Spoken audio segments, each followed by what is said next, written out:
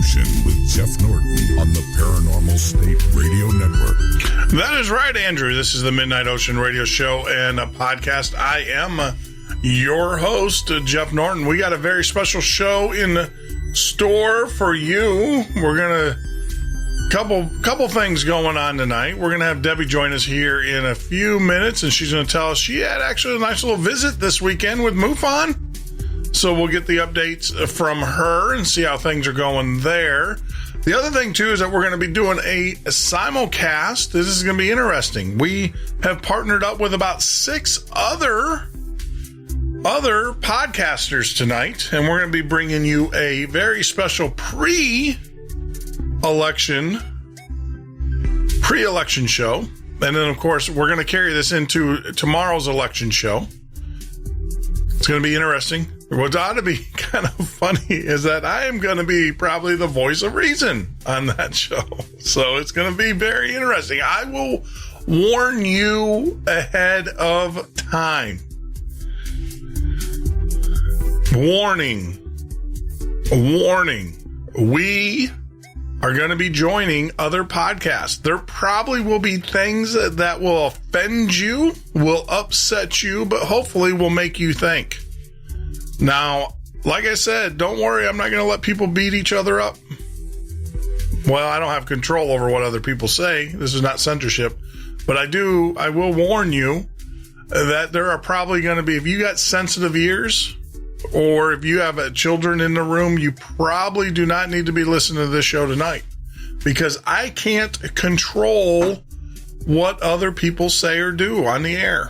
Right? We'll try to shield you from it from as much as possible, but these are other professional podcasters who do shows, and we're going to link up with them and hopefully bring a unbiased kind of fair content to tonight's pre-election show.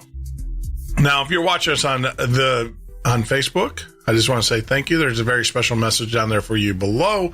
If you're watching us on YouTube, make sure that you hit that ever most important subscribe button. But I can't say once again, I'm going to tell you, I'm going to warn you, I can't stress this enough. We are going to be talking politics tonight. We are going to be talking one world government, Luciferians, the devil, all sorts of things. We're going to be talking about the occult and how it is integrated into mainstream media and also mainstream politics. It is very interesting. We have guests from all over the world on this call. And I'm just going to tell you, I cannot stress enough. If it offends you, do not listen to the show. I don't want to hear comments about how you were offended in YouTube. I don't want to hear it. We've given you plenty of warning, plenty of pre-information. We've done everything we can to protect your fragile ears. So we're going to join them here in a few minutes. And then after that, we're going to bring Debbie on. Debbie, like I said, is our regional. She's kind of like our UFO person. She sees them every night, and she had a very special visit from MUFON over the weekend, and we'll get an update from her. But like I said, the conversation's already been going on. It started about 30 minutes ago. I'm going to join you guys into it. Just bear with us as we feed the conversation in, and then I join in. Yeah, just an island, just sitting out southeast of Australia. You're right, Scott. We've got the most deadliest animals in the wildlife in history around the world. We've got snakes, we've got spiders, we've got crocodiles. You name it, we've got it all. Over in New Zealand, they've got a flightless bird called a kiwi. And we had this conversation before, Scott. You said that New Zealand's in the wrong spot on the map. You can see it. You can actually see it. And the kicker of it is, I'm going to pull it up here real quick on just to show that if you pull it up, you literally do see that it is out. It's out of norm. Yeah. It's supposed to be underneath Australia. Yeah. Hey guys, this is Jeff from the Midnight Ocean. Just joining in. Oh, Jeff. Hey, we got everybody here. So, are you guys talking about that stupid Mandela stuff? It's not stupid. It's a geography lesson. I'm lighting you up. I'm lighting you up because, I will tell you, New Zealand, when I took geography, was under freaking Australia. It was not up to the northern hemisphere. I just did that. To light you up. Wait a minute, Jeff. Now take a look at the map that I've got on the screen. No maps. No maps tonight. We're already so off target. This is not even no funny. maps. We're like 5 minutes in. We don't want to see this about the elections, and we're talking about geography. Yeah, we don't want to see the Sabruder film. We don't want to see the four people. Kids are going to have to learn the real world somehow. That's right. So, guys, we're here. We're going to be talking about, a lot of things, but we've got to talk about the elephant in the room, and that is the election tomorrow. We always, always say, oh, no, we're not going to talk about the election. Hey, Lori, before we do that, can we kind of do a roundtable so everybody, because my listeners, this is the first time we've done it. So I think we've got a bunch of podcasters joining in. And so can we do a roundtable of all the shows that are represented here? Absolutely. Do you guys want to go? How about we go down the line? Let's see. Who do we got here? EJ. Yeah, I'll start it. There you go. Salutations, team. This is Freedom Faction, Noisera, EJ Clinton, whichever one you prefer. I am the host of Factions of Freedom. I talk about all kinds of crazy stuff. If you love anything you hear tonight, you're going to love that show. But if you love anything you hear tonight, just pay attention to all the other podcasters here on this panel, because what we all have here as a network of information is awesome. So that's who I am, and I'm going to pass it. Okay, great. Jeff Lehman, how about you? Hey, this is Jeff Lehman, and I've got a new show. It's called The Asylum. It's at theasylumnewsnetwork.com, theasylumnewsnetwork.com. We're just getting this thing launched, but we've got a lot of new stuff coming in, and we talk about all the lies in politics, all the things that are going on around the world that is affecting our lives directly in the United States, and things that are hitting us real hard. And a lot of these stories that are really breaking everybody's hearts when you start talking about all the deceit, money laundering, corruption, and pedophile rings and all this. We get into the bottom, and we dig in the rabbit holes, and we really get it out there. So come and join us in the rubber room, and we're just I'm looking forward to really doing this and making some things happen. So everybody is welcome on the show, and please just let me know, and we'll get you in. Absolutely. Great. Damien. My name's Damian Maynard. I'm the host of Maynard After Midnight on YouTube. My channel is Damian Maynard. It's just my name.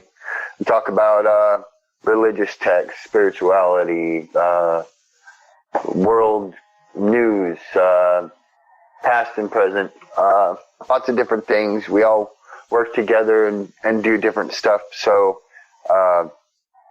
just swing on by. Yeah. And we've got Jamie from Down Under. Jamie.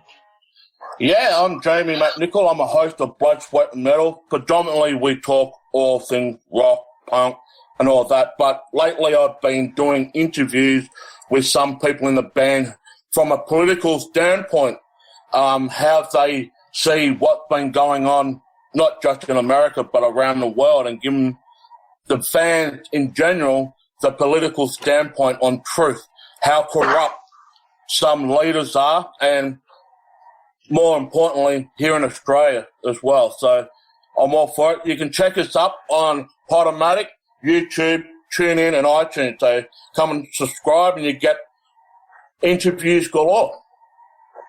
Awesome. And we're going to put the link there. We've already got people asking about that in the chat room. I'll give that to you guys. Sentinel Jeremy Roberts. Jeremy.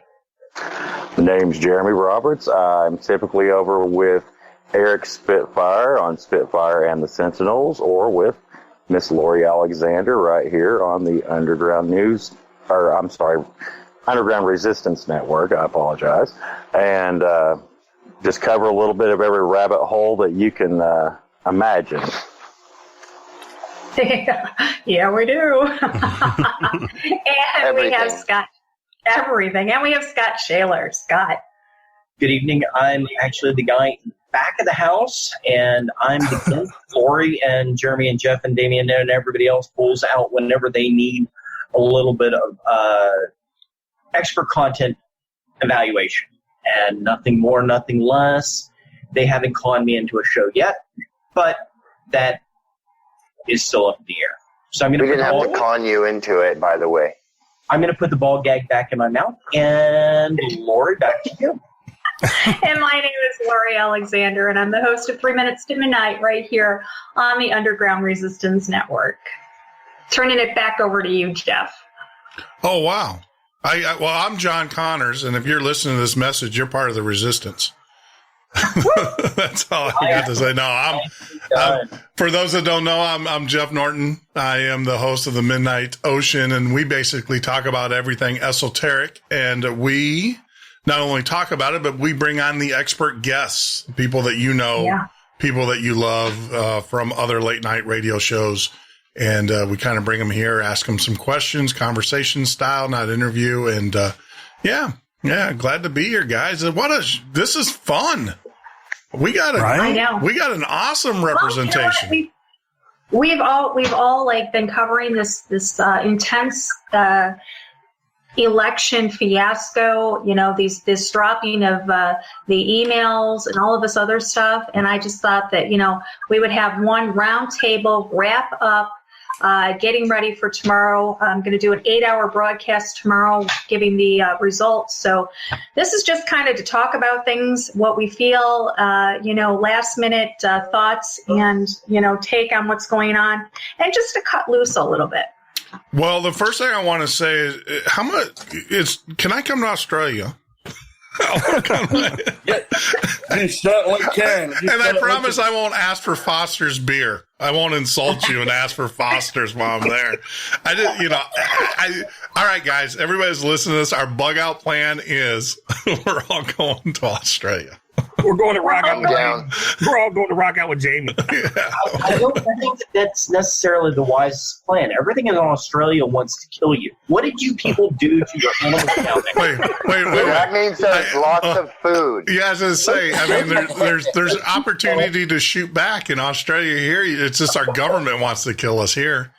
We just need to go deliver freedom to Australia, you know, liberate all those animals. It's fair. You can get both in both ways. At least you get to hunt and get hunted on. And without just being, that just makes it sporty. Yeah. It does. It definitely. It puts some sport going out to get your morning mail. That's right. Yeah. That's right. Well, can I just jump in very quickly? I've been seeing a lot of comments from celebrities on social media. If Trump wins this election, they all want to leave America. Where do they want to come to? They can come to Australia and get bitten by a redback spider if they want to. I don't care. But all these celebrities from the music, movies, you name it, all want to leave America if Trump wins tomorrow. Yeah. Yeah, they all want to go to Canada. Blame Canada. No, they don't. No, they don't want to go to Australia. They want to actually go to New Zealand. That seems to be where all of the major powers are relocating. I say let them go. Hey, can we not do like a Kickstarter and we like fund them? Well, I'll buy the plane ticket. I'll throw it in. I mean, if you want, they have enough money. If you want to leave, I don't care though. I'll pack for them. I don't even like packing. I hate packing for myself, but I'd be more than happy to pack up their shit for them. Yeah. Stuff.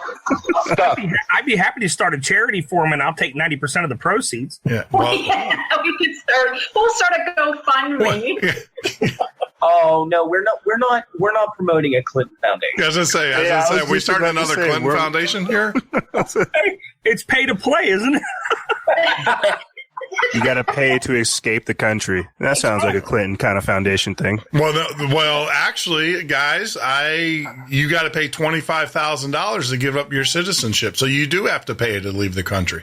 There you go. Wow. Did you not know that? I didn't know that. Yeah. I didn't. No. I thought I could just get my visa and run. No, as an American citizen, in order to leave or give up your citizenship, you have to pay $25,000 to do that.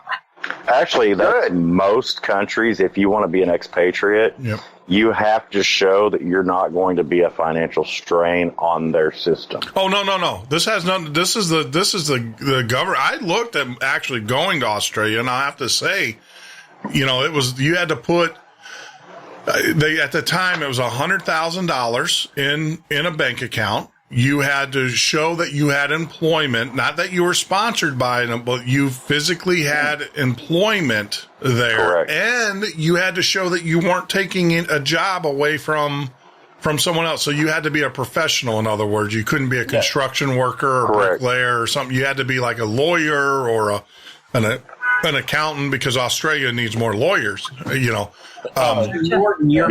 that. Bill Clinton and NAFTA took care of all that. What's that? Bill Clinton and NAFTA took care of all that. Now you can just run away anywhere you want. No, wait a minute.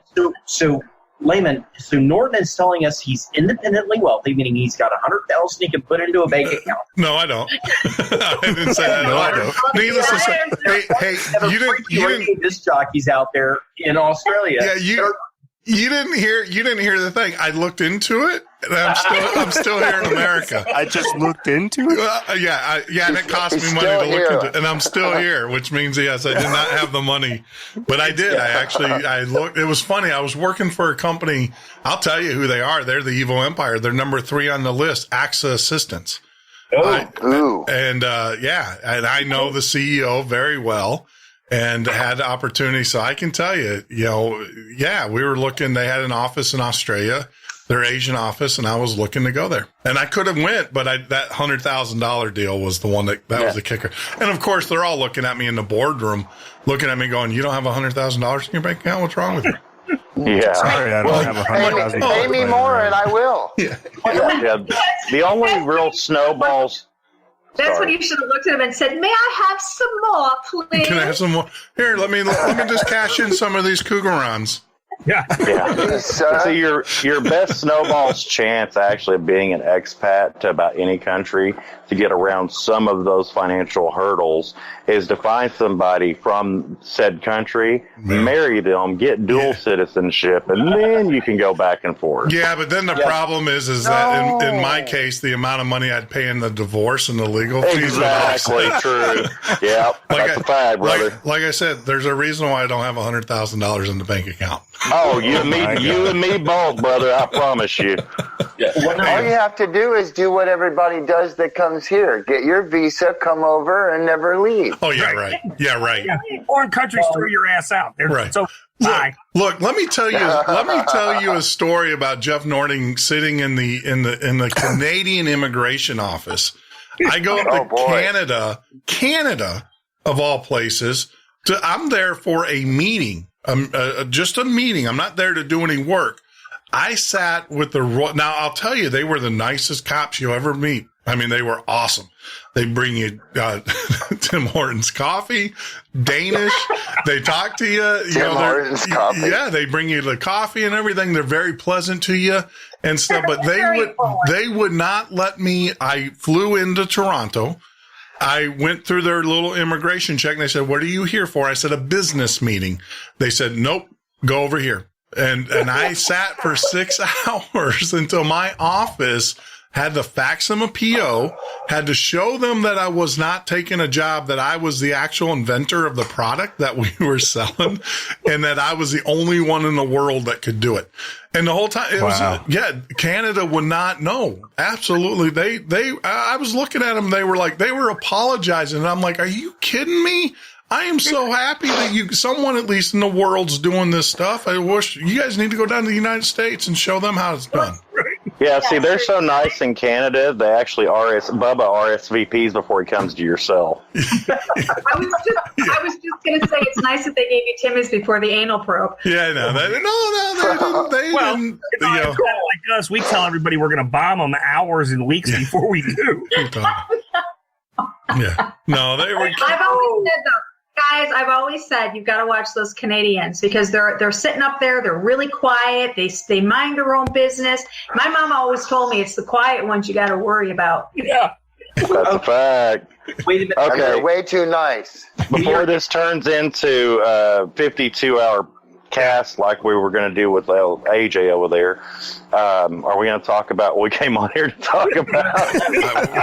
Yes, as a matter of fact, what was that? Yeah. No. All right, Yeah, what? election 2016. I want to ask you guys a question. We just talked about how celebrities are going to be fleeing the country. I have two questions for you guys. How do you feel about Obama buying land up in Dubai? Because apparently he's going to be going to a place or a country when he leaves here that doesn't have extrication with the United States. Did you see? But see, how do I say this? That means How has that been confirmed, though? This is the problem the problem about information and disinformation and trying to get. At this point, like I said, I'll pack for him. I hope he leaves. Yeah, no, I don't care. Yeah. Well, I can answer that one. The Podesta Group is his hedge fund managers, and the Podesta Group has been handling all of his money for years. And they went and bought some property and have it titled actually with some interesting lettering that would lead to suggest that it's Obama's next place. Well, and you saw that the Clintons are actually moving all their funding offshore to the Swiss banks. Yeah, they've already moved a ton of it. Yeah, I saw that as well. Yes. Aren't they also moving the some of their government- money to New Zealand as well? I mean, I know we were talking about that before, but weren't they trying to, move themselves to New Zealand to kind of seclude themselves away from some of all the collapse or the chaos, right?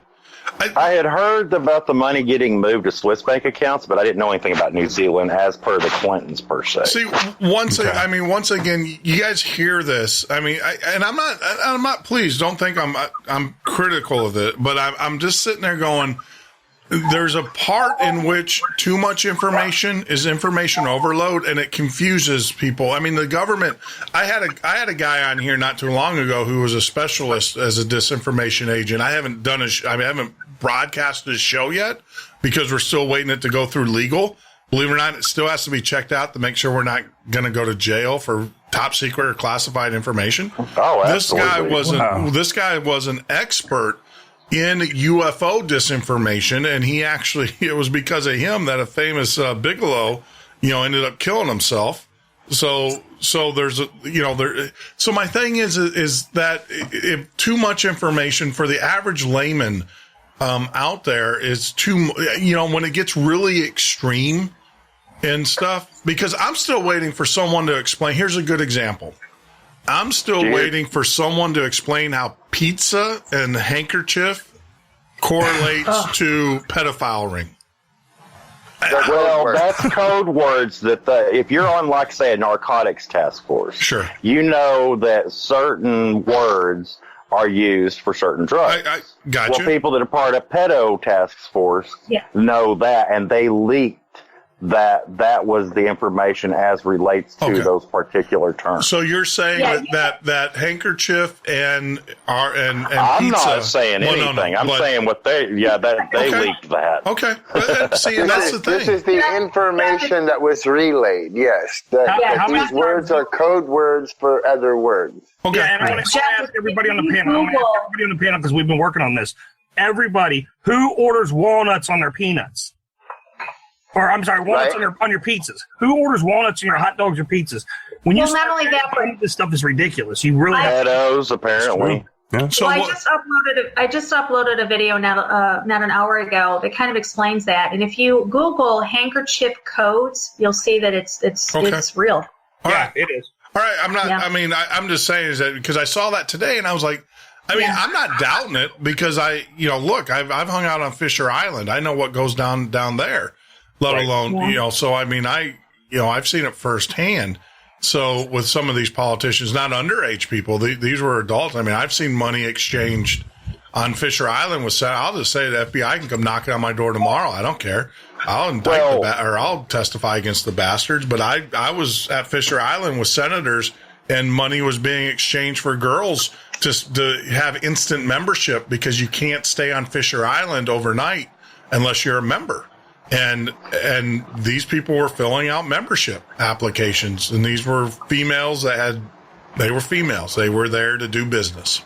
Well, Jeff, years ago, I knew someone that investigated, we'll just say atrocities, if you will, against animals and also missing infants. Mm. And it had to do with occultism and Satanism and whatnot. And they were just unbelievably shaken by what they found, you know. So it goes on, not just in those upper tiers, if you will, of the government. And it's the same thing like the fall of Rome. It's the same kind of BS they were pulling toward their decadent days, toward the end, you know, before the fall of Rome. And it's going on here now, and it's trickling down, if you will, from not just there, but also into people in everyday walks of life. And you wouldn't believe that some of your neighbors might I don't doubt it one bit, because on our show, we actually, and it was one of the most gut-wrenching shows I've ever had on this, we had a lady that wrote, she wrote books about her sexual abuse, you know, and you know, treatment books and to help people. And while we were doing this show, a lady called in and talked about how her family was in the occult. And she gave personal testimony. It is one of the most gut-wrenching shows I have ever done. And that's the show that keeps me up at night. We talk about demons and stuff all the time. That show is one that, because it talks, I mean, and then we had Dr. Miller on, and he talked about how he worked on an occult case, and he worked on how do you say this? You have a cult, and then you have real occult. You're like the old ancient Nazi occult. Like Twilight occult. Yeah, and centuries old occult. Yep. And that's where, like, your, just for a really quick interjection, your Illuminati BS that gets pulled out through pop culture gets injected in a little bit at a time, kind of like pop culture versus the real nasty BS. Can I interject real quick? Sure. If anything, I like that we're coming in on this angle, you know, decrypting the actual code words that were leaked in the emails, you know, obviously illustrating the fact that the occult, that is the religion of the elite. I'm glad that we're getting onto this topic so we can have that for the record, especially around this time frame, so that we know while this stuff is being disclosed that we are actually basically giving over power to Satanists, to child sacrifice, to people that are occultists, to Satanists, to people that are Luciferian. These are, like we're trying to say, these are the people in power. These are the Illuminati. Yeah. But this is exactly what they do. Well, and they have been for centuries, all the way back to Babylon. It goes back, and you know, Jeff Hayes can speak to that. I mean, he's got a whole series of books on it. Speaking of Jeff Hayes, I would like to welcome author Jeff Hayes to the panel. Hey, Jeff. Hey, that was a great segue, Jeff. I led you right into that one. But hey, I've been doing this for a while. That's a psychic synchronicity, right? That was there. I'm sitting here looking at my chat room and I see it. I'm like, Jeff's got to be on the show for, you know. Hello. Yeah. But you know, Jeff. I just want to throw this question out there to all of the listeners, right? How many of you, and I actually did this to a bunch of business friends, you know, a lot of people in the business community. I said, how many of you would sit there and go to a production in which they were mimicking goat heads and dancing and you know, imitating fornication and all of that stuff? How many of you guys would actually buy tickets to something like that? And most of the professionals I talked to said, well, why would we even waste our time? And I'm like, exactly. So then I show them the video of the tunnel opening there in the Alps. Mm-hmm. And I'm like, gosh. And I look, well, here's Merkel. Here, you know, when I go down the list of all the politicians, and I'm like, so if you're not comfortable doing that, going to one of those, then why are you comfortable with your politicians and the people representing you doing the same thing? Well, what I feel like is crazy, I'll just say this real quick. You know, what I feel like is crazy is the fact that they're doing these rituals overtly. They're doing all this stuff right out in the open. Oh, they're not doing it overtly. They're doing it in the open, like you said. Yeah. They're just exposing themselves. It's like as if their secret it's like it basically cannot be controlled anymore. It's like it can't be they don't suppressed anymore. Yeah. Yeah. Like in the words of Alice Bailey, you know, externalizing the hierarchy, where there's literally too many of them to where they can't keep their secret a secret. It's exposed itself. Yep. Yep. I mean, Yes. well, think about it. We are now, as a Christian, you are now in the minority. Mm-hmm. If you think about it, if you go to a store now as a Christian and you profess, now down here in the South, it's a little bit different, but I know up there in the North, where I'm originally from, Chicago, if you go in there and you start prophesizing, or if you start praying for a person, a street person, or if you start doing something like that, you are going to get the evil looks. And if you go on a train and you tell someone, people use, God bless you and stuff, but if you truly mean it and you lay hands on someone to help heal them or heal their heart or their soul, people are going to look at you like you're the devil. And and that's just, I mean, it's out in the open now. I mean, we are a minority. Christians are a minority. Well, that's what I've actually talked about that before, like in a few episodes of my show, to where it's like, I'm not over here preaching to people. I'm definitely not trying to convert people. I'm not trying to say, follow Jesus Christ or anything. People are led to their own paths, their own way. But I feel like because the society has become so atheistic, so godless, so immoral, people literally do not care. And you can feel it. You can feel it. You can bite into that kind of tension and that mentality. You can see it every day. Yeah, you can see it, and it hurts for people, like ourselves, who are actually seeing the efforts of it, who are seeing the byproducts of it, and it's wild because they can't see the overt efforts of these people. They can't see what they're trying to do, and then they wonder, why are they sad? Why don't they have hope? Yeah. Well, you've been victimized by this system. You've been indoctrinated by this system that's told you, as an individual, that you don't mean anything.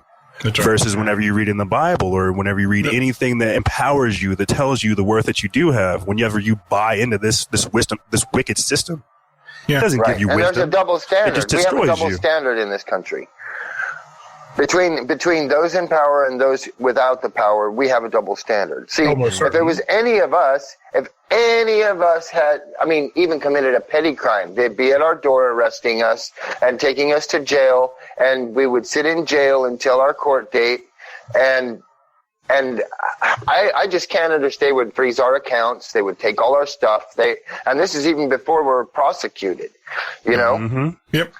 Yeah, so I don't see how these heads of state and the Secretary of State and the FBI head can all be walking around and the DOJ knows that they've committed these crimes and the White House knows that these crimes have been committed, and they're not in jail, and their bank accounts are not frozen. Do you want to know the secret? It's because they're all part of it. They're all part of it, number one. Well, yeah, they have to be. Number two, you can't, when I had Bob on the show, Bob Fletcher, he said you can't indict these people because they'll sing like a canary on everybody else. Right, so, and you'll lose 300 pieces, 400 pieces of government instantly. Yeah, and the other part of it, too, as I learned this, and this is really true, and it's sad, but, you need to, there's a couple things you need to do. Number one, you need to have an attorney on speed dial on your phone. Number one. If you don't have one, find one. Find a friend, find a family. I know it's expensive, but it's the best money you will ever spend. Yes, sir. Have an attorney on the phone, because see what happens is that when you fight the law with the law, there's certain, how do you say this? A lot of people get in trouble in the court system because they didn't fill out the right form. Right. To be honest with you, that's what it's all about. And bureaucratic bullcrap. And the other part of it too, it's a perpetual system. I've had attorneys tell me this. They like the fact that you support the local attorneys, and the judges and the attorneys are the best buds, especially in Chicago. And I know that firsthand. Yeah. They all know each other, so it's who the attorney you buy. And that's what you're doing, is you're buying, you're making an investment in your future. If you're going to be in this business, make the investment in the future. Get yourself a named attorney in a major city, because you're going to be calling up, because they're going to be knocking on your door eventually. And the first thing you want to do is make sure that he plays golf really well. Because if he plays golf and he's good at golf, you got a good attorney. Other than that, you're screwed, because nobody talks to each other if they're not playing golf. Yeah. How did we get on this? No, they I'll drink put a pin in that. Well, we're talking about equal we're talking about equal thing and the justice system. And it's just, and we're seeing that firsthand in our elections. You got a politician, Clinton, right? You got a politician who has clearly, if I was on the jury, look, I hate juries. I'm all for jury nullification, by the way. Let's throw that out there. I'm for, look, if none of these politicians, I'm throwing this out there, this is going to I'm going to get visited tomorrow. But I'm going to say it right now. If none of these everybody that's listening, you like a vote, you have a civic duty to sit on a jury, unless it's rape, murder, or molestation or pedophilia and stuff. Jury nullification instantly. Just say if none of them, I agree. None of them are going to go to jail, then no one goes to jail. I actually just got thrown into a pool of jurors, and I got a message the other day in the mail. And if I have to go, they won't like me. Not guilty. They won't like me at all. Well, no, wait a minute. Let me pop in. Norton, you actually brought up an interesting point, jury nullification. I sat through my CCW course on Saturday. Mm-hmm. And the funny thing about it was I actually sat there and listened to this attorney, very decent criminal defense attorney, talking about how concealed carry, weapons authorized holders should work.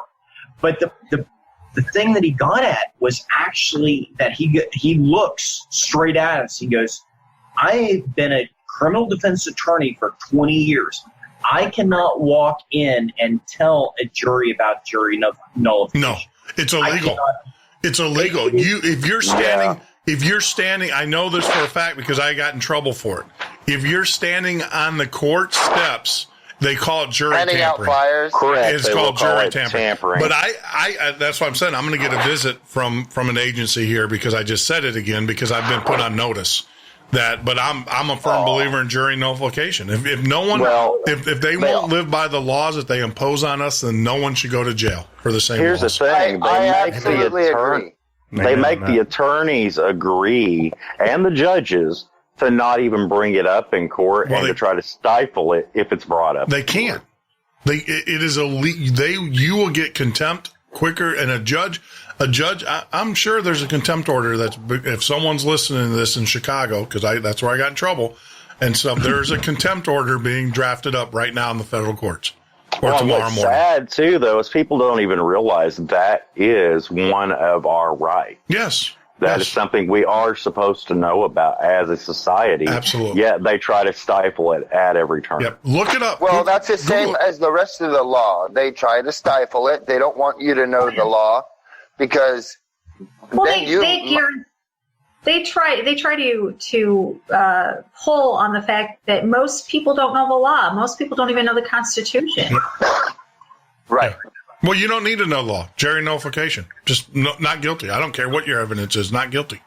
Yeah, all you're basically doing is you're judging the law versus the reality of society and whether or not that law is fit for society. If my politicians, if my politicians are not going to go to jail for not answering subpoena, for not turning over evidence, for not basically destroying evidence, right, after the fact, if they're not going to go to jail for committing murder, 126 of them let's just go down the list.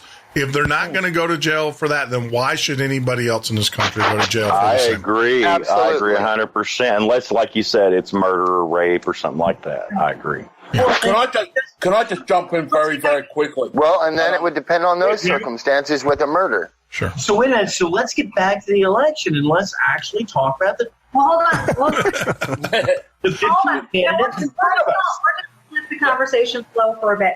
But what was I going to say? Jamie wanted to say something about that. Go ahead, Jamie. I've got.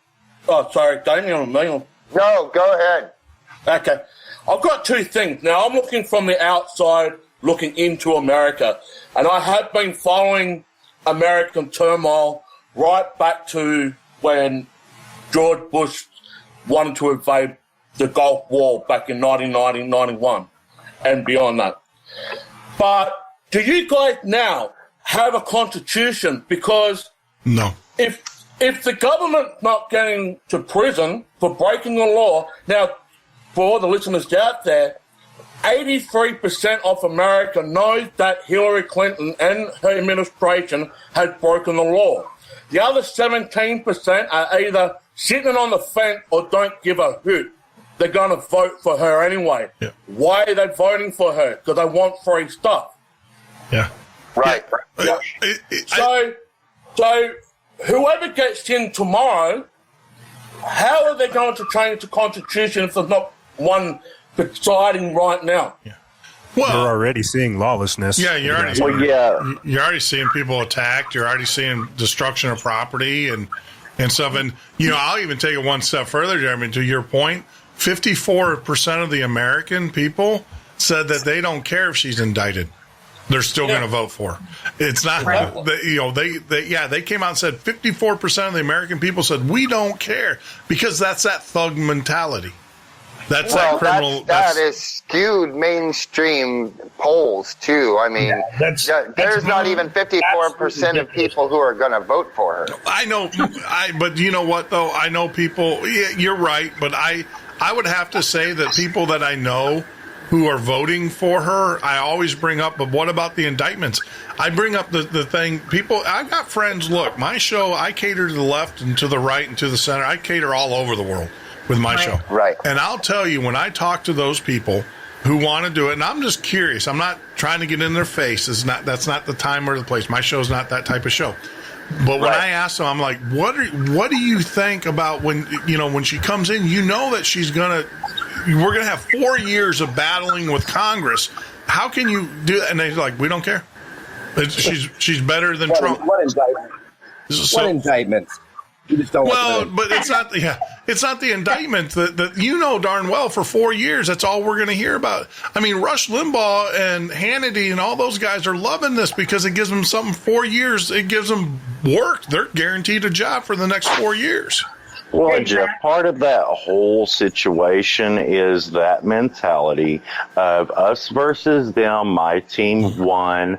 If you're not cheating, you ain't trying. Win at any cost. The ends justify the means type BS.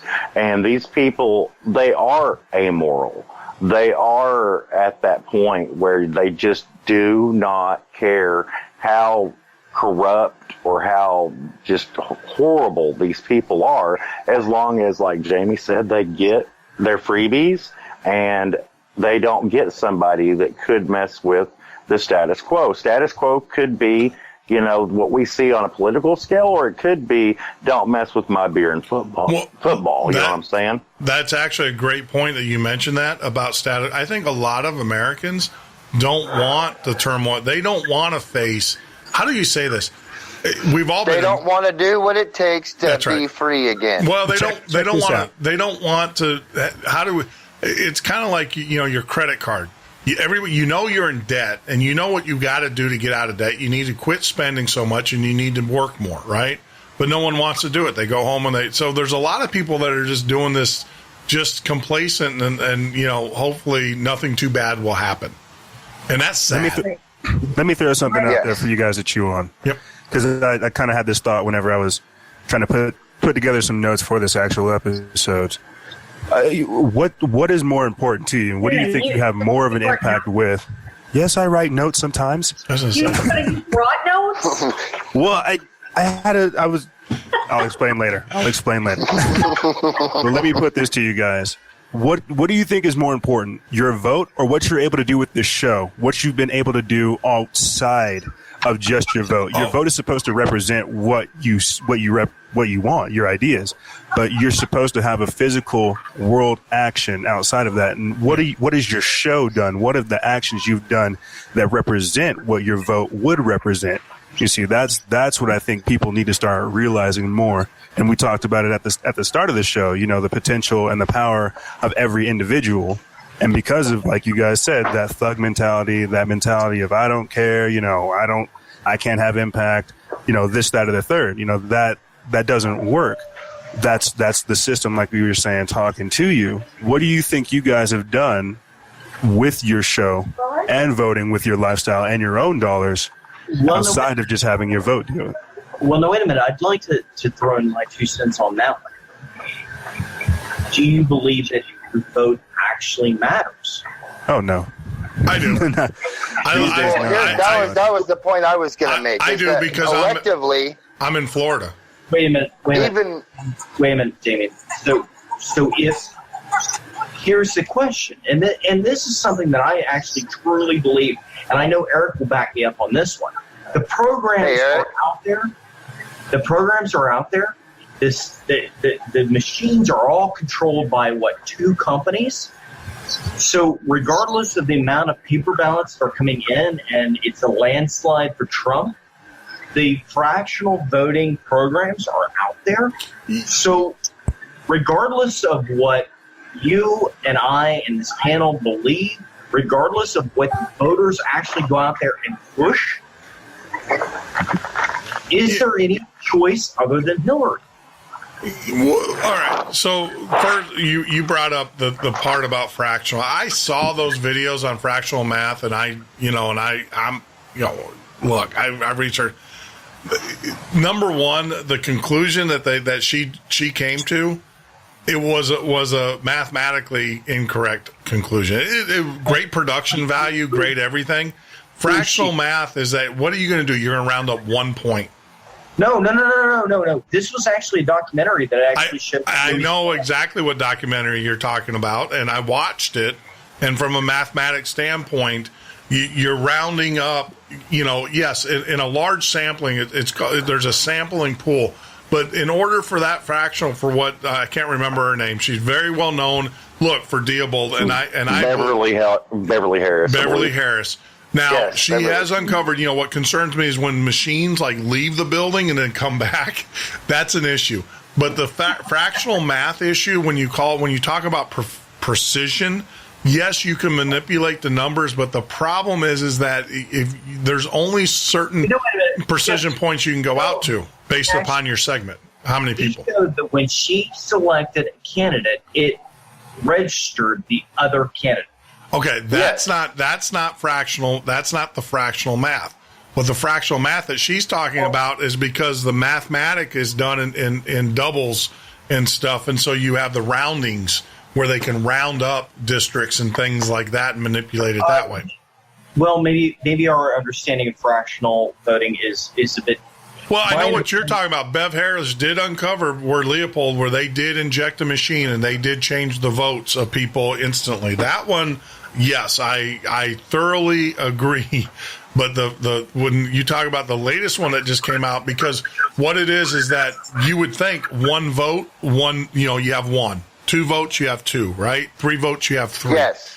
Go ahead. Well, no. Actually, my understanding of fractional voting is not 1 to 2 to 3. My understanding of fractional voting is that the system itself is set up that every third vote goes to X candidate. So let me say, because they're counting the numbers. All right, so if you go, instead of counting it as 1, 2, 3, they're counting it 3 divided by 3. So they're actually, it's actually 2.6. Correct. It's like back in the old days. Remember when they counted a black person as 3/5 of a vote? Exactly. Yes. What it does is it basically, whatever they set the percentages to be at the end, it fractionalizes each vote by set amount. So it could be 1 out of 10. It could be 1 out of 2. Yeah. Correct. And that's why girls are not supposed to take it. So if you put those wait a minute. So if you build those equations into the programming of these systems that have no paper ballot, that have no accountability at all whatsoever, tell me that your vote matters. It doesn't, because they're cheating. That's what it comes down to. They're cheating. Hold on. You get a vote, and I get a vote, and then this nameless vote goes to this as well as dead people. You don't know which one it is. But hold on. I don't want it. But see, the problem, the danger was saying your vote doesn't count. makes people not go out and vote. Your vote does. You can overwhelm the polls. We're doing it in Florida. When you ask me my vote count, in the Florida alone, we have 173,000 more votes than Mitt Romney had already.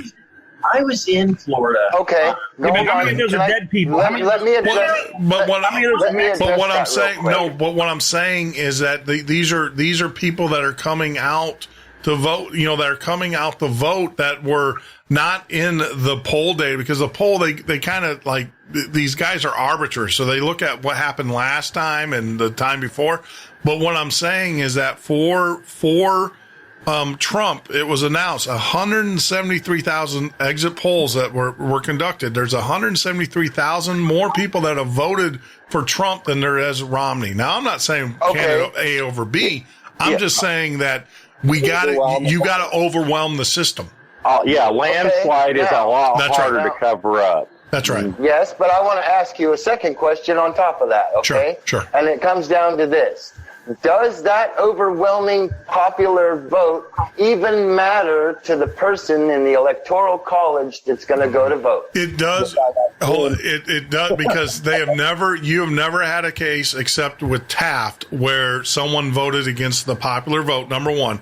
Number two, I agree. Like I'll just say it. My family lives in Tennessee. My parents can vote Hillary Clinton all they want to, or whoever can vote.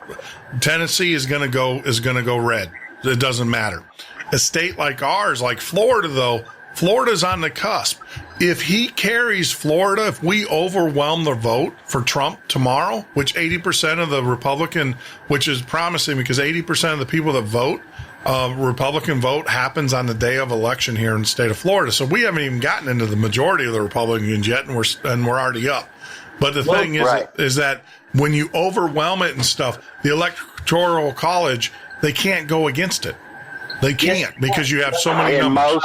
In most states, you are bound to become a part of the Electoral College. You are bound by law to vote for what your popular district, what your district voted for popularly. Now, there are a few states where that is not the case, but if you do go against the grain, if you will, there are penalties and there are recounts and there are exit pollings and all that kind of stuff that can help account for that. Yeah, gang, wait a minute.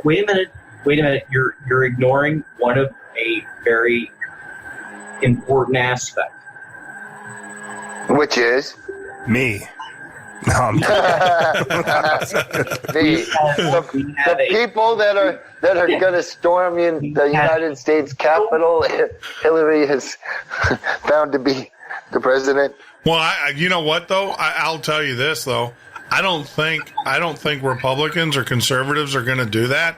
Now, if Trump is elected president, I promise you, there's going to be cities burning. Yeah. I think it'll be the same either way. But see, most of us. But see, that's good. I just tell people don't go spend your ammo on things that don't mean anything. Just hold back. Well, here's the thing, guys. I mean, can we really? Look at the numbers. I mean, if we want to base what's going to happen tomorrow on what we've seen, look at the numbers. Let the numbers speak for themselves. We've got tens of thousands of people showing up at Trump rallies, and we've got tens of people showing up at Hillary rallies. Yeah, that's why I believe there could be an insurrection if it does go steal the vote way. I definitely agree. Yeah, I agree wholeheartedly. I agree. You're definitely going to see a third party come out of this if Trump doesn't get elected. You're going to see the Trump party or whatever it is. It's going to be the Whigs or the Tory, whatever it's going to be. Right. Whatever it's going to be. But so back to the point that I was getting at is that I lived through the hanging chats.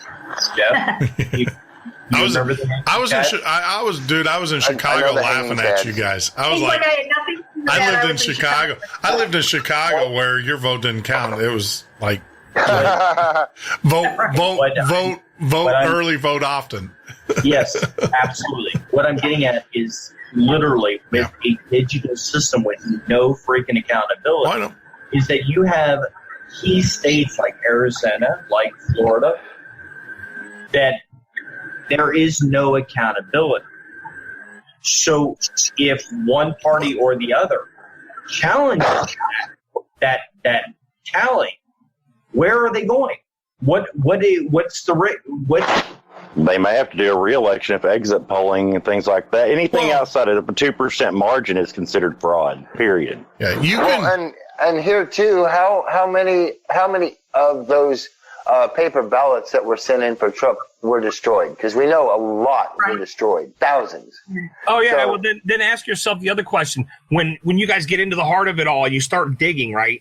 And you ask yourself at the end of the day, how many has ever been overturned? I mean, we saw this happen, a few elections back here where they said all the ballots didn't come in right. And now we know that Obama rigged it. But do you remember they called for a recount several times. No one gave a shit after it was over. Well, that's the reason. And that's why we have the electoral, because what actually, and going to I think, Jeremy, you made it. Actually, the popular vote is not what gets you elected. It's the Electoral College. Right. Yeah, now the Electoral College needs to reflect. That's why I said. Wait a minute. That's not the reason why we had the Electoral College. The Electoral College was established back when we had horse and buggy. Yeah, I know. And the concept of it is it would take the ideals of an area and transmit them to Washington. Yeah, it's just like Congress is supposed to be now. Now we're in an age where if we wanted to, we could set up a .com for everyone to go vote on from their computer or their smartphone, and then you would know where the vote's coming from, who it's coming from, and we would still have. But is that what they're trying to do? Well, no, that's exactly what they're trying to do. They do it for Dancing with the Stars every week. They do it with a bunch of other shows too. But see, Dancing with the Stars. Yeah, the thing is, though, I don't know if you guys received them, but our house received the letters that showed who in our house doesn't vote and who does. But now you're going to see that you vote Republican or you vote Democrat or you vote Independent or you vote whatever, and then now so much for the secret ballot, right? That's right. Then you're going to be put on a list. I'm down with voter ID and stick your pinky in the freaking pink ink the blue or whatever. Stuff. Yeah, sure. Why not? Yep. And call it good, man. And that stuff shouldn't be able to come off for a month. It doesn't. It stays on there for like weeks. Yeah. We're still doing it and it works just fine. But well, did you guys absolutely? Did you guys see the video today where a lady went into the New York polling place and she was Huma Abedin and you got to watch it. It's hilarious. It's Veritas Project. Wow. I posted it up earlier. There's a lady in a burqa that went in for Project Veritas and asked for her ballot, and they gave it to her. They gave it to her. Oh my God! Wow. Obama says it's cool. Well, luckily, the lady was smart enough not to vote to commit the fraud. Hey, so, Eric, what's up, Eric? Obama said if they can stumble their way out to vote, then they can vote. Yeah. Doesn't matter if they. Well, he said that they're not going to enforce. There's no mechanism. This is the thing. There's no mechanism for them to enforce it. So that's why I feel like. Here's something. Okay, so. And this is my personal experience, which really that ticks me off that a woman, not so much that a woman in a burqa went in and got a ballot, but here's the thing. When I moved a year and a half ago here to Chicago, I didn't change all of my stuff. So technically, I'm still a resident of Arizona. Don't tell anybody. I know it's not here. Are you going to vote in Chicago? Huh? Are you voting in Chicago? No.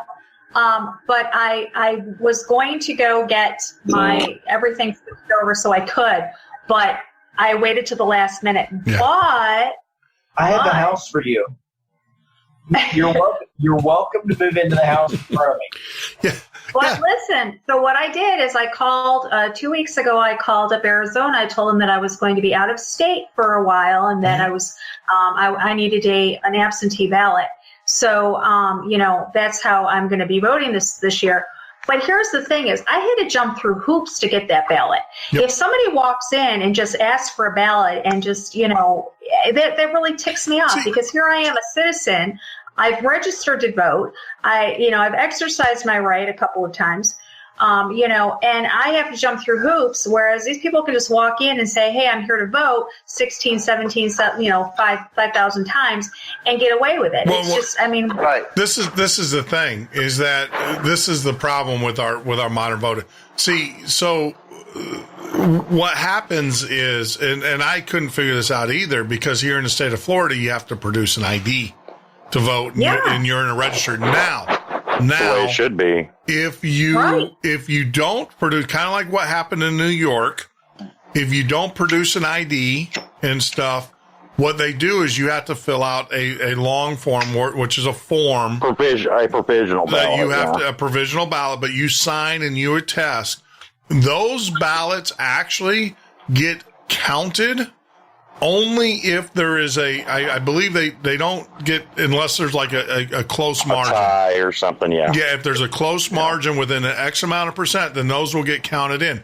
Now, each one of those people, though, technically, that have those provisional, because if you read the ballot and stuff, you're signing and attesting, they are supposed to verify that you are an American citizen. What kills me, though, is that if I can go get a driver's license, right? Who's to say that I'm American citizen? The system is so overwhelmed. They're pulling now. That's what they're pulling now, is if you can get an ID, then by all rights, you should be able to vote. Or per Obama now, if you could vote, then that makes you a citizen. Yeah, Yeah, but that's crap. I agree with you, but you can vote. It even said he said people could go vote with no fear, because there's no system. Yeah. Well, yeah, they can't hunt them down to get them to pay their taxes. What makes you think that what police force is going to, what voting police force is there, right? See, and you know what? I think the whole answer to the deportation, self-deportation, whatever you want to call it, thing would be, is you tell people like that, in no uncertain terms, you've got like 90 days to get your affairs in order and leave and get in line the proper way. Or if you're caught here after the 90 days, then you'll never come back. Do you know how you get rid of them? You go to the you go to the businesses that are hiring them. You don't allow them to work. This thing called the I-9 that you fill out as a business, and it says that if you hire a person, it's a $25,000 offense. Yeah. What you do is you verify would fix a lot of that. That's right. You slap that fine on a business or 2 or 3 businesses. Yep. And corporate Tyson's, number one. Tyson's is huge. Dude, I live 20 miles from their headquarters. Absolutely, man. Yeah.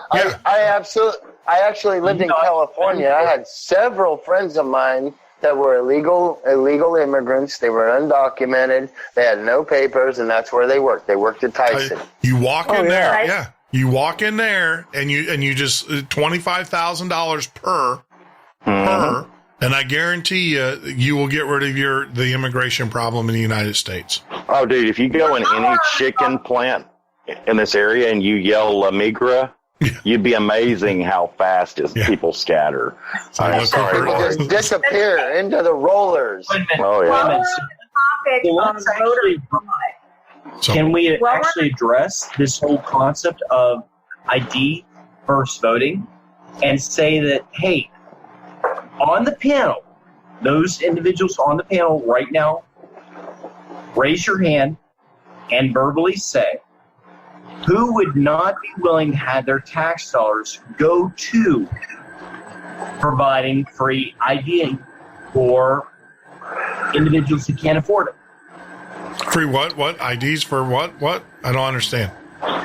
Meaning that the whole concept is they say that getting ID for individuals that are low income is a hardship.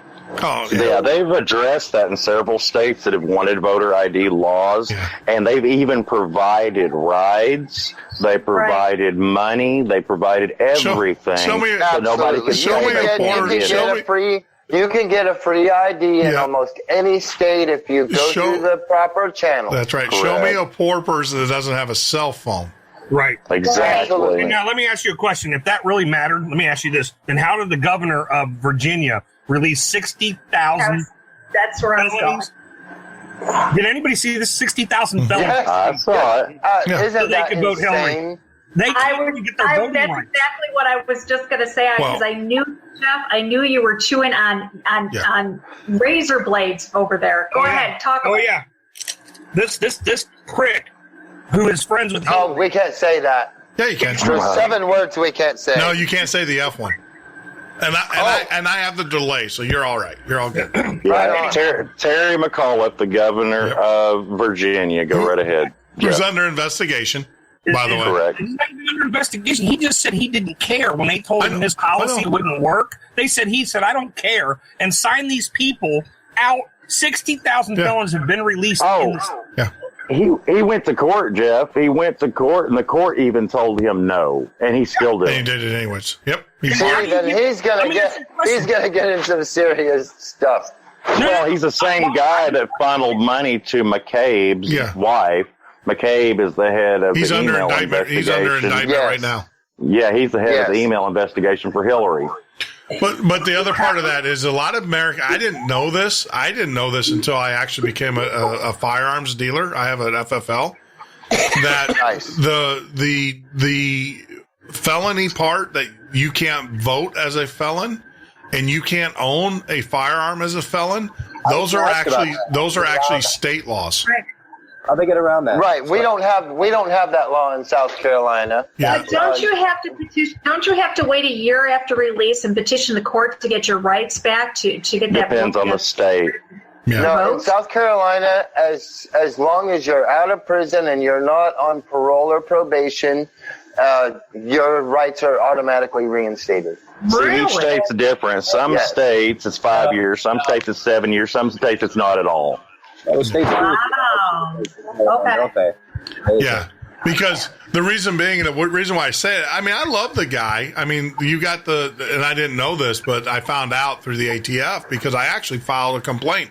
You know, the guy that does the Machete movies? Mm-hmm. He was, there was a video of him out there with the guy that does the, not OCC Chopper, but the other West Coast Chopper, Jesse. Whatever's they're cool guys. Yeah, well, they were out there. They were out there. Orange County Choppers. Not Orange County Choppers. It was the West Coast. It was Jesse James. He's on Alex Jones. Hey, Jeff, he's on Alex Jones right now. Who is Jesse? Yeah, Jesse's on Alex Jones right now. That's funny. You say that. But he'd be on tonight. I'm just going to tell you though, because I have SOTs and stuff. But the thing is that the dude that was doing the Machete or whatever. He was out there shooting a fully automatic machine gun out of jet, and I'm like, he's a convicted felon. How can he can't even touch a fully automatic weapon? And that's when the ATF came. They were like, no, it's by state, and in the state of Texas, he can. It's prohibited. It's a prohibited possessor charge. Well, but not in Texas. Apparently, in Texas, the way the law is written is that if you served your time, you are allowed to have you can be in a possession of a firearm. Well, especially fully automatic. Jeff, you can also pay $10,000 in the state of Ohio if you are a convicted felon and you want to get a firearm. You can pay $10,000 and be reinstated as an assistant to the sheriff for $10,000. The governor, you give it to the governor, and he gives you a waiver paper, and you can have a firearm. That's crazy. For $10,000, that's all it is. Just $10,000. Yeah, just $10,000. So it goes back to money. Yeah, it's all about money. I wrote an article on this years ago when I did the Midnight Patriot show, where the gun laws are nothing but to keep they are actually racist based laws. They're to keep they made the gun restrictions had nothing to do with the fear of me and you having guns as white people. It had everything to do with black people. It started under the Jim Crow law. Exactly. Yeah. Yes. It is yes, absolutely. And it's hilarious because my liberal friends out there who are like, who are all for gun thing. I'm like, so you do support Jim Crow and you support slavery and the oppression of the black people, because those laws are all about keeping guns away from black people. Have nothing to do with. Yep. That's where the Democrats and the KKK came from. Yep. As a resident of Chicago, okay, it's not working. As a resident of what? What's not working? I can see where this is going ahead. Keeping the guns out of the minorities' hands, because here we have You know, I mean, you can go to any place that keeps track of our crime here in Chicago, or you can go to my boyfriend's page every Monday when he updates it, and he'll say that he does the weekend wrap up. And this is what he wrote. It says, weekend wrap up in Chicago over the weekend. 12 black people were brutally murdered by other black people. 47 blacks were wounded by other blacks. And in the white suburbs, 0 people killed, 0 people injured. So, I mean, they're not that was like a week ago. Yeah, and that always every week in Chicago. Yeah, Chicago. it is. There's But it was 600 not deaths. on mainstream media. 600 deaths, I think, so far. Wait a minute. Everybody shut up and let Lori talk. The numbers that I just gave you guys were from this weekend. Yeah. This weekend alone. Yeah, the one This weekend alone in Chicago. So, I mean, to say that the gun laws were yes, that's true. It's what they were. But, I mean, are they reinforcing that? Absolutely not. Well, No, because all the gun laws now are all to keep them out of the hands of legal gun owners, not illegal criminal guns. well, but And by the way, Chicago is a gun-free zone. Well, Right. Yes. That doesn't mean anything for America. A free gun zone? Yeah, it's a free gun zone. yeah, well, I think it's a appropriate time now to speak about gun control. Now, I am not against your Second Amendment, right? We all know what happened here in Australia in 1996 when we had a massacre, false flag, and they took away all our guns. Yep. Right? Right. But here's the thing that I want to address to some of the people in America, not to the panel. It wasn't our right. It's not in our Constitution to bear arms. If we have a gun and walk around like an open carry like you do in some states of America, you will get locked up here in Australia, right? Our culture is different. I understand that. But if Hillary Clinton wants to do what Australia did back in 96 to this election that she wins tomorrow, it ain't going to work. Not for you guys. It worked for our guys here in Australia because our constitution was totally different, right? But the argument I keep having is that we took away our guns because something happened like a false flag and blah, blah, blah. But you've got to take into account it was not our right to own guns. It's totally against the law.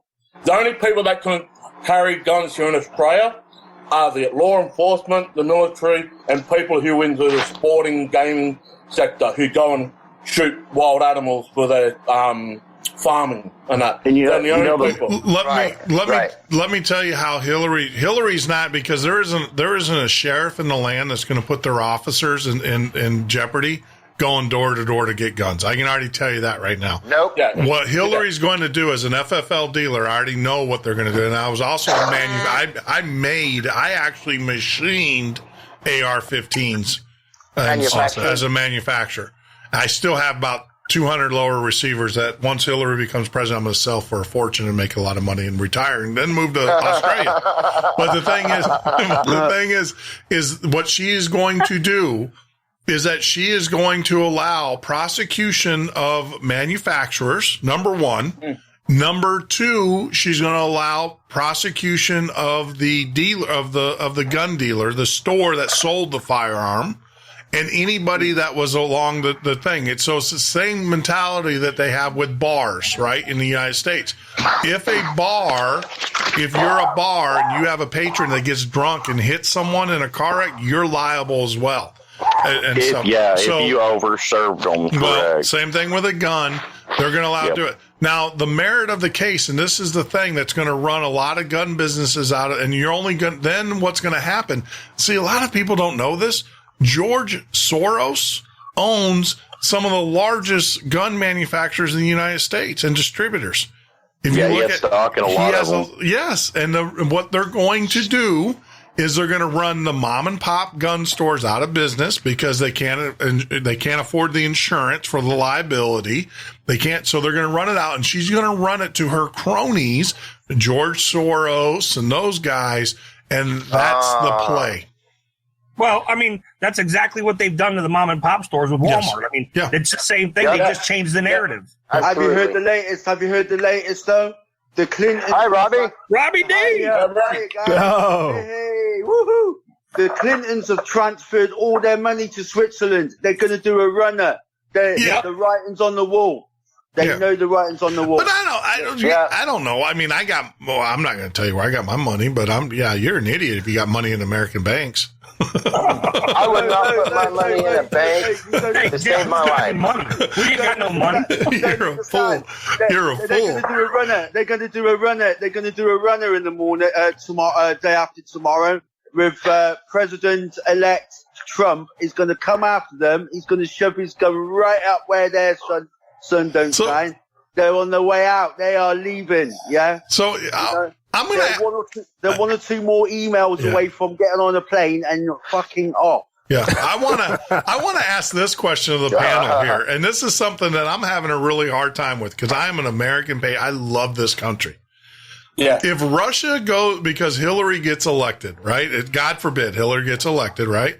And Russia goes, we're going to bomb the shit out of you guys. Here I'm cussing on and where I said, where would we stand? Where would you guys stand on the panel?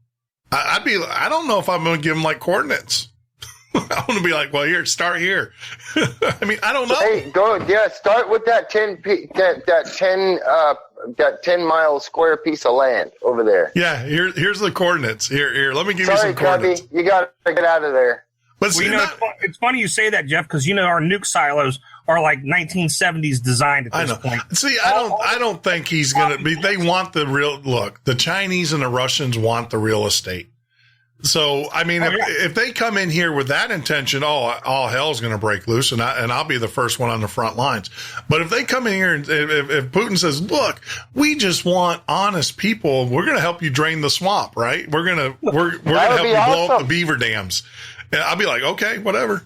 I'm sorry. Maybe I'm definitely going to get visited tomorrow for that statement. That'll give us a one up. That's all. Yeah. We won't have to do it ourselves. Yeah. And that saves a lot of fighting on our end. That's what I'm saying is the panels. What do you got? Because I'm torn. I am actually torn because there's a part of me that says, look, I'm an American. I got to fight for my country. But then there's another part of me that says, but my country is no longer my country. Right. Yeah. Exactly. Time to get on the boat. Time to get on the boat. Yeah. No, I love where I live. Where am I going to? Yeah, I was going to say, where am I going to go? The UK? I despise my government. No, I don't want to go to the UK. They're run over too. I know. That was my point. Down under. Sorry about that, Robbie, but come raving over here, man. It'll be all right. Come live in the mountains in Wales or something. Truly, I'll go to Ireland. I would love it. I'd love it until I couldn't carry a gun. Sorry, go ahead. No. I'm just going to interject. Because I can't understand you half the time. I'm just going to interject real quick. Truly, I think, to answer Jeff's question, with everything going on the way that it is, say Hillary does get elected, like we've been talking about this entire episode, more lawlessness is going to start occurring. You're going to start seeing more people trying to take, air quotes, justice into their hands, the law into their hands, and trying to have different sects of what they would consider, I guess, the Constitution. There's going to be a rule of law, but underneath whose law? People, like I said, people are going to start taking justice into their own hands on a vigilante kind of status, whereas we'll see with, the over oppressive government, we'll see them react with more of this tyranny. I think you'll see secessionist movements too. Yes, that's South Carolina, Texas, and I don't know if any others will follow it, but I know South Carolina and Texas will do it. Well, yeah, I'm from Texas, and my entire life, up until the last several years, I had never even thought about a secessionist type movement, and that's all you hear coming out of Texas now. Yeah. Well, they're getting tired of the tyranny, and that is the right of the state to succeed. Well, I'm trying to think, but the way the way that Texas's constitution is written, if you want to go by the rule of law, the rule of law is that Texas can succeed. It's written in the Constitution. Yes, they are one of the only states that by law absolutely is written that they can do it. Yes, South Carolina. You have to have a well. How do I say this? You got to have there's got to be a vote, and then there's a constitutional amendment that happens. The problem, I know a lot of people are talking about these constitutional amendments. Are you kidding me? I wouldn't open the Constitution up for any amendment because they're going to go in there and they're going to change the Second Amendment. They're going to change. Well, they've already changed the First Amendment. I mean, you'll have a runaway constitutional conventions, which you'll have. Yep. And they changed the 14th Amendment many, many years ago. Yep. So, all these, all of it comes down to actually the Bill of Rights and the Constitution as it was fundamentally written, as it was written originally, not as it was rewritten and amended and all of that. The Constitution you mean like as it was written. Federal Reserve Act and things like that were put in later. all of that would not be it would be exempt now. See, I was hoping it would no longer apply. See, what I'm hoping is that Trump gets that. Look, I'm gonna tell you my part. I hope Trump gets elected. Talk about the Federal Reserve, and he goes, "What debt do we owe the Federal Reserve?" Oh yeah, we need to pull an Iceland straight up. I'm waiting for Trump to go because I think this is the play that Trump will do. Because, obviously, he's declared bankruptcy. He knows how it's done. He'll look at China and say, we're going to honor our bonds, China. We're going to honor the bonds, but Federal Reserve, we don't have any debt. In Federal Reserve, we ain't going to pay you jack. Yeah, tell all the central banks to take a hike like Iceland did and jail the frickin' politicians. Yeah. You got it made. And all the bankers that were associated with them. Yep. And say, what debt? It's our money. Yep, you're printing our money. You're gonna charge us to print our money. No, it ain't gonna happen. I ain't paying it. Well, and the whole point is not backed by anything. It's just paper. That's all it is. Just paper with some ink on it. Yep. It might as well be monopoly money. Well, it's backed by oil, petrodollars, but and that's why we're in Syria because the whole world even wants to move out of the petrol because our money's worth nothing. Well, it's a leverage. It has nothing. Look, the reason why they want to do you want to do business? Have power. Do you want to do business? Yes. Well, I mean, come on. If you're a business, do you want to do business with the Chinese government and the Russian government? Heck no. I mean, the only other government that was probably stable enough that you could do business with and that you can trust that your money's worth anything is the pound, right? And they lost the currency thing. I mean, what's now it's the euro. Well, the euros, the BRICS. I mean, the euro's falling apart. That's because money doesn't mean anything anymore. It really doesn't. It's because industry it's not, and whatnot. It's because it's not backed like it used to be by gold or silver, like where the British pound actually is. The sterling silver, yes. Well, yes, British sterling. I mean, with the Brexit and all that now, with all the nonsense and all that, the pound's kind of losing value. We're going to change over to the Skittle soon. The Skittle. Right on. I want some orange. But that's and good, yellow. though. But at least you can 5 points more. At least you can eat your money if you go hungry. I mean, They said that the world would come to an end, though, as soon as the Brexit was even thought about happening. And guess what? What?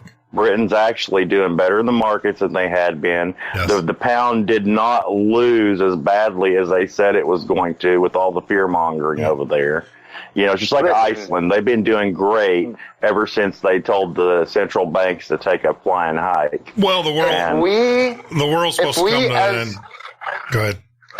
If we as societies, and I mean all societies, I'm talking about Europe, I'm talking about Indonesia, I'm talking about America, I'm talking about everyone.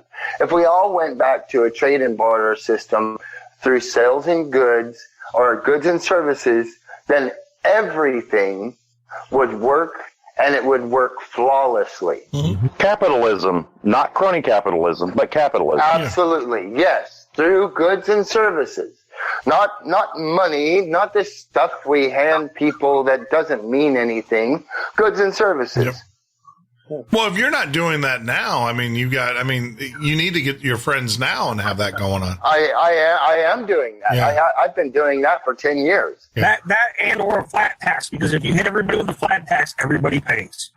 Yeah, everybody. Sure. Well, it's got to be a flat tax, though, that everybody pays, and that includes those people that aren't working and get a check. Yeah, it has to be a flat tax that people can afford. Well, they were saying, A look, percentage. Just a straight percentage. yeah. I mean, right now, all the money, we collected $120 billion in taxes last month or something. I got to look at the number. And so none of that actually went to pay off any of the expenses. See, a lot of people, this is the issue. They don't understand the money that pays for our government, our military and all of that. That comes from other taxes. The money that they collect out of payroll tax and stuff, that goes to pay the interest on the money that we get from the Federal Reserve. Absolutely. Oh, yeah. So we're not no actually principle. paying anything on the principal. Yeah, that's right. Correct. You're paying. So the thing is that we collected all this money and it doesn't so everybody's like, well, if you only do 15%, how's the government can survive? Because we run it. Well, number one, the government's paying, it's like your credit card. You borrowed $200, but now you owe $400 because you borrowed $200 and you get rid of the credit card company and then you're fine. And so that's the whole deal with that. And talk about the end of the world. I just want to say that I know the end of the world's coming sometime soon because the Cubs won. I got it. It took a second, but yeah. Yeah, everybody's thinking. It took a second. And but for I got all of it. our foreigners out there, Cub baseball. The team that was never supposed to win because of the GOAT. 108 years.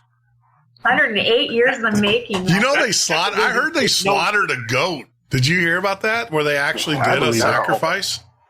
No. I'm just joking. The Onion. I believe it. The Onion wrote it. She's like, not my Cubs. Yeah, not my Cubs. Or, no, they're not. Man, I was actually going to sign off the computer and be like, see y'all, maybe never. Yeah. But one thing that's amazing, the 7th largest collection of people ever in the history of the world were the Cubs. They had over 5 million people at the rally for the Cubs.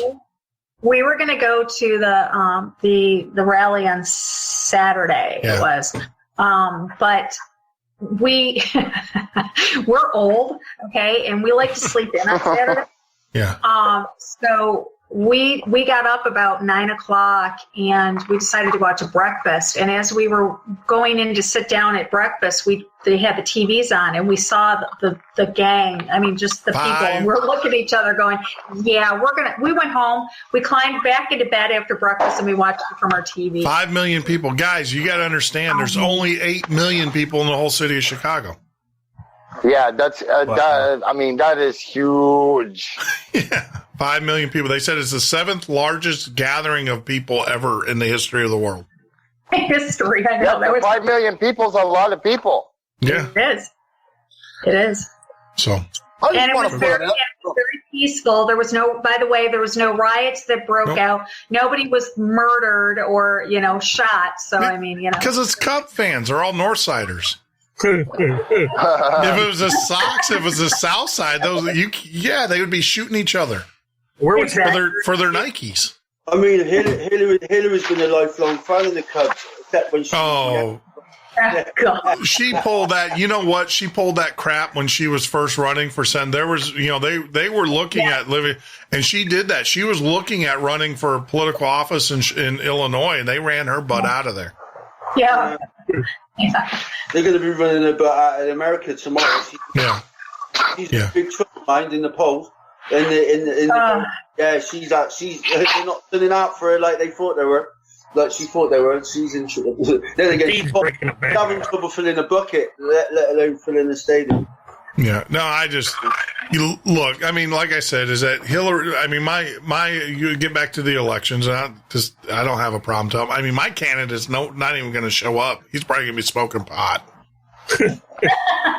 See, hey, at least he knows the truth. Yeah. Yeah, I mean, my He's candidate, like, that witch is going to win anyway, so hey. my candidate is too busy either running a marathon or smoking a joint. So, Right? Well, 270 is the magic number tomorrow.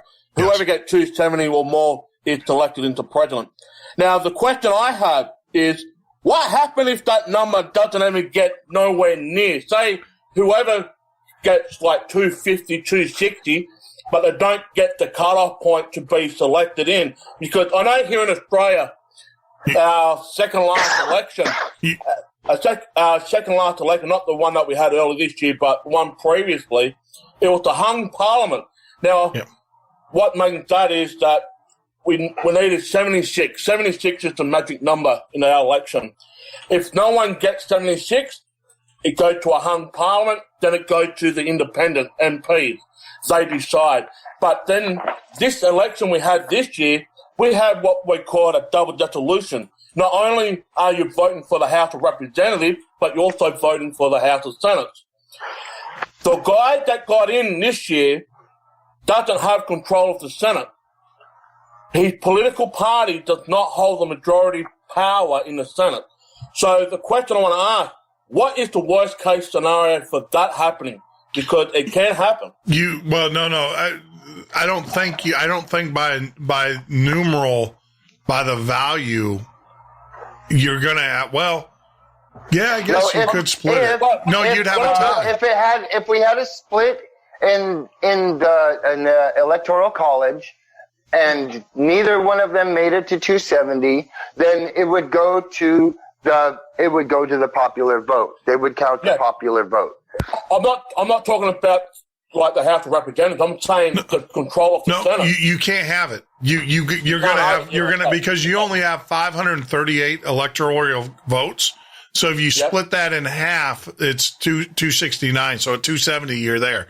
So mathematically, you can't. You're gonna have someone hit 270. Okay. Well, you could, and theoretically, it could happen. There is a stipulation for that. So theoretically, it could happen. No, because your average is 269. So you couldn't, if you divide the electoral college exactly in half, you're going to be at 269. But if you look at the electoral college and how it's divided there's Georgia is in such a way that there's only four. Yeah, there's only 1, 2, 3, 4, 5, 6, 7, 8, 9, 10, 11. There's about 20 states that have even numbers and the rest of them are odds. So you mathematically, I don't think you could ever do it. Yeah, like California's 35. This is the problem, see? Right? The media, right, have just mentioned, right, the Clinton paedophile ring allegations, right? Yeah. She ain't going to be in the country long enough to worry about if it gets 270. She's finished. Right? Finished. Once it goes mainstream about what they've done, right, that's why I came in and told you. They've transferred all of their money to Switzerland. They are getting ready to. Right, they're scared. Yeah. Oh, because Donald Trump's already said he's going to prosecute her. They're finished. Right? I've got to say that the most memorable line on all history of presidential debates was when he said that he was going to put her in jail. Yeah, he's like, I'm going to prosecute you. I'm gonna get a special prosecutor to look into your situation. Yeah. Yeah. Oh yeah. Open the can of worms, and now they have. Well, I mean, how many of us on the panel, and how many of us out there, how many of you guys listening, really believe that? There's not, I mean, look at all the fraud that we've had up until now. Look at everything that we know that she's capable of doing. Do we honestly think that she's not capable of stealing these elections? Oh, yeah. Yep. It's already, well, they steal elections. It's not her, it's the party. And the Republicans are just, look. George Soros, the Democratic Party, George Soros, those machines came from George Soros, and they're littered all over the U.S. So, Look. Look, guys, it's whoever the main. It's not. See, and this is the thing. I think sometimes we get caught up in a Democrat and a Republican, fight and stuff. Is she going to do it? The Democratic Party's going to do it? No, it's whoever the cabal wants to win that election. Exactly. Is who they're going to go after. The reason why they don't want Trump to win is because Trump is not a member of the cabal. Exactly. He's not a politician. I believe the reason why Trump is running, though, is because he wants to be a member of the cabal. He wants to be a player. That's my. I think he wants. I think he wants to disseminate it. I wouldn't be so fast to say that, because we've gone. No, I think he wants to disseminate it. He's really pushed the elite agenda and the Illuminati and all that. Like he's trying to out these people. So I really think he has good intentions. Well, hear me out real quick. Let me toss this out there for you guys. This is how the elite work, right? They know that people were going to wake up, right? Because it's been on the cards for decades. That's just a result of the internet and whatnot, yeah, right? They gave you Obama, right, and millions flocked, right? What they've done is they've flipped the card over and they've done it in reverse now. They've give you. Oh, now they're giving us him. They've given you candidate one, who's a corrupt, high-level Illuminati witch, right? And they give you candidate two. But unfortunately, right, at the end of the day, everything is subservient to Rome, right? Remember, the Jesuits are running the show, right? Tomorrow, right. no matter what the result is, the Jesuits are still going to be running the show. Yep. Right? Yeah. They've given you. EJ, what were you going to say? Yeah, they've given you. Robbie's basically saying it. Oh, okay. They are giving you millions and 97 million Fox News viewers what you want, right? So it's a case of tomorrow when Trump is elected president, you're going to go, woo, wicked. Yeah. We're going to, the evil witch is dead. No. Just be careful. Just be careful. Because they're giving you everything that you want. And you've got to look back and go, oh, hang on about a minute. Hang on. It's too late by then. Jeff, I can't put any links in your room, but I'm going to put it in my room for you to grab. This is a link that goes to, Jeremy just gave it to us, and it says, what happens in the event of election day? Here's what happens if there's a tie in the Electoral College on election day. You can't have one. You can't have one, I'm telling you. How can you have one? Because you got a... Right, but I'm just dropping that in there because, I wanted to take a look at it before I, kind of say anything about it. Yeah, I'm just saying, I don't think mathematically the way it's split up, it's not. It was written into election provisions. So it is definitely a possibility. Well, that was, hold on, that was because you could split the electorate. All right, so I know what, okay. So what happens is like, I think Nebraska and Montana, they can actually split their electoral college. In other words, what they could do is if I think Montana had 3 and Nebraska had 5. So what they could do is they could say, we're going to give 2 to Clinton and 3 to Trump, and we're going to give 1 to Trump and 2 to Clinton. Under that scenario, you could do it. But then what happens is under that scenario, that's where what you were saying, Jeremy, is that the popular vote would kick in at that point and say you can't split it. But there are 2 states, I think it's Montana and Nebraska, that they can actually, it's not an all or nothing thing. They can say we're going to split their vote. And then, yes, you would have an equal match, but then it would go back to popular vote. That would then force them to say who won the majority in your state, and then they have to get it all. I mean, it's a symbolic kind of. How do you say this? We're going to allow you to split your electoral college, but when it doesn't go the way we want it to, then we're going to make you do it the way we want you to do it. No, it literally goes to the popular vote. They have to count all the ballots. Okay, I was just putting it in there. Like I said, Jeremy had sent it into chat, and I just wanted you guys to take a look at it. Breaking news, election breaking news. Hillary's nearly collapsed again. She's gone down again. And where's that at? Oh, no. Fundraiser as well. She couldn't get Jay-Z to turn back up for a second.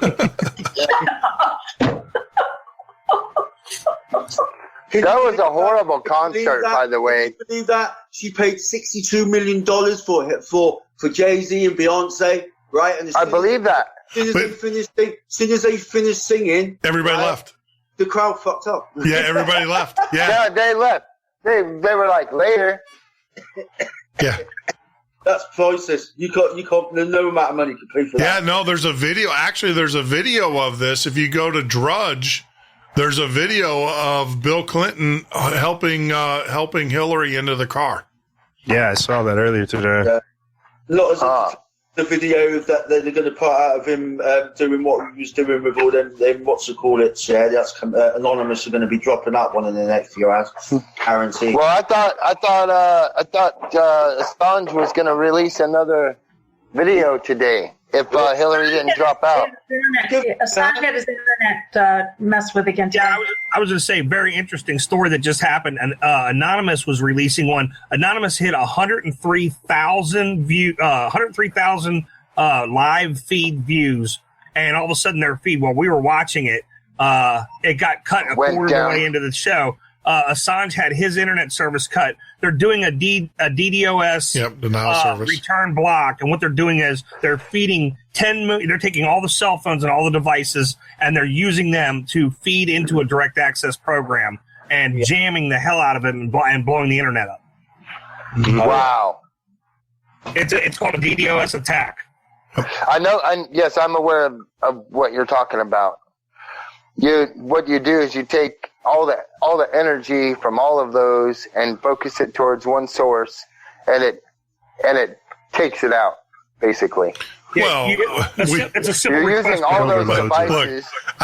Look, in my hacking days, there were certain television evangelists that used to get on the TV and give out a 1-800 number for donations.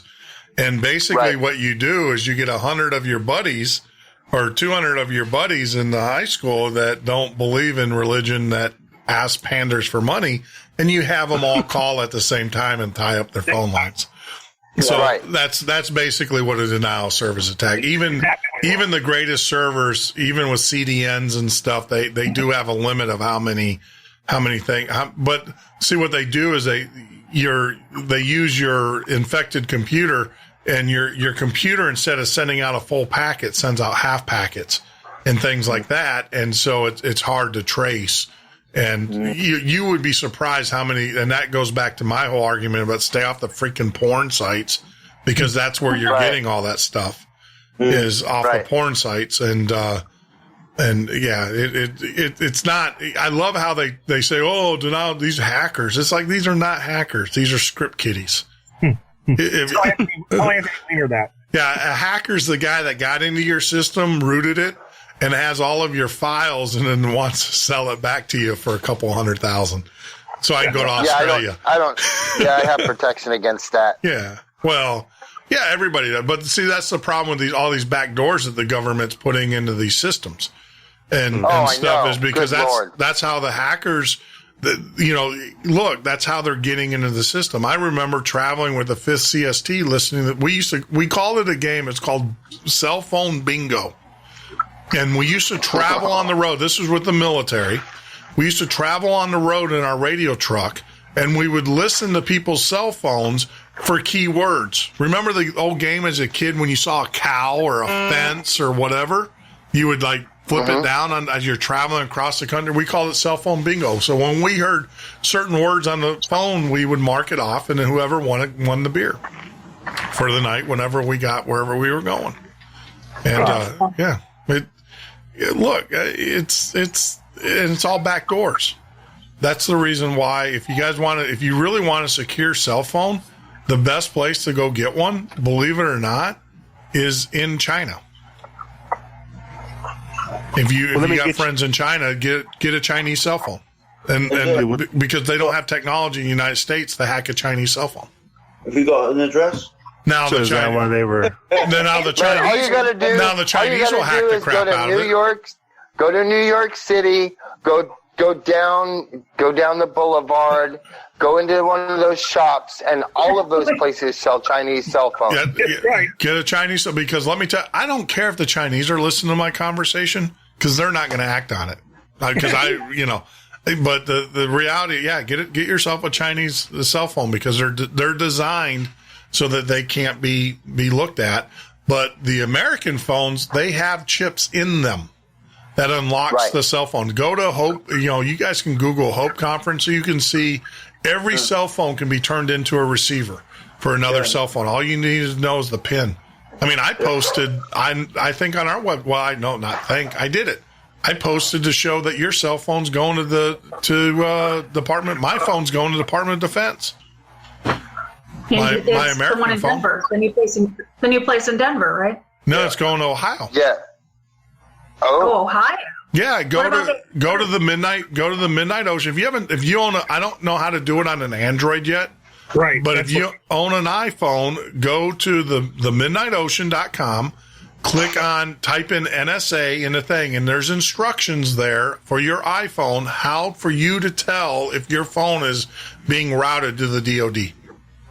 I'm absolutely positive it's the same process for an Android. No, it's not. I already tried it. It's a different code. I think we already tried it, right, Jeremy? Yeah, just Jeff. I tried it with you. We couldn't do it. I'll figure that out. I'll figure that out, and I'll let you know. Yeah, it's crazy. I give you the instructions on how to put your phone in service mode. Which, by the way, I can do that. You can. That's how you root your phone. So, have fun. Hey, Jeff. Now tell them, just like you told me, and we went over this before, about the echoing and all the other stuff when you hear on your cell phone or you hear on one of the live simul feeds or whatever. How they're like mirroring. We just had. Yeah, those are channels. Well, yeah, those are what they're doing and everything. I mean, we see it in phone systems all the time. Is that they're opening up other channels, and then they're listening. I mean, that's what your echoes. That's where your echo's coming from. It's because there's another channel on your line.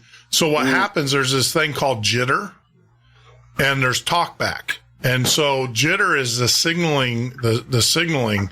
And because they open up another line, they create jitter on the phone, and that's what creates the echo. Right. Because the only person that I have problems with echoing, if I get on Hangouts, the two people I have problems with is Robbie and Jeff. Yeah, you can get jitter. Jitter is a normal thing, but most telecom systems are based. So what we do, all right. So you guys don't. My day job is telecommunications. And so for those that don't know, that's my day job. So what happens is when we set up these phone lines, these phone systems and stuff, like I said, there's a normal amount of jitter that's in the line. And that's that echo that you hear. And so what we do is we program that out. But what happens is if someone adds, and I don't want to say impedance because it's a digital process, it's not an electrical process. When they add impedance or another line, what happens is it increases that jitter. And the software that runs the switches aren't programmed for that additional amount of jitter, and that's how you know. There's other ways of knowing too if you're being bugged or if you're being listened to, but that's the main way. And I know they jitter us to death. Yeah, no, you get jittered, all the time. They do. Yeah, well, SIP isn't, but see, this is the problem though. SIP is one of those things. The more load you put on a system, which is the session initiated protocol, which is now VoIP, how phones work over to the digital lines, that whole technology. When you add, if your server doesn't have enough horsepower to run it, you'll have issues with it too. You'll get the jitter and you'll get all that. That's why the more people you add to a system, the more issues you have. But for the most part, that's why we pull out our video and just use our audio. Yeah. So there's less of that. Yeah. So knock on wood. I'm actually surprised that I seen a very interesting video the other day. Someone posted on Facebook. This guy got sacked from Sky TV. Right, so he showed everyone a little secret how to get free Sky TV. You have to plug. Oh yeah, I saw that. Into your remote control. Yeah. And the story went viral. They're not happy. They're not happy. I'm gonna try this out. But this is the thing. I want to throw this out there because I've proposed this many a times. There is a way to have secure communications where the government can't hear it. And it's not that hard to do technology wise. And if anybody's interested in setting up phone numbers and doing that so we can communicate without the government interfering, I'm all for it. I have the servers in Greenland that can do it. And the government, trust me, the government, it's all encrypted. When it leaves the minute it leaves your voice and goes into your computer, it's encrypted, and it's encrypted all the way until the other end. Oh, very nice. And, I'm interested in that. Yeah, I mean, there's systems out there. And when we owned Patriot FB, we tried as a service. We told people about it. We're like, look, sign up. This is how you do it. It's free. This is the software you download. This is where you connect. Let us know. We'll set you up a voicemail box system, and we'll set everything up. And you know what's crazy? What aggravates me is that you show people, you can say, look, guys, we can have safe communications with it, but no one jumps on it. No one says, hey, I'm for it. I want to do it. Yeah, I'll help out. Everybody that's because they're leery of it. Yeah. They're leery of it because it sounds good. And, Yeah, I mean, I was going to say, where do you sign me up at? Come on now. Yeah, so that's what I'm saying. So look, guys, I'll show you. I'll tell you the technology that we use. It's called an asterisk server, which is a PBX server, which is the same thing that we sell, Avaya, Cisco, all those things. But this is a Linux-based server, and then you do TLS. You do it through encryption channels. So you encrypt, you connect to the asterisk encrypted, and then on both sides, it's encrypted through the system.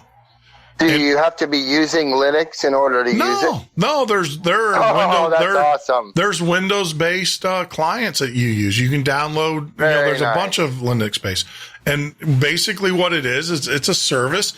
I mean, it's not a service. I mean, I own the servers. I set these things up all over the world for various people. So why not give it? Guys, I'm telling you, it's out there. It's just no one ever asks. Oh, well, You can do video conferencing on it. You can do text. I'm definitely on that. We'll talk. We can do video. You can do. Jump in with us. Yeah, you can do video. You can do video conferencing. Yeah, you can do. We can do chat. We're definitely going to talk, Jeff. Yeah, we'll talk.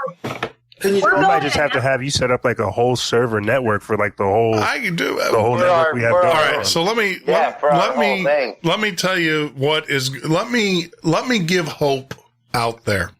Break it down. Let me give everybody hope. All right.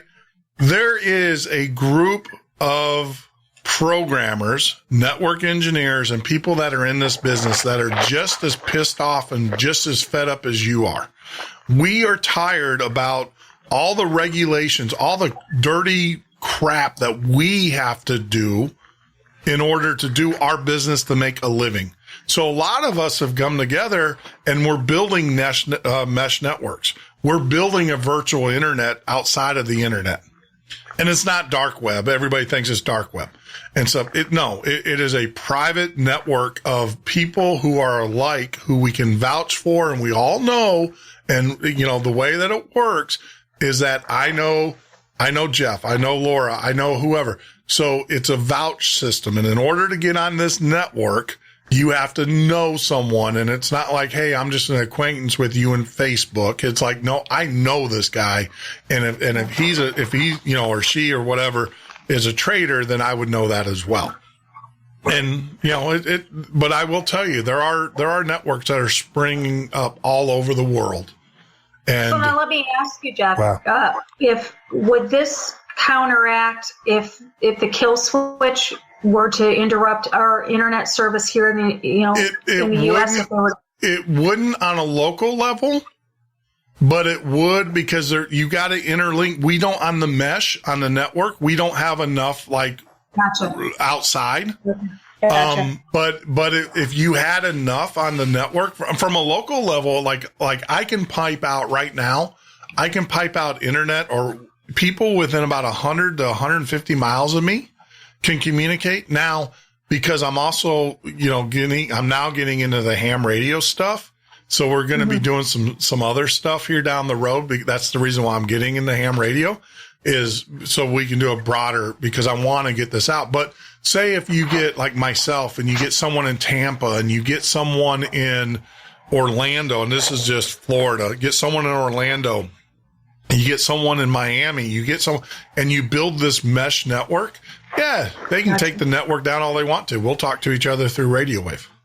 There you go. Right, ham. Yep. Well, it's not ham. This is a frequency. It's a public frequency that anybody can. You don't have to have a ham license to use it. Like a citizen band radio? It's similar, very similar, but it's a little bit packet. But it runs off of your current equipment. All you got to do is put up a small antenna, whip antenna in your house, and you're good to go. Now, who's to say that they won't put in radio jammers? But the way I look at it, the day they start pulling in radio jammers in your neighborhood is the day that you're at war with someone anyways.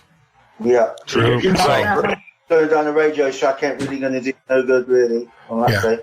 Oh, by the way, the secret with those MRAVs, the MRAVs, if you look at the back end of the MRAVs, they have these big, like, balloon-looking things. If you shoot that balloon-looking thing on the MRAV is useless. It won't move. I'm just throwing that out there for people to. Nice. Hey, that's good knowledge. That's good knowledge. I'll remember that. You know what I'm talking about? Well, Laura, your husband's a truck driver. Those are the air shocks. Yeah. The MRAVs are so heavy that if you take out that air shock, you take out that shock, that thing ain't moving. It falls right on its axle. That's nice. Just letting you know. That's it's over. Yeah, so there are people out there, guys. There are people out there that are in technology that are thinking about how we're going to circumvent whatever comes down the pipe. Yeah. Awesome. So. Yeah, because here's the thing: is we don't know what's going to happen tomorrow night. We will. This time tomorrow, we'll have a broader idea of what's in store for us. How about tomorrow night? The whole U.S. is going to be going freaking nuts. How about this? This time tomorrow night, I'll fire up an asterisk server.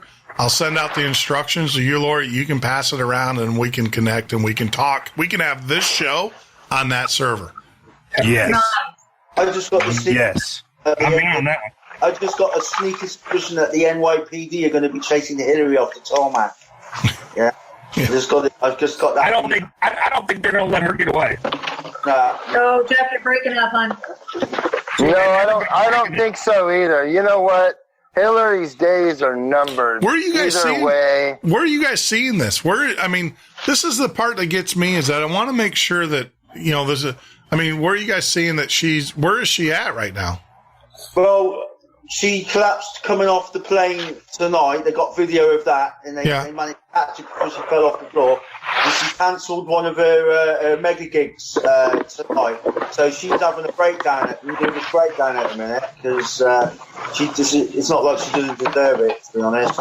And well, Fox News are saying... Robbie, we can barely hear you, hon. Sorry, Fox News say that she's having trouble getting the voters out to come to her at the end of the day. The numbers are just not coming through in certain places. So tomorrow we shall see. We shall see if she's going to muster up the numbers.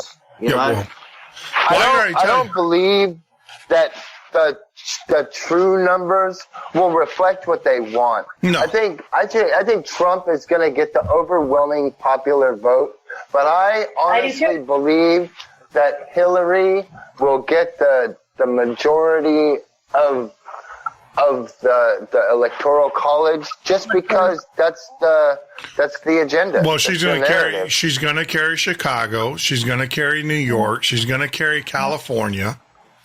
No, I don't think she'll carry California. Well, yeah, I do. Honestly, California might be hers, and that's only 35. Yeah, no, I think that this is the thing to see. How many people? I don't know what the population in Chicago is, but when I left there, it was about 8.5 million. So there would be 8 or 9 electoral votes. Well, when you see 10 million, goes per million. When you see 10 million people vote in Chicago, then you know there's something going on. But they've already said. I don't really see. I see dead people. I don't know. I don't know. They've already said that they've already uncovered in Virginia and stuff, and they've already uncovered thousands of dead people voting. Well, I'd like to know when Virginia hits. I want to see what Virginia turns, because if it goes to Trump after all the crap that they get 60,000 felons out of jail to vote, just to try and sway it. It'd be interesting to see if he actually landslides Virginia. It will actually be the biggest thing ever. Well, we're gonna have that opportunity because we're going to be doing the 8-hour. We're going to be doing the 8-hour broadcast tomorrow. That's all we can do. We can't do any longer than 8 hours. I'll be there. Unless I'll be popping in and out. Unless they decide to do the EMP route, and then we're all going to be going down Radio Shack after. Or how about let's even go a Jeff step just told further us the than solution that. to the EMP. If your computer's fried, I can't help you there. Well, yeah, no. Well, and we could even go further than that and say, look, they've said that many nuclear devices have gone missing, and I have a firm belief that they're going to try and do something with a nuclear device and blame it on Russia or China. Who says? See, this is the issue that I have with those. Who says that they're missing? Lindsey Graham and now Pentagon, the military, the Pentagon have identified these pieces as missing. Where? So 7 nuclear warheads are missing out of Air Force Base, Dwyer. The problem is this time tomorrow. There's a couple of different places over the last few years. This time tomorrow, Lindsey Graham's going to be on that plane with Hillary because he's going to jail. Yeah. Yeah. You know what I'm saying? He's going to jail. He's going with Joe Lieberman and whoever else decides. Exactly. I mean, from a documented standpoint, there's eight nuclear missiles missing, 8 nuclear bombs missing. Yes. Yeah. Okay. And 6 trillion missing from the Pentagon. Oh, yeah. I know, right? Well, we know where that is. You guys got to listen. You got to listen to my interview with Bob Fletcher. He'll tell you exactly where that money went. Is it in the deep state? It's actually they used it they're building an ark. There's no doubt about it. Bob Fletcher said they're building an ark. They're doing underground. I also had Dr. Ram, who is the expert, who was the guy who consulted the government on the ark back in the 60s, and he actually got reinstated. His clearances got reinstated. He couldn't tell me about it, but all he can tell me is his clearances got reinstated. And this is the guy who actually wrote the manual on the Ark on how to build a life-sustaining system. Is this a space ark thing? Because I'm just wondering how they're going to get past the firmament. And if they can do that, then it might work out for them. But other than that, they just got to take it. But I'm actually meeting with him on the 19th in December. He's coming to Florida, and we're going to sit together for a couple of days at a prepper conference. We're going to a prepper conference together. Nice. Are you going to be having any prepping shows coming up, Jeff? I would love to. I know. I really want to, but I can't find. I can't find anybody that is a solid prepper that can really put out. You can do Bones. I mean, Dr. Bones is a good one. I had Prepper Recon. I used to do a show with him every Thursday night. That was a great resource, but he's kind of fallen off the face of the earth. I will tell you this. We did get a sponsorship through Wise Foods, which you'll see that posting in there, where you'll get like huge discounts on food products from Wise through us. We don't normally announce that stuff. I mean, it's just we tell people to go to our affiliate page and see what we have. Right. But because I don't want to over commercialize our site. That's the thing. I love Alex Jones. I love his shows, and I'm one of these guys. Look, you guys heard it from me. Show me the proof. I can tell you, Alex Jones has always been able to show the proof. He can always produce the documents and stuff. But the thing that just kills me about him. And the reason why I started is all of the advertising. It just drives me up the freaking wall. And I understand he's got to pay bills, but you're more about the information. Yeah, I'm there for my other thing too is that, look, when they do security clearance background checks, the first thing they check you out for is your financial to see if you're hurting for money.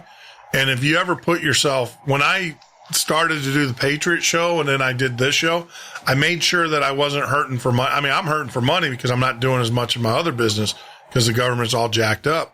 But the thing is that I didn't compromise. I'm not selling myself out. Yeah. And I don't have myself in a financial, you can't, I like I said, I'm not disparaging Alex Jones. I love him. Great information and stuff.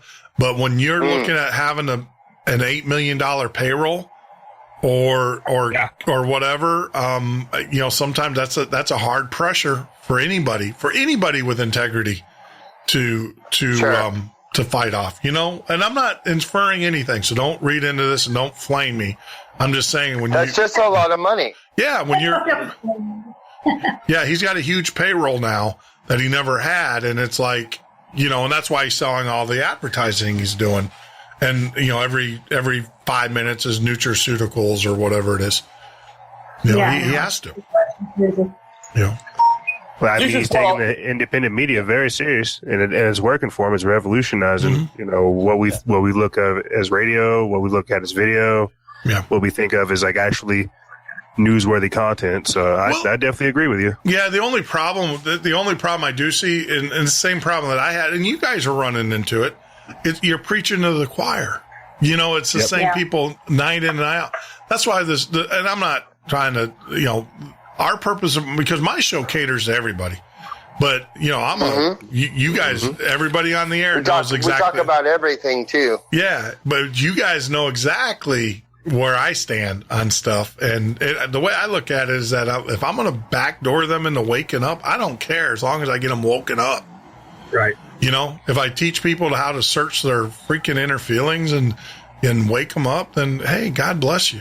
I don't care how I get you have to do that. You have to search yourself and look at the world around you in a way that you haven't looked at it before in order to see truth. Yeah. Well, it's the whole esoteric thing. Because we do put on those rose-colored glasses. Yep. I want people to have the same information that those in the elite have. I want people to know that there's other life forms, possibly there's other things out there that, because when it wakes you up, when you wake up, it's not not one part of your brain. When you understand that there's possibility that you have aliens, when you understand that there's demons, and you understand there's a God, and you understand that there's all of these esoteric things, and people start waking up, they wake up to everything. They're like, oh my God, my government's been lying to me hello. Right. And there's a shadow world that we don't see. I just want to say that I've lost those rose-colored glasses you're speaking of. You speak of. I've lost mine. I'm gonna have to either find another pair, because guys, there's just some things you cannot unsee. Oh yes. And once you start sucking on that truth lolly, Hey guys, you're gonna think I'm a nut job. I saw my first UFO 3 weeks ago with 3 other people. And you didn't show us pictures. You know what though? And I can see now how this, because I'm the same guy. I do this for a living, and I'm like, how can you not have it with all these cell phones? How in the hell can you not have a picture of a UFO? Guess what? That's what I'm saying. Guess what? The shock factor. Guess what? I'm sitting in the backyard. We're sitting around a bonfire. It's myself, Sandy, and my next door neighbors, and we're sitting there, and I didn't have my cell phone. It was inside. I'm in my backyard. What am I? I don't need a cell phone with me. I'm out by the campfire, and so this craft flies over our heads as it does it. I immediately grab for Sandy's phone, where hers is an iPhone, which it's locked. Right? You thumb locked. And I'm like, what the freaking code? And she's like, I'm not going to give it to you because our neighbors are standing right there. I'm like, give me the freaking code. And I'm screaming at her, and she's like, give it to me. So by the time I give it to her, the thing's already gone. And I'm like, But I mean, and so I can now see where people don't have cell phones. But the one thing I did do is I hit record. Each person, this is what's really weird. Each person, it looked different. To me, it looked like a mirage, like you would see in it didn't really have a form, but it was a mirage that kind of just floated through the sky, right? Then Sandy said it looked like from the back, because she was looking at it from the back. I saw it from the side front, She saw it from the back. She said it looked like a huge wing. I said, was it like an angelic wing? She goes, if it was, then it was a devil because it had huge wings. And then my next door neighbors were like, well, it looked like a helicopter. So all four of us had different views of it. And we had different opinions, but I talked to some experts and they said, what happens though is your mind tries to reconcile what you saw. Right. And because if you can't do it, if your mind can't, how do you say that? If your mind doesn't, here, hold on for a second. Let me see. Hold on. It's trying to put it in a respect that it knows. I saw my first UFO back in 2003, just before the Gulf War. Yeah. Yes. Hey, Jeff, you saw the one I sent you about 4 months ago. I did. That was a real one. I mean, that was right over top of a house right next to. Dude, that was freaky. Yeah, that was really insane. I mean, and I'll put that picture out to anybody. We captured a UFO on camera over top of a house, and you can actually see all kinds of energy coming off of it. You can see a beam coming out of the bottom of it. I want to see that. Yeah, that's a pretty cool image. I mean, here, because I did get the recording on right after it happened, and so I mean, because I did do that, I wanted to get something for MUFON to report to them. But here's the right. I mean, this is like, listen to now. I'll tell you, Sandy is like, she doesn't believe in anything. She is like, she is my yin yang. She's the yin. She's as far as extreme as I am. She's the opposite. But listen, and then my next door neighbors here. Check this out. October 22nd at 10:16 p.m. Sitting out in the backyard in English, Florida, by a campfire with a Sandy, Brenda, and Denny, Linda. I'm sorry, I always say Brenda, but large UFO or large craft flew over our heads without any sound, had a slight reflection, and Sandy, please describe what you saw. Go ahead. Describe it. I don't know what I saw. That was strange. What did you see, though? What did it look like? It was just like a big black moving object in the sky. Did it have any sound or no? Any lights? No sound. Anything no like sound, that? No light. Linda, what? And this is Linda. Linda, who's also sitting here with us. Linda, what did you see? It was like a helicopter in a way, but there was you couldn't hear it. Exactly like a helicopter. No lights. You know? Do you see any lights or anything? What did it? What? See that it was an object. Yeah. What kind of shape was it in? Well, that I couldn't make out the exact shape, but that's why I thought it was a helicopter, because it was sort of like a. Yeah. So, I mean, it goes on for like another 2 or 3 minutes, because what I did is after I interviewed him, I kept the recorder running, because a lot of people, you know, it's when they're being recorded, they kind of, and so the interesting part is what was said after they thought the recorder was turned off. And so they continued. They're like, what the hell did we just see? You know, they were all freaking out. And I was too, to be honest with you. But yeah, it's crazy. So it had no light. No lights. Nothing. No sound. Nothing. Yeah. Yeah. Wow. And it floated. You just Lori, I just sent you the ones that we captured, okay? Jeff, you've got to drop out and come back in, hon. We cannot hear or understand you at all. You just witnessed your first ever fallen angel. Yeah, no, I look. I asked Sandy, I said, did you think it was an angel? And she's like, if it was an angel, it was a devil because it had black wings. Well, wow. Oh, wow. You know, these are interdimensional beings, you know, and assuming in any form. You know, it's just like watching the Transformers movie. You know, it's just quite, you know, it's quite outstanding, really. You know, how they can just be so blasé and just pop in and out anywhere. Yeah, you know? I agree with you. What's pretty funny, Jeff, is you were sitting there, I guess, a couple shows ago, and you were joking around. You said you don't have a UFO story. Well, guess what? Be careful what you wish for. You know what? You know what was funny? Because right before then, the whole reason why I even saw it is because I can't remember who was on the show, but I said, you know, why don't I see? I mean, as a pilot, I saw something strange. Right, as flying an airplane, but I can discount that as someone in my airspace, right? Another craft. Right. So I can't, but I can tell you, and I did make the comment, and he goes, well, how much time do you spend looking up? And I was like, you're right. And the only reason why we saw that one is because I told that we were sitting out in the backyard. It was clear sky, everything was lit up beautiful. And we were watching the meteorites because we had a meteor shower.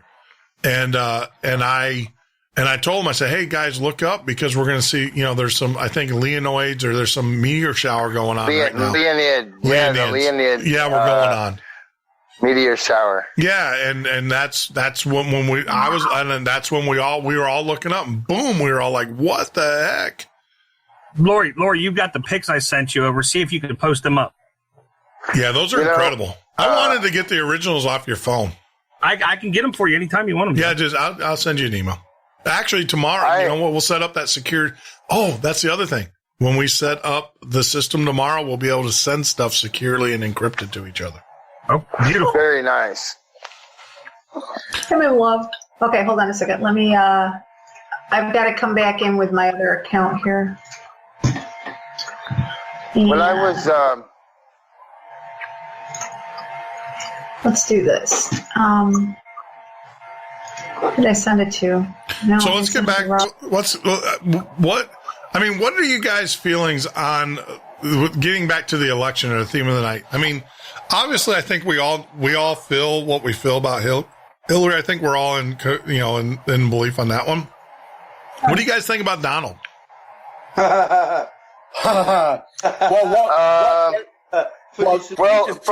the other side of the spectrum, and I agree with Robbie. He's just the other side of the coin.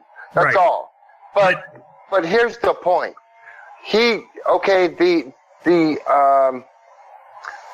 Those who remain nameless who are in power, who are in the real power, they, from time to time, switch sides, and this is the way that it happens. Mm-hmm. And we in a very, very, very, very long time, if Hillary wins this election, then it will be the first time in a very, very, very, very long time that the Democratic Party has won 3 elections in a row. Yeah.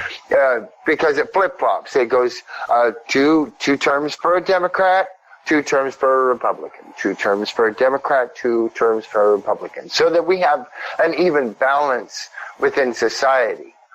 But I think Donald, he's very loose when it comes to his words and his thoughts and things like that, and it touches on the American base because we are loose with our words and with our thoughts, and we don't care what people think. And, that's the way that it should be. Personally, I think that's the way that it should be. We should keep a certain amount of reserve. But I also think that if people can't handle thoughts and words, then they shouldn't be out in society. So, I mean, my thing is I'm hoping, look, let's just face, and this is how I boil it down for me. Is that Hillary, if she gets elected, we're going to war. We're going to go to war with Russia. It's going to happen. Absolutely. If Trump gets elected, I think he can sit down and drink some vodka with Putin. They can smack each other on the dairy or whatever. Back. Yeah, whatever they want to do, buddy. And at least we got 4 more years of possible not war. Yeah. But the truth of the matter is, as we're sitting here talking now, we're under the Roman Empire. Tomorrow, no matter which candidate wins, we're still going to be under the Roman Empire. Yeah. Right? Absolutely. And we will still have 300,000 troops forming on the border. Yeah. That's still going to be happening. But see, NATO is doing that. We're not doing that. NATO is doing that. Well, but the thing is that we hold the purse strings, and if we don't pay the bill, then they don't do it. And that's the other thing, too. A lot of the people are, let's talk about this aggression that Putin's showing. I would be pissed off, too, if the President of the United States came to me 8 years ago, or actually 12 years ago, and said, look, we're going to withdraw all of our resources off of your border, and we're going to stand down. We're going to do all of these things. In return, we ask that you stand down. Putin said, yeah, we're going to do it. Well, then you got Obama who says, nope, we're putting in a missile defense system. We're going to go after you because of Crimea. We're going to do this. Even though, look, a lot of Americans don't realize the Ukrainian puppet that was in there, which actually was a puppet for Putin. We overthrew. And Putin felt safe. He felt that, okay, we got Crimea, which is a country next to us, and we feel safe because we control that guy. Well, we overthrew him. Our CIA overthrew him and everything. So Putin naturally, a lot of people got to understand is that what we're seeing now is blowback. The only reason why we're in Syria is because of the pipeline in Saudi Arabia. That's the only reason why we care about Syria. We don't care about human rights and babies getting blown. Our government doesn't, because our government has no problem launching a Predator Hawk after a family at a wedding. They don't care about babies. Sure. They don't care about the 3 million babies they allowed to get aborted every year in this country. So don't tell me they care about babies and it's all about, the poor kids. And so they can care less about them. What they care about is the fact that Saudi Arabia said, look, we're trading your dollars at our oil and petrol dollars. You're going to cow down. You're the dogs to us. And because you're bowing to us. Look at Obama bow to the freaking Saudi Arabia. I know. Oh my God. That was insane. I know. You saw his Muslim wedding though, right? Yeah, I did. Yes. But he's a Muslim. He has to bow down to higher Muslims. Right. He has to. That's his job. He was dropped here by the Saudi government, and just like, look, Hillary Clinton, Uma Abedin, Barack Obama, they're Saudi government employees. Yes. Yep. That's what they are. They're Absolutely. Saudi government employees. Well, all the people that are employed by Barack Obama that are in the Muslim regime. Yep. Or in the terrorist regime, well, they're in the Brotherhood. Right. They're in the Muslim Brotherhood. They're in the terrorist regime. The Muslim Brotherhood. So look at the emails. Everything that Weiner and everybody's been doing, Uma Abedin is a double agent, been running this stuff straight to her father. Yep. Yeah, but you look at the bigger picture. The Muslim Brotherhood is just another branch of the Masonic Society. It's all subservient. Well, the Muslim Brotherhood came out of the Nazis. Yeah, absolutely, and who was running the Nazis? The Roman Catholic Church. Well, yeah. Actually, that's a great show too. Is the one that I did with Leo, who is an Illuminatist, and he's the Grand Master over the Masonic Lodge in Rome. And he flat out said, he goes, I've never really said this on the air. You got to listen to that show. It was a great show because we were talking craft and stuff. But then inside the show, he goes, the problem that I face is running the Catholics and the Jesuits out of the Masons. They're the ones that are ruining the Masons. They're the Illuminatists. They're the ones that are messing us up. Leo, they are the Illuminati. That's what people tend not to understand. They keep going, well, who's the Illuminati? Like the Jesuits. That's the Jesuits and the Roman Catholic Church. Yes, and you have the Pope, who is a Jesuit, who by order of a Jesuit was never supposed to be allowed to be a Pope. Right. No, it wasn't. But if you go back to the Jesuit ball the other day, the Al Smith ball, virtually every single person in that place, including the people holding the cameras, taking the pictures, were literally all Jesuits. Literally, Hillary. And you can Donald. You can see all kinds of satanic signs within the Roman Catholic religion everywhere. Yes, go into the Vatican City and you'll see there's a ton of occult signs. Yeah, all you have to do is look on the Pope's chair and at his staff. His hat. I want to say this. Let's go back. Look at his hat. Yeah. Let's go back. Even going down to the fake Khazarian Jews that are populating the illegal state of Israel right now. They're all Romans. They're all. Well, and that's the thing is that, the Romans, look, there's a reason why they call it the Roman Catholic Church. Is the Roman Empire just rehashed as a religious order, because they realized that they couldn't get people to blindly follow a government because Caesar lost its shine. So they said, we'll give them to follow a God or a Jesus. And this is, it's all about manipulation. I give him hippie Jesus. I gave him Cesar Borgia. Yeah, we're going to hippie Jesus. I love that hippie God. Hippie God floats around in the cloud behind. Hey, Jesus was a hippie. Well, Jesus was homeless and didn't have any money. He was a homeless white biker, right? Yeah, he was a Rastafarian. I my Jesus is a Rastafarian, man. That's what I'm saying. My Jesus has dreads. I mean, seriously, guys, how many people you think he wandered around in the desert and was just nice white biker with this long white beard and robes? Yeah. They're going to be and I bet you his hair was blonde. They're going to be really pissed off when they realise that he was black. And when they see this black guy coming through the clouds, right, they're going to go... Look, if any of us, it doesn't matter how dark we are, if any of us ever went to that area of the world and spent 6 to 8 months there, your skin would be as dark as theirs. Yeah, it doesn't matter if you're white, black, whatever, yellow, brown, it doesn't matter. If you went to that part of the world, your skin would be as dark as theirs within 8 months. My Jesus is a Rastafarian Jesus. So what's the disinformation that you get every time you open up your Sunday school books and you see the white biker with the flowing robes and the guy walking around? That's all the Catholic Church does. I haven't looked at that stuff in 25 years. Yeah. 25 years ago, they had a white Jesus walking around. I said, I haven't looked at that in 25 years. I don't believe in any of that. Remember the disinformation that we got as kids? Oh, no. Absolutely. Yeah, but there's so much. I mean, there's so much stuff that there's so much disinformation. Yeah. I mean, it's all about programming and all about, see, that's the problem is that's where the government, see, they used to control people by religion. If you didn't do this, you were going to go to hell. And that was enough to scare people, right? Now people are like, I live in hell. So, I mean, this is hell. Yeah, this is hell. So now government can't use that anymore. So now they're up in their game. They're up in their game because they can't use religion anymore to control people. They can't because most people don't believe in it anyways now.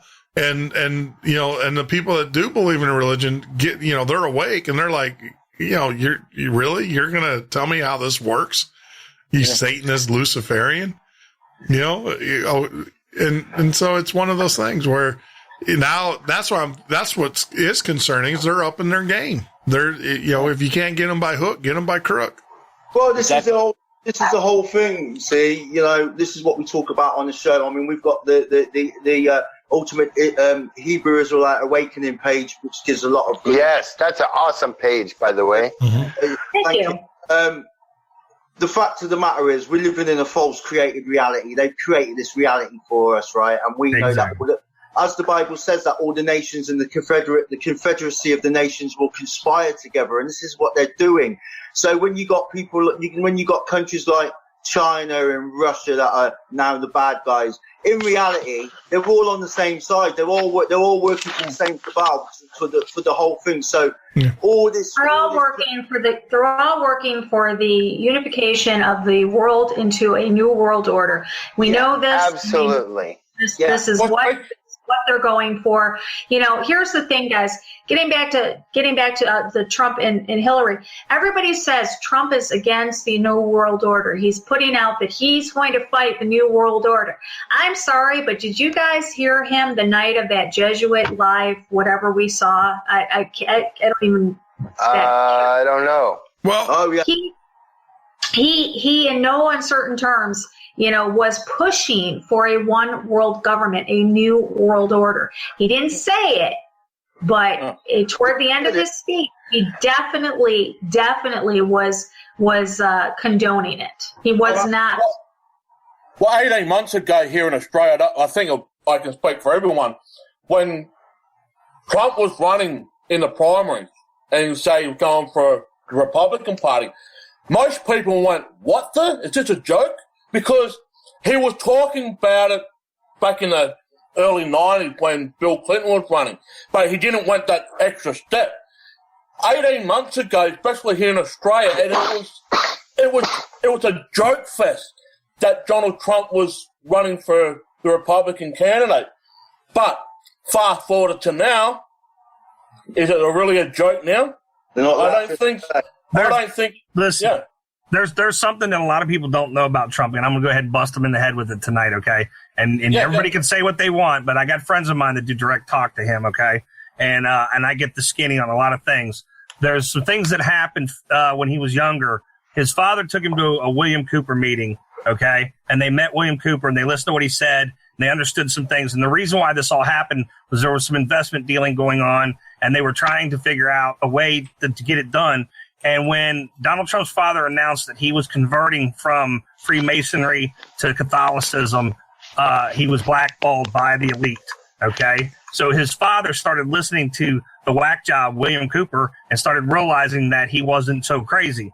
Got his son involved in it, and his son was to base out the heritage of the family and fix the problems by not going with the elite, by staying on the side, and then being able to come up through the ranks and get up somewhere where you can actually get into a position of power so that you can pay them back for all the crap that they did to his father and his family. Yeah. And they burned his businesses all this time. And the other day he came out and said that he was asking for all prayers and aiming for the country. Now, I know I'm a Trump supporter, but I'm a Trump supporter because I believe that inside information that I have puts me on the right ticket. Well, he actually, it's funny that you say that because he actually did make it. They said that there apparently is an audio back in the day where he said he's going to make some people pay once he becomes president.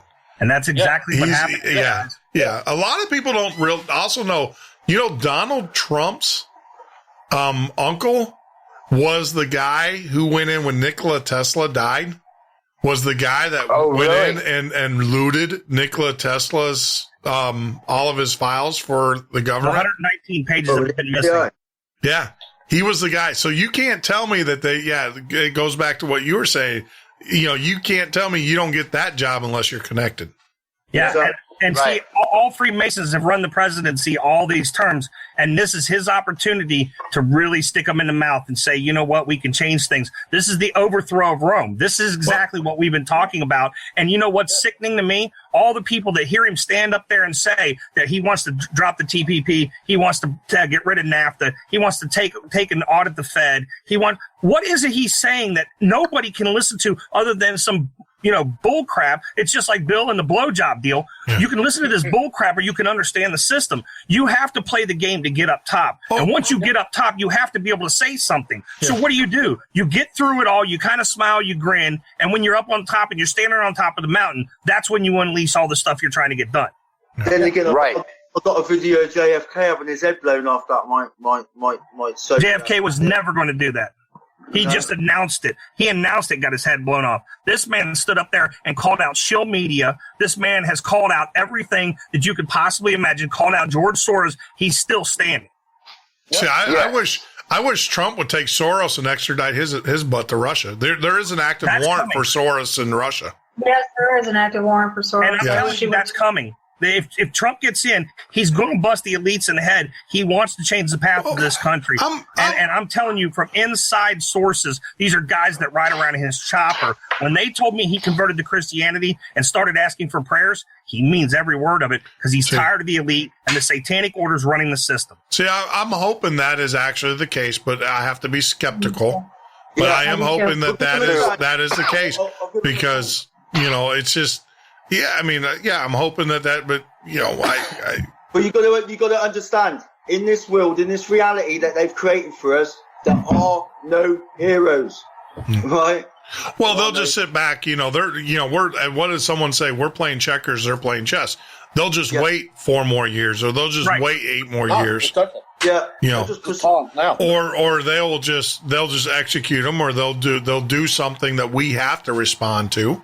They'll detonate another, they'll fly more planes in the buildings, or they'll do whatever they have to do to force our hand. I said straight out they'll execute him as soon as he gets nominated in. I said that. You know what? You're right there, Jamie, because, we can't forget that there is an Illuminati card that definitely does look like him that says that anytime and anywhere our snipers can take you out. Yep. Have a nice day. If you did that, if he was if he was elected, and he was taken out, then at that point you are at full scale war. Yeah, it's over. The country is full scale. Yeah. We're armed and rolling. Yeah, I do believe that would bring about a revolution. And I say they've not only factored that in. This is the plan for the whole thing. Just remember, everything's scripted. You know, just go to Zachary K. Hubbard. He'll give you the numbers. He'll tell you about it all. I mean, we don't. I guess we're just to the point now where we just are that at that point we just have to sit and wait. We just have to think about what's going to happen tomorrow. I mean, I'm sorry, Lori. Okay, we're 6.5 hours away from the first opening point. I think they open at 6 a.m. on the East Coast. Yep. Yeah. Isn't Donald Trump and Hillary Clinton both going to be in New York, only a couple of blocks away from each other? No. I think he's going to be in Florida. Yeah, I would say I doubt that. To be honest, I don't care what happens. Right. Hillary. Yeah, I heard. As long as Hillary gets what's coming to her, right? I don't care what happens. I agree with you that one, brother. Well, I do care if she gets elected. If Donald Trump gets elected and she gets what she deserves, that's fine. But and at the same token, if she is elected and then all of this comes down and she's indicted and all that, then we have somebody else stuck as a president that, you know, he doesn't have any qualifications at all. Tim Kaine can't tie his shoes. Are you kidding me? Exactly. That's what I'm saying. As a country, we better commit suicide if Tim Kaine gets in office. Yeah. Seriously, here we have Tim Kaine. Tim Kaine can't even keep his marriage. I mean, he's in an open marriage. He doesn't even have the fundamentals to have a family unit. No, he likes to watch other guys do his wife for him. That's what I'm talking about. He has no balls. Well, you gotta take a look at the home front here. You know, I saw a video the other day of a woman, and she hit a lot of good points. She said, you know, Hillary can't even take care of her home life. She can't even take care of what's going on in her bedroom, and we expect her to keep our country together as a family unit. Here we have. Right. I mean, Lori, when did you start quoting Obama? Or Michelle Obama. When did you start quoting? When did you channel her into the conversation? Because it was Michelle Obama that said that. Oh no, this wasn't Michelle Obama that I watched. This was another. Yeah, she was just quoting a Michelle Obama phrase. Yeah, but Michelle Obama said that. She said that. That's what I love about. We're such best friends. It's like really. But the funniest part about all that is she's such a white witch. When what happens in Obama's bedroom when Michelle pulls it out? I mean, you know, really. Oh no, I don't want to think about that. Don't put that in my head. The bottom line is what I'm saying is you got to look at let's look at the two candidates, you know, and go on morality. Let's go on morals here. Yes, we have Trump. He's been married a few times. He's a womanizer. You know, whatever. You know, but he's married. Right. He's married. He's got children. I mean, look at his kids. Oh, my gosh. Awesome. His kids are awesome. You know, his kids adore him, too. I was actually hoping that he was going to pick Eric to be his running mate originally. And, you know, but then you look at, on the other hand, and you look at Hillary. Hillary, I mean, she, you know, her entire marriage is a scam. She's been close to indictment how many times? We've got the Clinton Foundation. We've got Uranium One. We've got her with Russia. You know, it's just ridiculous. 126 murders. Chelsea's not his daughter. Clear back to Whitewater. Bill's daughter. Chelsea's not Bill's daughter. Bill's got a black son. Chelsea's not even Bill's daughter. You know, I mean, so if you got to look at it, let's go back to the fundamentals of this country. Let's you know, if we were supposedly built on these Christian values, let's keep the Christian values in the White House, guys. But what I was saying earlier at the very beginning of this is that we're in a minority. Yeah, Christian values are no longer in the conversation. Exactly. They should be, but they're not. Exactly right. Australia was founded upon a Christian value.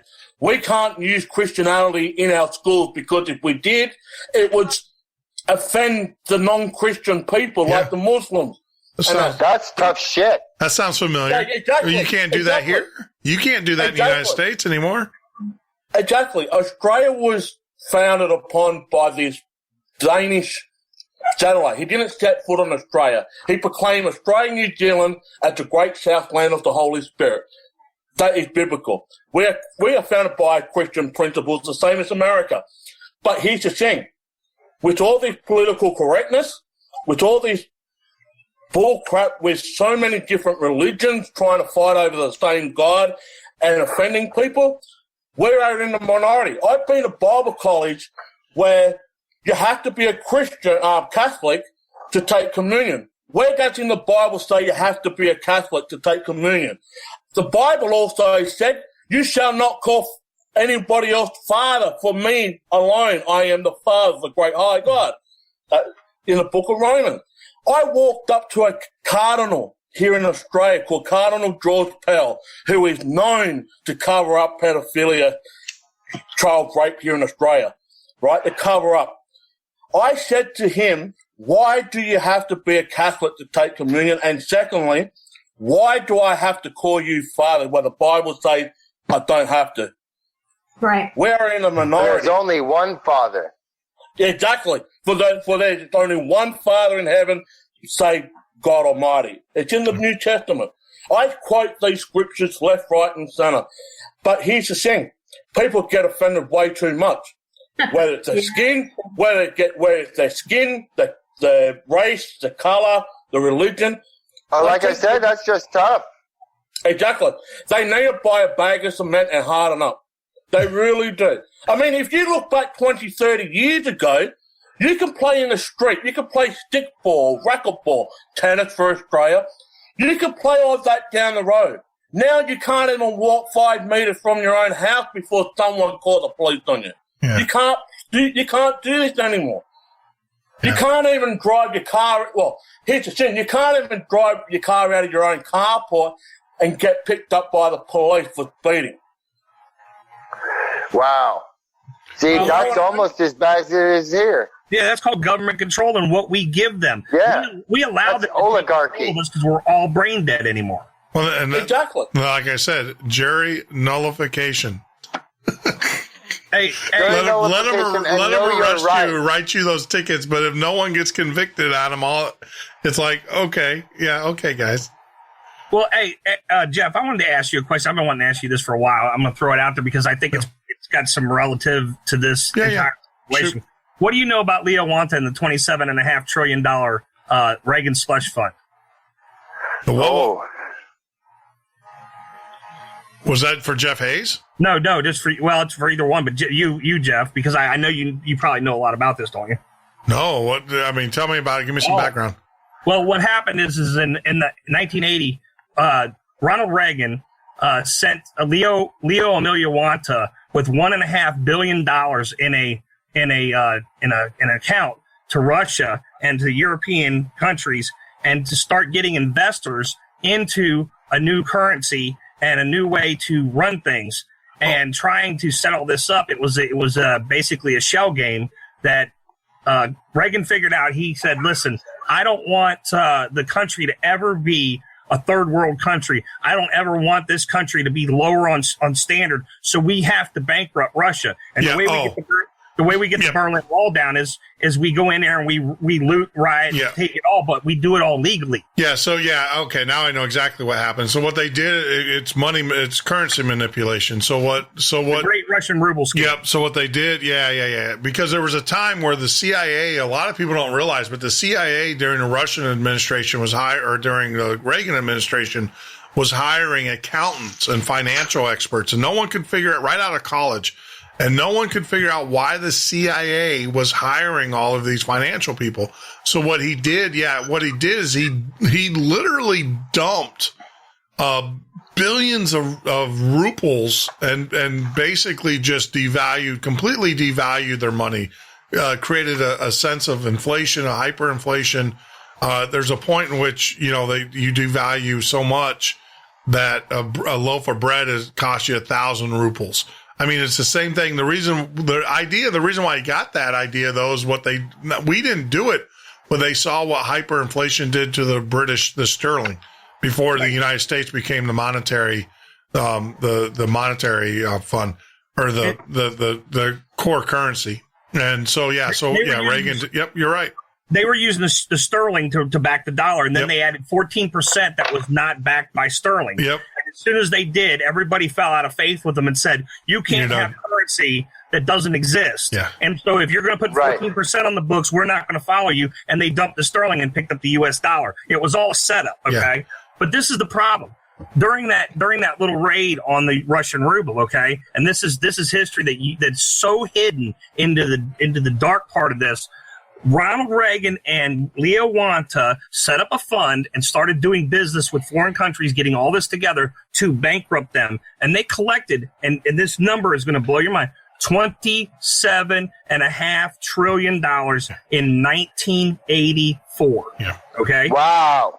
And in 1984, they moved that fund, and that's what caused the fall of the Russian dollar. That's what caused the hyperinflation, because they embezzled all of the money that they could get their hands on from all these rich Russians, okay, from all the stuff that they had taken from us and through all the years and everything else and gotten and then closed the doors on us. We went and took it back, and Reagan was laughing all the way until one thing happened. The Bush family got their way into the White House, just like they always do, and found the money.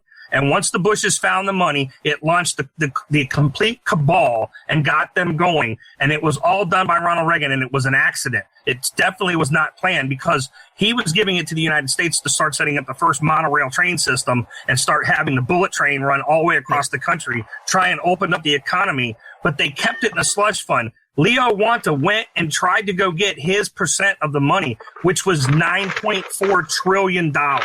Okay? Yeah. And I remember this. Yeah, that's what I was talking about. That's what they funded the Carlyle Group with. Yeah, the Bush. They funded the Carlyle Group. That's how 9/11 took place. Yep. So you know how we got here. It was a complete way to fix the country and turned into the country's worst nightmare. Yep. So now we have another situation. The ironic thing about it was they planned the whole thing at Bohemian Grove. One summer. Yeah, it was all. Yeah, it was. That's where the Carlyle Group came into place. And did you guys ever see that picture of the defense secretary at the time? He wasn't Rumsfeld and Hussein. Yeah, Saddam Hussein. You know, Hussein said, "Look, I'm not going to participate in this Carlyle." Basically, they put all of this money into the Carlyle Group, which is this huge hedge fund. All of the wealthy people participated in it as a way for them to manipulate. And they went to Saddam and they said that, and they told Saddam, they said, you need to, participate. He goes, I don't want no part of that. And that's when Rumsfeld, what happens? We sent Rumsfeld over there with the message that either you're going to participate or you're a dead man. Right. And sure enough, he said he's not going to do it, and so we all know what happened. We destabilized him. Then we went in and invaded Iraq and took him out of power. And Well, we actually, this is the thing, and I haven't I've heard the chattering, but I haven't done all the research all the way through yet. But basically, Saddam reached out to the CIA and asked about him, them taking. Moving into the Emirates or whatever, and we gave them the permission to do it, and then he did it, and then we went, oh no, he basically took the bait. Yep. Yeah. And so that's when we came back. The whole story about remember the girl standing up there? Oh, they raped us. They did that, and come to find out, she was the daughter of the banker who was funding a lot of the war in Kuwait. Yeah, they said they dropped the babies in the incubators and all that. Yeah, come to find out, her father was the banker or whatever that in Kuwait that he was the ambassador. He was but he was like he made like I don't know how much money from Booz Hamilton on that deal. It's just something people it's not what they're telling you, it's what they're not telling you. You got to look at. Well, and then you take it from there, and you have to look at this end of it. So then you take it from that. They start the cabal. They start the ball rolling, and then 2001, they do one of the largest terrorist attacks on their own country. They do a bank heist of $300 billion in gold bullion. Okay, I mean, we have the connection of the dots now, all the way to the Clinton Foundation to the White House. We can prosecute her every way but sideways with every bit of treason, along with all these other scumbags through the RICO Act. But what we're not doing is doing it. And as this happens to this next election, to what we're going to see tomorrow, the one thing that they are afraid of is if Donald Trump gets into office, and the fact is he knows about all this stuff. I found out some of this information through all these people. So what I'm saying is at this point, if he gets in there, the one thing that will save this country and change everything is the one thing Hillary Clinton's husband wrote, which is the RICO Act. Absolutely. And he's going to kill himself with his own bill. Yeah. No, I'm a firm believer that Trump knows we're a lot. Well, I mean, come on. I mean, when the guy stood up there and he goes, I know how the game's played. I've been playing it all these years. You know, and everybody was getting on, well, you haven't paid taxes and whatever. It's like, well, okay, the guy's a genius. So he paid taxes. He just didn't pay as much as some because he was able to circumvent the system. He took advantage of the actual tax laws that were put in place by the rich for the rich. Now they're going to come back and they're going to condemn the guy for taking advantage of the laws that were put into place. When people now he wants the highest spot in the land. Do you know when people are prosecuted for tax evasion and stuff in the jury, the first thing the prosecutor says, well, you pay your taxes. Why do they not have to pay theirs? That's the first thing they always say in every tax case is, well, you know, ladies and gentlemen of the jury, you're here, you paid your taxes, you had to do it, and this person didn't have to pay theirs, and that's just wrong, and you should prosecute on that. And of course, the people instantly go, yeah, that's right. You know, I had to pay XYZ. It's like, yeah, but you're stupid. Right, because we never had to pay. Yeah, because taxes are illegal. That's exactly right. Well, look, guys, I'll be the first one to tell you, if you're not incorporated 3 or 4 corporations deep and 5 wide, you're not doing something right. I mean, I got the Warren Buffett model of business.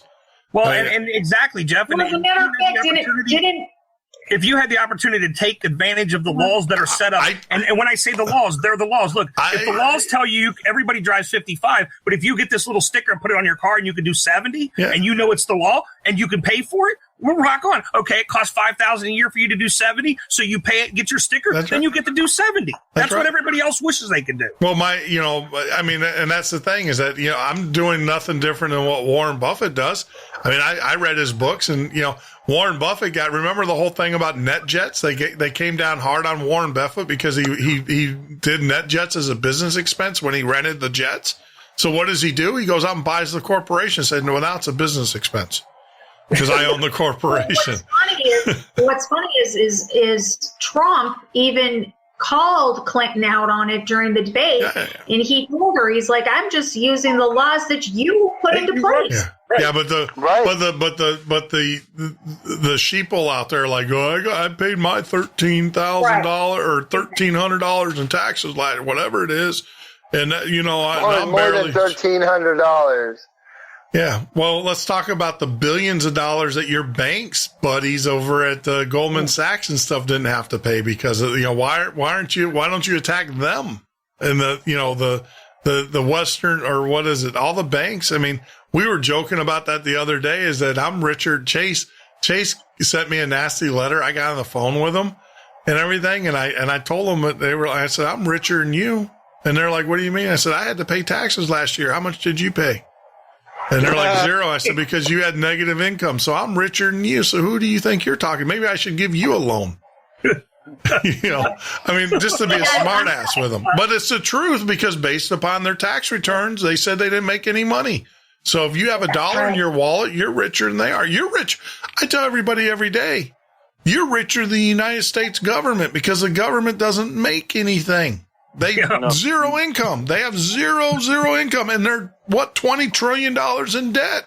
So stop taking it up the rear from them and start pushing back. Right. Guys, I'm gonna excuse myself for just a minute. Dave just texted me. He's getting tired, so I'm going to step out of the room. I'm going to call him. He's only got another 40 miles to go, but I just want to make sure that he gets there safe. I'm going to talk him through it. Okay. All right.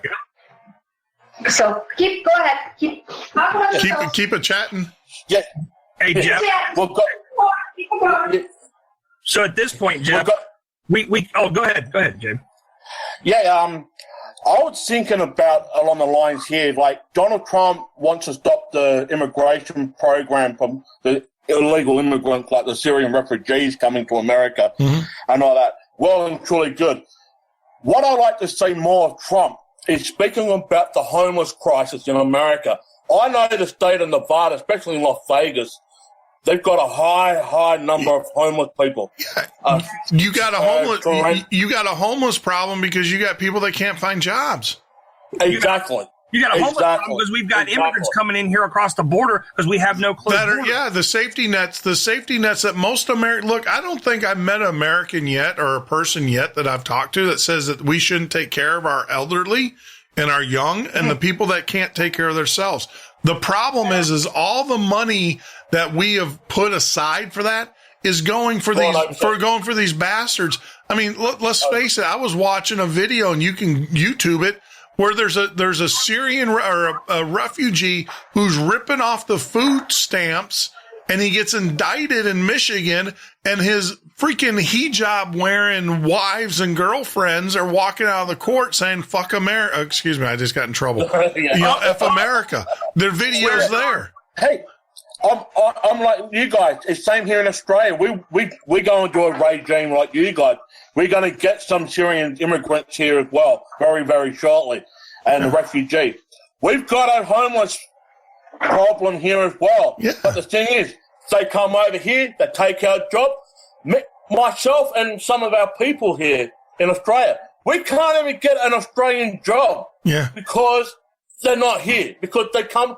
The thing is, they can work underneath the minimum wage. They can get $8 an hour. For them, it's gold. They can send it back home to their country and bring their family over for a holiday. Exactly. Well, they do that. The Indians here in the United States. I mean, I consulted for a company, and these Indians that come over here. I walked into this company. I had five Americans under me as a consultant working on a call center for this company.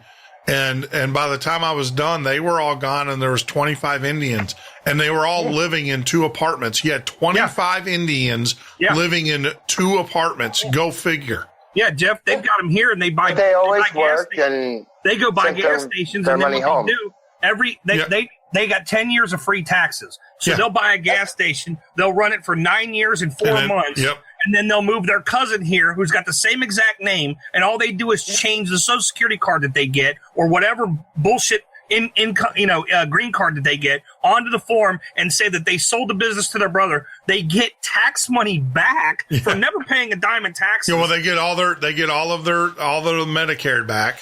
They get everything back. Right. Yep. And then there are people taking over for another 10 years with no tax base. Yep. And when you go in there, that's why when you walk into their stores, we call them little bodegas and crap. Yeah. When you walk into their stores, they don't tell you about tax half the time because they don't pay it either. Yeah. And what they'll do is they charge you a straight amount. Yeah, they'll be like, oh, it's $9, and I'll be like, $9. It came out even the $9, and I'm looking at a 12-pack of beer. I'm like, how did $9 come out even? Yeah. You know what I'm saying? Like it wasn't because they don't charge tax. Because they don't charge tax. And then when sometimes you go in there and they charge tax, and you laugh and you go, what happened to tax yesterday? And you go, oh, yesterday was my cousin working. He doesn't charge tax. What? Yeah. It's look, I mean, I'm from Chicago, so I know how it works.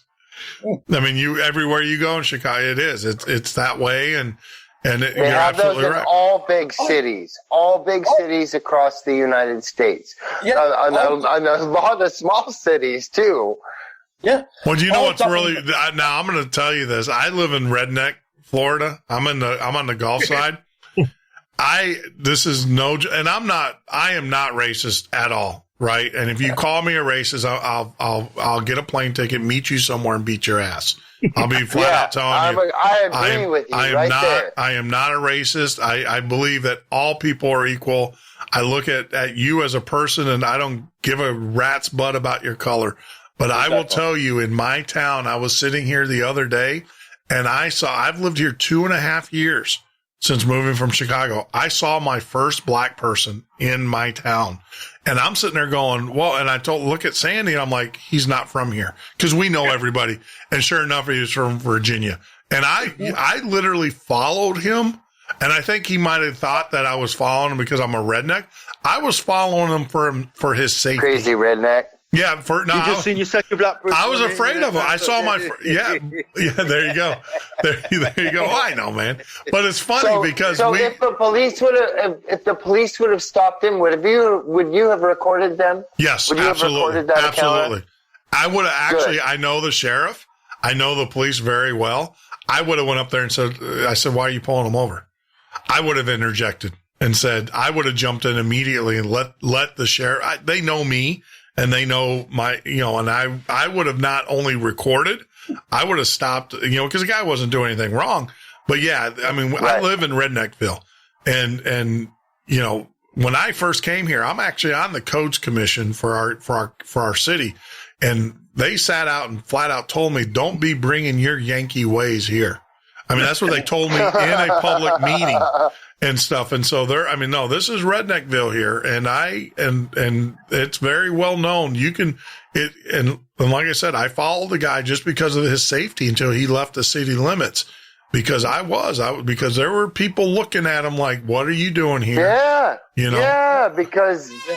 know. Yes, I know exactly what you mean. Yep. I did. Well, hey, that means me and my That's wife. why I asked you what I did. That means me and my wife won't be spending any time with Jeff anymore. No, you come on down, brother. I'm just teasing. They ain't gonna, dude. I like redneck. They ain't gonna jack with me. Well, it's funny is my wife's black and we live in Redneckville. Yeah. Yeah, no, they're not going to mess with me. They're not going to mess with me. That's why I wish I lived like closer to LA because I wanted to go down there with that girl getting beat up on Trump Star. I want to put my 6'5", 450-pound ass on that sign and say, come on, brother, let's go. Take a swing at me and see what happens to you. Right. Well, I'll tell you what, when I go to the local bar up here, it's like 99.99% white until my wife gets there, and then she takes control of the place, and they all hug around her and talk crazy, and we're like, crazy Christy, she doesn't even realize she's black. Yeah, I know. Speaking about racism, my partner had her 30th birthday a couple of months ago, and later on in the night, we had this guy who was Scottish came. Now you cross the line. No. Irish guys are great. You know what? I don't want to hear about. I don't want to hear about any Scots, any Irish. I don't want to hear about any of those guys. Hey, now Irish guys have fun. I can attest to that. No, but me being the host of the party because my partner's 30th birthday, said, "Hey guys, here's Ewan McGregor because his name's Ewan," and I just ran it out, came out. Yeah. Hey guys, Ewan, this is Ewan McGregor. He said, "That's a British name. I hate that British name." I said, "Mate, Ewan McGregor is Irish." And the look on his face was like, "No, he's British." I said, he was in Transpotting, mate. He's Irish. He was in Star Wars.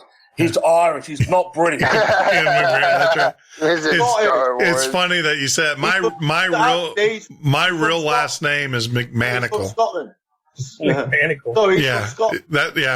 My real last name is McManical.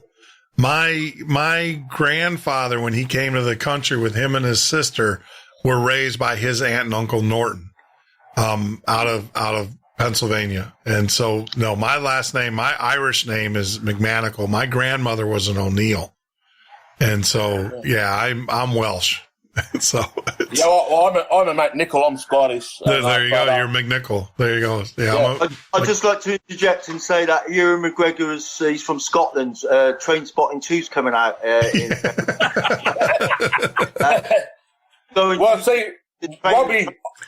Robbie, if you don't mention football, soccer for America, I won't mention cricket. Mate, I'd just like to say that. Cricket is awesome. Liverpool are now at the top of the table. They beat Watford 6-1. It was really good to watch on Saturday. See, you watch that freaking. See, I'm into 2020. You talk about cricket. I love cricket. 2020 is a freaking blast. Yeah. Well, see, here's the thing. Test match cricket goes on for 5 days. Yes. 2020, it's only an hour and a half each. An hour and a half. Yeah, because baseball, that can be all over in 2 hours. Well, 90 minutes. Oh, my God. Baseball takes way too long. No, gridiron does. I'd rather watch cricket than baseball. But cricket's fun because they're always doing something. I mean, let's face it. Baseball is like, I don't know how to say. Cricket is like Formula One, and baseball is like NASCAR. Yeah, no, baseball is like miniature golf.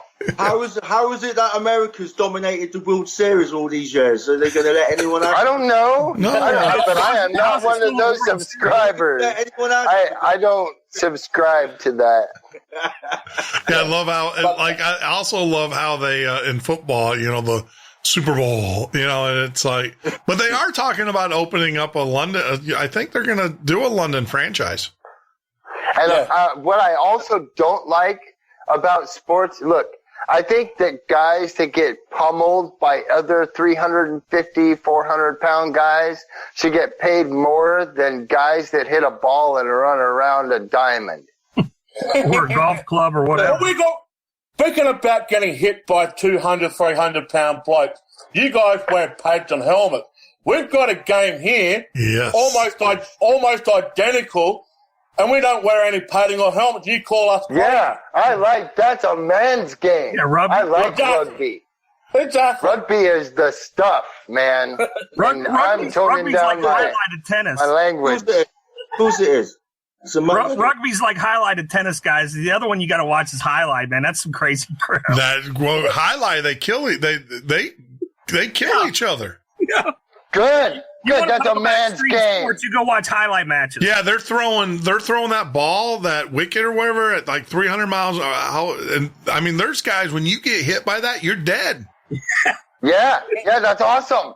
Yeah, those guys need to make the real money because they're putting their lives out. I was sitting there. I wanted to, because Tampa has a big one, but it just got shut down because the guy that owned it was a big cocaine dealer. Yeah. So it was like Miami Vice days, But highlight, and Tampa, man, was huge. Tampa was huge. I've been there. And bet on it. Yeah, that center's all shut down now because apparently the guy was like, that place was massive. Yeah. I mean, highlight is incredible. Dude. That's a crazy sport. Yeah. Well, he was a cocaine dealer. I mean, you can afford that stuff. Oh, yeah. Well, that's what it was owned by the mob. But the thing is, I mean, think about it. All right, so you guys want to get an idea what highlight's like? Go stand. You guys are golfers. Go stand about 50 yards off the tee box and let your buddy just pelt one at you. Yeah, start driving. Yeah. I would do that. That is awesome. Speaking about golf, I've got a share the funny story. Me and a couple of mates of mine decided to get the glow-in-the-dark golf balls, and it cost a bit. We went on the back nine, and we said to the guy at the clubhouse, man, can you turn the lights off? He said, why? I said, I've got the new glow-in-the-dark golf balls. He said, yeah, no worries. We get onto the back nine. It's a par 4. I get me driver out, just whacked his ball. All I saw with this glow-in-the-dark ball just keep bouncing. I didn't realise till after the lights get turned on, behind the golf green with the car park fence, it actually cleared the fence, hit the car park, and started to bounce along the road. Oh, man. You guys notice that once Laura left or whatever, this guy turned into like a bar talk? Yeah, no, sports. I mean, we need to give some balance to this. So if there's anybody on the chat room that's actually... It has to be lightened a little bit. I mean, there's a lot of... We're talking about Illuminati. That has to be. Dude, we are in a lot of really deep conversation, and sometimes you just have to lighten the mood sometimes. Yeah. Well, here, we'll throw it back into deep conversation. So tomorrow into this election deal, if what happens? Okay, let's throw some what happens. What happens if Trump takes the election and we start seeing people riot? We start, who is going to stand up and say enough is enough? The country has to take control of itself. Well, I think that will be the people. We will take control of our society if we absolutely have to. If y'all get out of hand and start looting and robbing shit, we're going to shoot you. I don't think there's going to go that extreme. I think what will happen is governors are going to be empowered at that point because they're going to see Trump coming in, and they're going to take back their cities. They're going to call the National Guard, and they're going to tell their law enforcement, don't need the National Guard. All you need is the citizens to do their duty. Citizens though, look, they're not trained and they're not skilled. You're just going to get in the massive race riots. Many of us are trained and skilled. Yeah. Damien, hold on a minute, because what he's saying is you got everybody with happy trigger fingers. Yeah. Well, look, it's one thing to do a revolution. If we're going to do a revolution, there's going to be a lot of people shooting each other, doing stupid shit because people don't know how to handle guns. They're just going to grab their uncle's gun. They're going to start marching down the street. They're going to get in an argument with an idiot and shoot each other. They don't know how to take orders. They don't understand chain of custody or chain of command. I will agree with you there. They don't know how to take orders. There's absolutely no way that you've got time to educate 350 million fluoridated people. That exactly. No, This is what I'm not even talking about all most those people. Floridians couldn't find their gun. I'm talking about the educated individuals who have been through classes, who have been through courses, who have been shooting their entire lives. You know what those people are going to do? Damien, those people are going to sit at home and they're going to wait for all hell to break loose. And then once everybody starts shooting each other, they're going to wait for a little bit longer. They're the and then they're going to watch a whole bunch of more people shoot each other, a bunch of dumb shit happen. And then they're going to get their guns and they're going to get in their four-wheel drives and they're going to drive somewhere and say, look, you start shooting at me and I'm going to show you what real shooting is because I'm not shooting with Dad's pop gun here. I've got fully automatic machine guns and chain guns, and we're going to go back up here and we're going to fix this government. That's how this is going to turn around. Exactly. See, I don't. To be honest with you guys, I don't think it would ever get that far. You've got enough. You've got enough military people that are pissed off as well. You've got a lot. I have a lot of friends who have left the Marine Corps as officers and stuff because they cited when they left, when they put in their papers, because they got to be apolitical, right? When you're in the military, you got to be apolitical. Absolutely. But they said that basically what they did put in there when they left is the fact that the government, Obama administration, broke the contract with them. They had a contract when they started doing all of these regulations about transsexuals, all of this stuff. A lot of these officers. So let me tell you what I think will happen. Number one, you'll have mass looting you'll have looting in these inner cities. The police will become emboldened because now they know that they have someone that's going to have their back, that's going to protect them and take care of them. Then you have the governors now who are going to call in the National Guard. They're going to they'll take care of business because you got to remember, all right, the people that are doing the looting, if you guys ever looked at Ferguson, there's maybe 2,000 people. Maybe 2,000 people.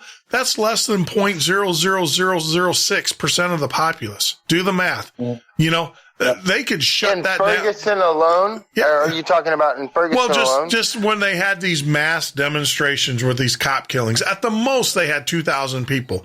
Trust me. Yeah, but in their community, 2,000 people isn't 0.000. No, but what I'm saying is the total. It's like 5%. Yeah, that's 5%. But you know what? You put you put soldiers, and I'm sorry. If you got a cop or a soldier there with an M4 and you're going to loot a store, you're an idiot. You deserve to get shot. Yeah, yes, absolutely. I mean, just because you're an idiot. In this circumstance, okay, because the election is over, but President Obama is still in. It doesn't matter. He's a lame dunk at that point. But at that moment, do you think that he will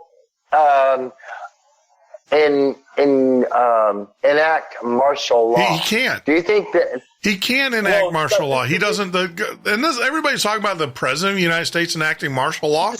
He can't do it. It's got to come from the governors. The National Guard. The National Guard is under the will and the control of the governor, not the president. Yes. But in a state of martial law, if a president who's he going to get enacts martial law, then who's he going to get? The UN, maybe. They're going to at that point. Their little blue helmets are they're dead. There is the minute if he was going to do martial law, Barack Obama, he would have done it before tomorrow. Yeah. I mean, he would have to do it. Yes, and he's not going to get the agree. National Guard to do it because they know that they got a new commander in chief coming in.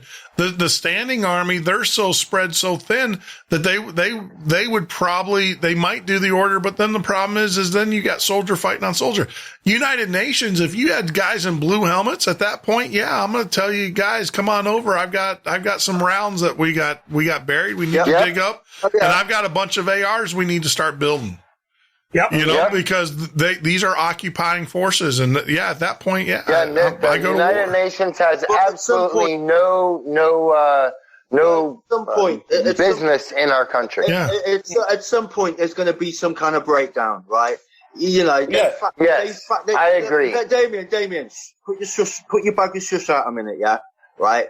They factored this in because the French Revolution started as a peaceful protest until the Masons decided to turn it into something else. And we know exactly what happened there. The guillotines came out and it was just complete chaos.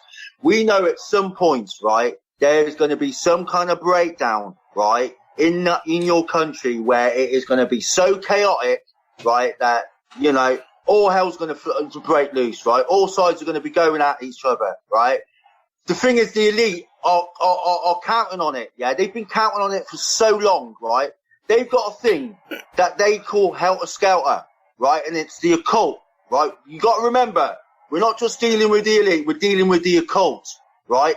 They're going to start coming out of the shadows at some point, right? You know, with their Manchurian candidates and all their whatnot people that they've all got, their MK Ultra people, and they got millions of them. Right, these programs have been going on for decades, if not centuries. They've been planning this for a long time. So at some point, right, when it all breaks loose, right, they are counting, right, on the breakdown of society to the point where you've got revolution. Remember, they coined the term, right? The Russian Revolution was started by them, right? Every revolution was started by them. And the main aim of the game for them is gun control, right? Because every country that they have implemented gun control, except Australia, has ended in massacres of millions and millions of people, because that's how they want it, right? So you've got to look at that. I mean, it might not happen tomorrow. It might not happen next week. It might not happen next month. It might not even happen for a year. But at some point, they are going to instigate a situation, right, where it will escalate out of control. And then they will use the assets that they've got. They won't use what you just said, the military, because the military isn't going to kill its own, right? So are we to allow them to be ready, or should we do it before they're ready? No. Let me just finish my point. They've got several 100,000 Russian troops on American soil already. They do. They have got North Korean troops on Chinese soil. Chinese, sorry. And they also got the backup of the UN, right? So if they pull all that together at the point, right, it is going to be chaos, and it is going to be tight. It's going to be like the shootout at the OK Corral. But unfortunately, there's going to be a lot of mess. See, right? but this is the one thing that you're looking at. Normally, traditionally, you're talking about standing armies fighting standing armies, right? Yeah. Right. And I have this because I worked with the 5th CST in Illinois, and you know, we were over. There's a lot of areas that we covered. In order for them to occupy a city the size of Chicago, just Chicago, that's just one city. And Chicago, if you look at its square miles and stuff, it's not really that big. But for them to occupy a city of Chicago, that means that they would have to have over 20,000 officers. So do you know how many battalions that would be?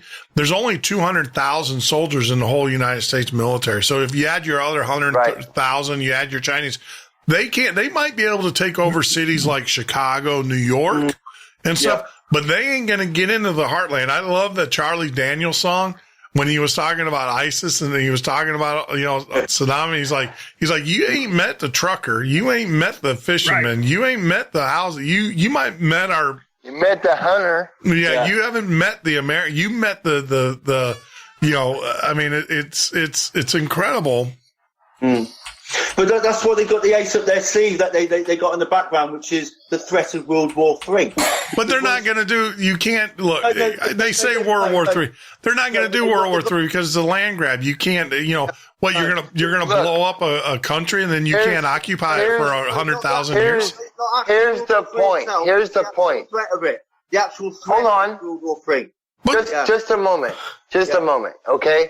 Even in the 1950s, the Japanese knew that they couldn't take over the United States because there would be a gun behind every blade of grass. We couldn't take over Japan. No, couldn't. No. In 60 or in the 40 or 50 years since then, can you imagine how many guns everyone has? 300. I can tell you, there's 350 million guns. There's more guns. Jeff's got. I just told you, there's over. You can double, triple, or quadruple that. Yeah. Because I know people that have 300 guns. No, because you have people that.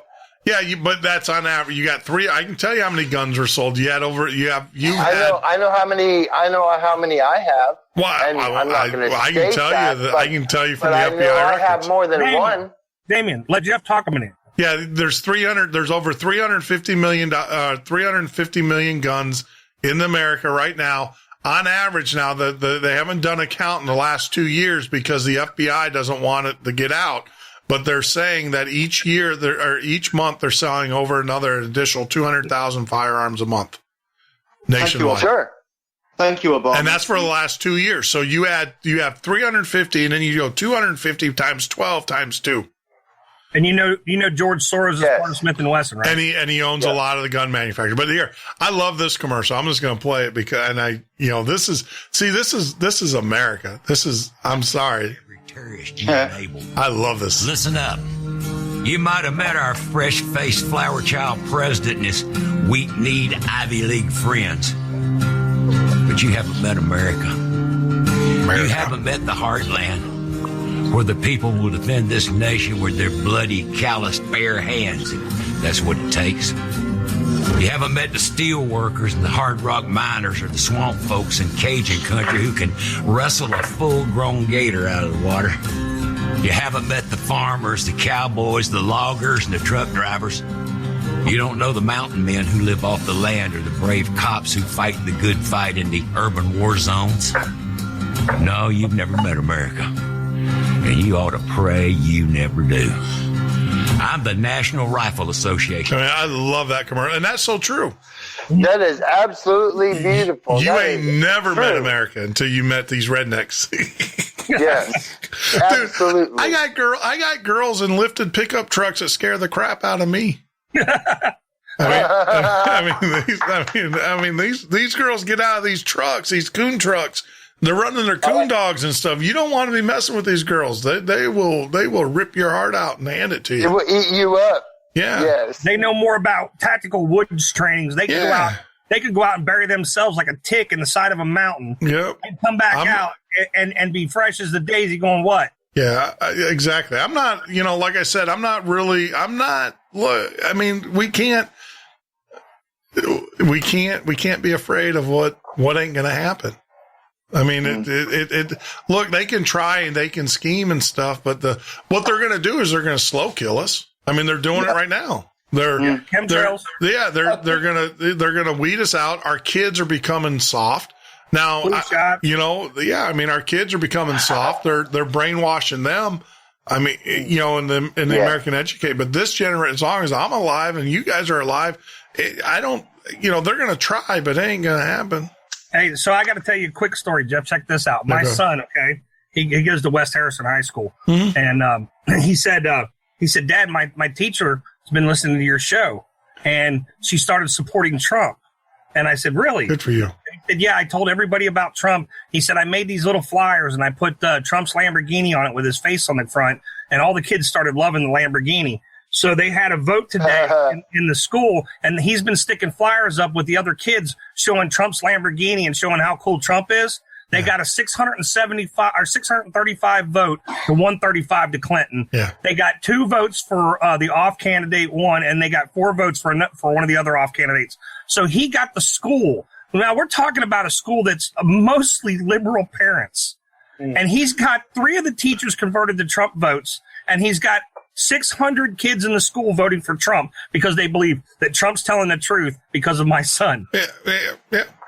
I mean, that's how you awesome. change things. Yeah. That's how you change things. I listened to my son come home, and he's like, Dad, and he was just excited. Everybody understands. I'm telling everybody, and they're listening, and I went, oh my God. Yeah. No, people are waking up. I mean, I got family members that are like, and unfortunately, they're like, well, what are we to do? It's like, well, don't vote for, don't vote. Don't vote for that crooked Don't vote Hillary. for, I mean, and then it's like, well, I just don't, I don't think he's presidential. And it's like, yeah, but we don't need presidential right now. We need an ass kicker. We need someone, we need a Roosevelt. Look, we need somebody from America just to show who we are. Have you ever listened to Teddy Roosevelt speeches and stuff? I mean, he was a Rough Rider, man. I mean, we need someone who's going to, just, what's that famous line, Jesse Ventura? I'm here to kick butt and chew bubble gum, and I'm out of bubble gum.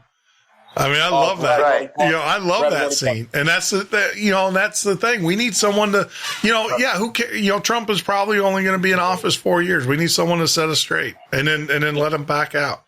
That would be Predator, and that would be Roddy Piper. Oh, was it Roddy Piper? I thought it was Jesse Ventura. Yeah, they live. It was They Live, but it was also in Predator too. Yeah, that's what. When he was, but I thought that was Jesse Ventura was in Predator, and then Roddy Piper did it in They Live. Yeah, I did not know that. Yeah. You can watch his interviews on YouTube about what was going on behind the scenes with the WWE and WWF and all that business. Yeah, or at least it's that way until the Mandela effect. Yeah. Oh my gosh. Mandela. Yeah, you're right. That did come from They Live. That's all. Well, here you go.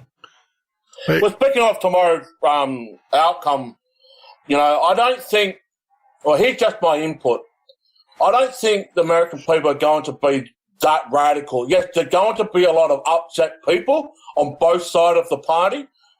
They're going to hate whoever voted for who is going to hate the opposition, basically. But here's the funny thing. In modern history, in every election, especially here in Australia, the people that they vote for, they end up hating anyway. 4 years later, they change their vote, trying to kick them out of power. But I don't want to say too much about what may or may not happen tomorrow, but what I want American people is just don't get too paranoid because everything is bubbling. It's on the surface right now. You had the WikiLeaks, you had all this stuff, and we all know it's there. We know the evidence is there, but what I want to encourage the people of America is don't get too paranoid just yet because it may not happen. It may not happen. Well, I'd say just get the popcorn in and just watch the raid, innit? I can definitely say being an American and knowing a lot of, I talk with a lot of people. And so, even being in the field that we're in, I speak with a lot of people. So I can tell you that we are on the verge of a revolution. If things do not go the way that people want them to, there will be a revolt. There absolutely will. They truly. I said it last night, early hours this morning, Australian time. People are going to hate whoever's going to win tomorrow, whether it's Trump or Hillary Clinton, because you have those people who vote for them will hate the opposition. Absolutely. I said to this. I also said this on my Facebook status, prepare for a revolution, because there will be a revolt and that people are going to repel, because when they don't like something, it's like a kid waking up on Christmas morning. If they don't get that present that they want, but something else, they throw it in a dump pile and say, but I want a brand new bike or something like that, and they don't get it, Big things. Right. What was wrong with your PS4, you cheeky little bastard? Yeah, but the other thing, this whole talk about revolution, you got to do it. I mean, look, I understand that people are going to be pissed off, and I understand that people want change, and but you have to be on the right side of it. And just because you yeah. lost, you can't take to the streets with arms because you're going to get pummeled. See, the But problem. it's going to happen. You what? Not unless you get a nice little check from George Soros to say, "Yeah, I'll jump on." It will happen. Well, Absolutely. the other thing you got to remember is this: it'll happen until The View comes on in the morning, or until somebody misses their show, Or the NFL. They got to watch the Super Bowl. But what if Molly Cyrus and Jay-Z both got on telly and say, "Yeah, you got to have a right"? It all depends. They'll be coming in their droves down the street. It'll be like zombie apocalypse. Yeah. I just did Beyonce. She says she just fucked off, and I'm gonna go and kill some people. Because but that only happens so long. That only happens until the vending machines run out of snacks that you can buy, and your credit card stops working. Well, then you have Ryan. Then you have an issue. The store doesn't have any more things to loot from. But if they say Black Friday's coming early, that's it. See, guys, that's what they're going to do. They're going to maintain that. Now, I'll give you that. The minute that welfare or that WIC check don't come in and they can't cash it, all hell's going to break. Well, I don't think all hell. I think most sensible Americans who learn to take care of themselves and stuff that don't rely on the government for a substantive, we're going to sit back with popcorn and watch the show. Right. I mean, where revolution's going to come. Look, for me to pick up guns against my government, I'm going to say this flat out so everybody knows where I stand on this. The day a blue helmet shows up on my land and starts telling me what to do, then I am there. But, if a government in Chicago, the way I look at it, guys, you in Chicago, I'm sorry that you're under martial law. I'm not going to be under martial law, but you voted for it, so you got what exactly you wanted. They're not going to put me under martial law. No, I mean not where I live. Look, I intentionally moved out of the city. I got away from it all because I knew what was coming. Okay, I'm not that far out of the city, but I'm far enough that you're not going to come looking down my street like you are down 5th and Main. Okay, and so what I'm saying is I'm far enough out in the woods. But when you look at the whole thing, if you're inner city. And I know it's hard to move out of the inner city, but people can get away from that. If you know what's coming and you stay there and you don't want to heed the answers that are coming in and see the warnings and see all the signs. If you don't want to deal, then you know what, when they come for you, I'm going to be over here staking my post out. Right. You got yourself into the mess. You got yourself in. Don't come up looking at my post thinking I'm going to give it to you. I'm going to be well. I don't live in the country. I live in Charleston. I live in a suburb of Charleston, but don't think for a minute that I won't be planted up in my tree if the shit comes down. But you're not gonna have martial law either because there's not enough troops. That's what I'm saying. It's going to take all the troops that they got to secure Texas, L.A. and New York. I mean, not Texas, but metropolitan cities. Exactly. Yes. They're not going to be messing with you. You're going to be watching it on TV. No, I'm going to be watching from my tree. My girl can watch it from TV. Yeah, but then again, we're only talking about us, right? And the educated people. As I said, there's over 300 million. And that's what we're trying to do now is educate people. The elite have got the advantage over them because they've got one thing that they use which is invisible, which is psychological operations and fear-based porn, right? Right. Yeah, and that's what they'll use on them. They'll use psychological warfare on them. No, they're going to do. Hey, if you want food, here's food, but you got to go along with us. Here, we're going to give we're going to give you a state job, and you got to go along with us. But like I said, it's going to be in the inner cities. They got to maintain that, so you're going to have time to be able to get a lay of the land. And then, I'm not saying forever. Because then, once they get the inner cities controlled or the cities controlled, then they're going to move into the rural regions, and then that's like I said, that's when the fight begins. But those are your canaries, in the coal mine. So it's not going to. Yeah, I mean, look, I can already tell you, if Clinton gets elected, we're at war with Russia. So game over, anyways. Right? We're going to have to reevaluate. We're going to have. Yeah, that's right. If Trump gets elected, you're going to have inner city issues. You're going to have in these areas and stuff. But like I said, cook some popcorn, sit back. If you got family members there, tell them to get the hell out of the city. Give them safe refuge somewhere because you don't want to be anywhere near those cities when they burn. The only problem that I can honestly see that I saw a couple videos on that's really my concern is predator drones, because they can arm up 200 pieces of equipment, and one piece of equipment can take out a house. Well, they've already said that China just is selling these predator drones. They have one that can stay up 30 days at a time without refueling.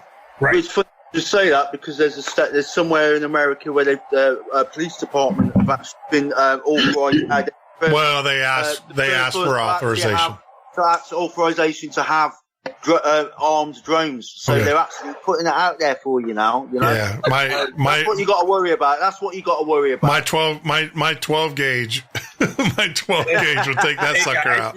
Hey guys, you got to hear this. ICE has deployed agents to polling stations. Are they? See, that's awesome. To scare after the president. Scare off. That's the Clinton regime right there. No. And I love how the president went and said because part of the Clinton regime. No, if you're afraid, It's not part of the Clinton regime. No, if you're afraid of ICE, the last thing you want to see if you're an illegal is an ICE agent. I thought ISIS. I thought you said oh no, ISIS. Damien, go to the bathroom, get them cotton. Might as well be. Get them ISIS, ICE. Okay, I have a question.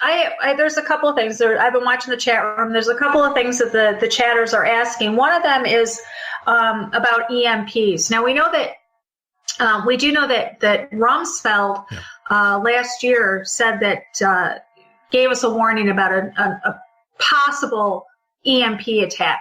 What do you guys think about the possibility of that? Absolutely.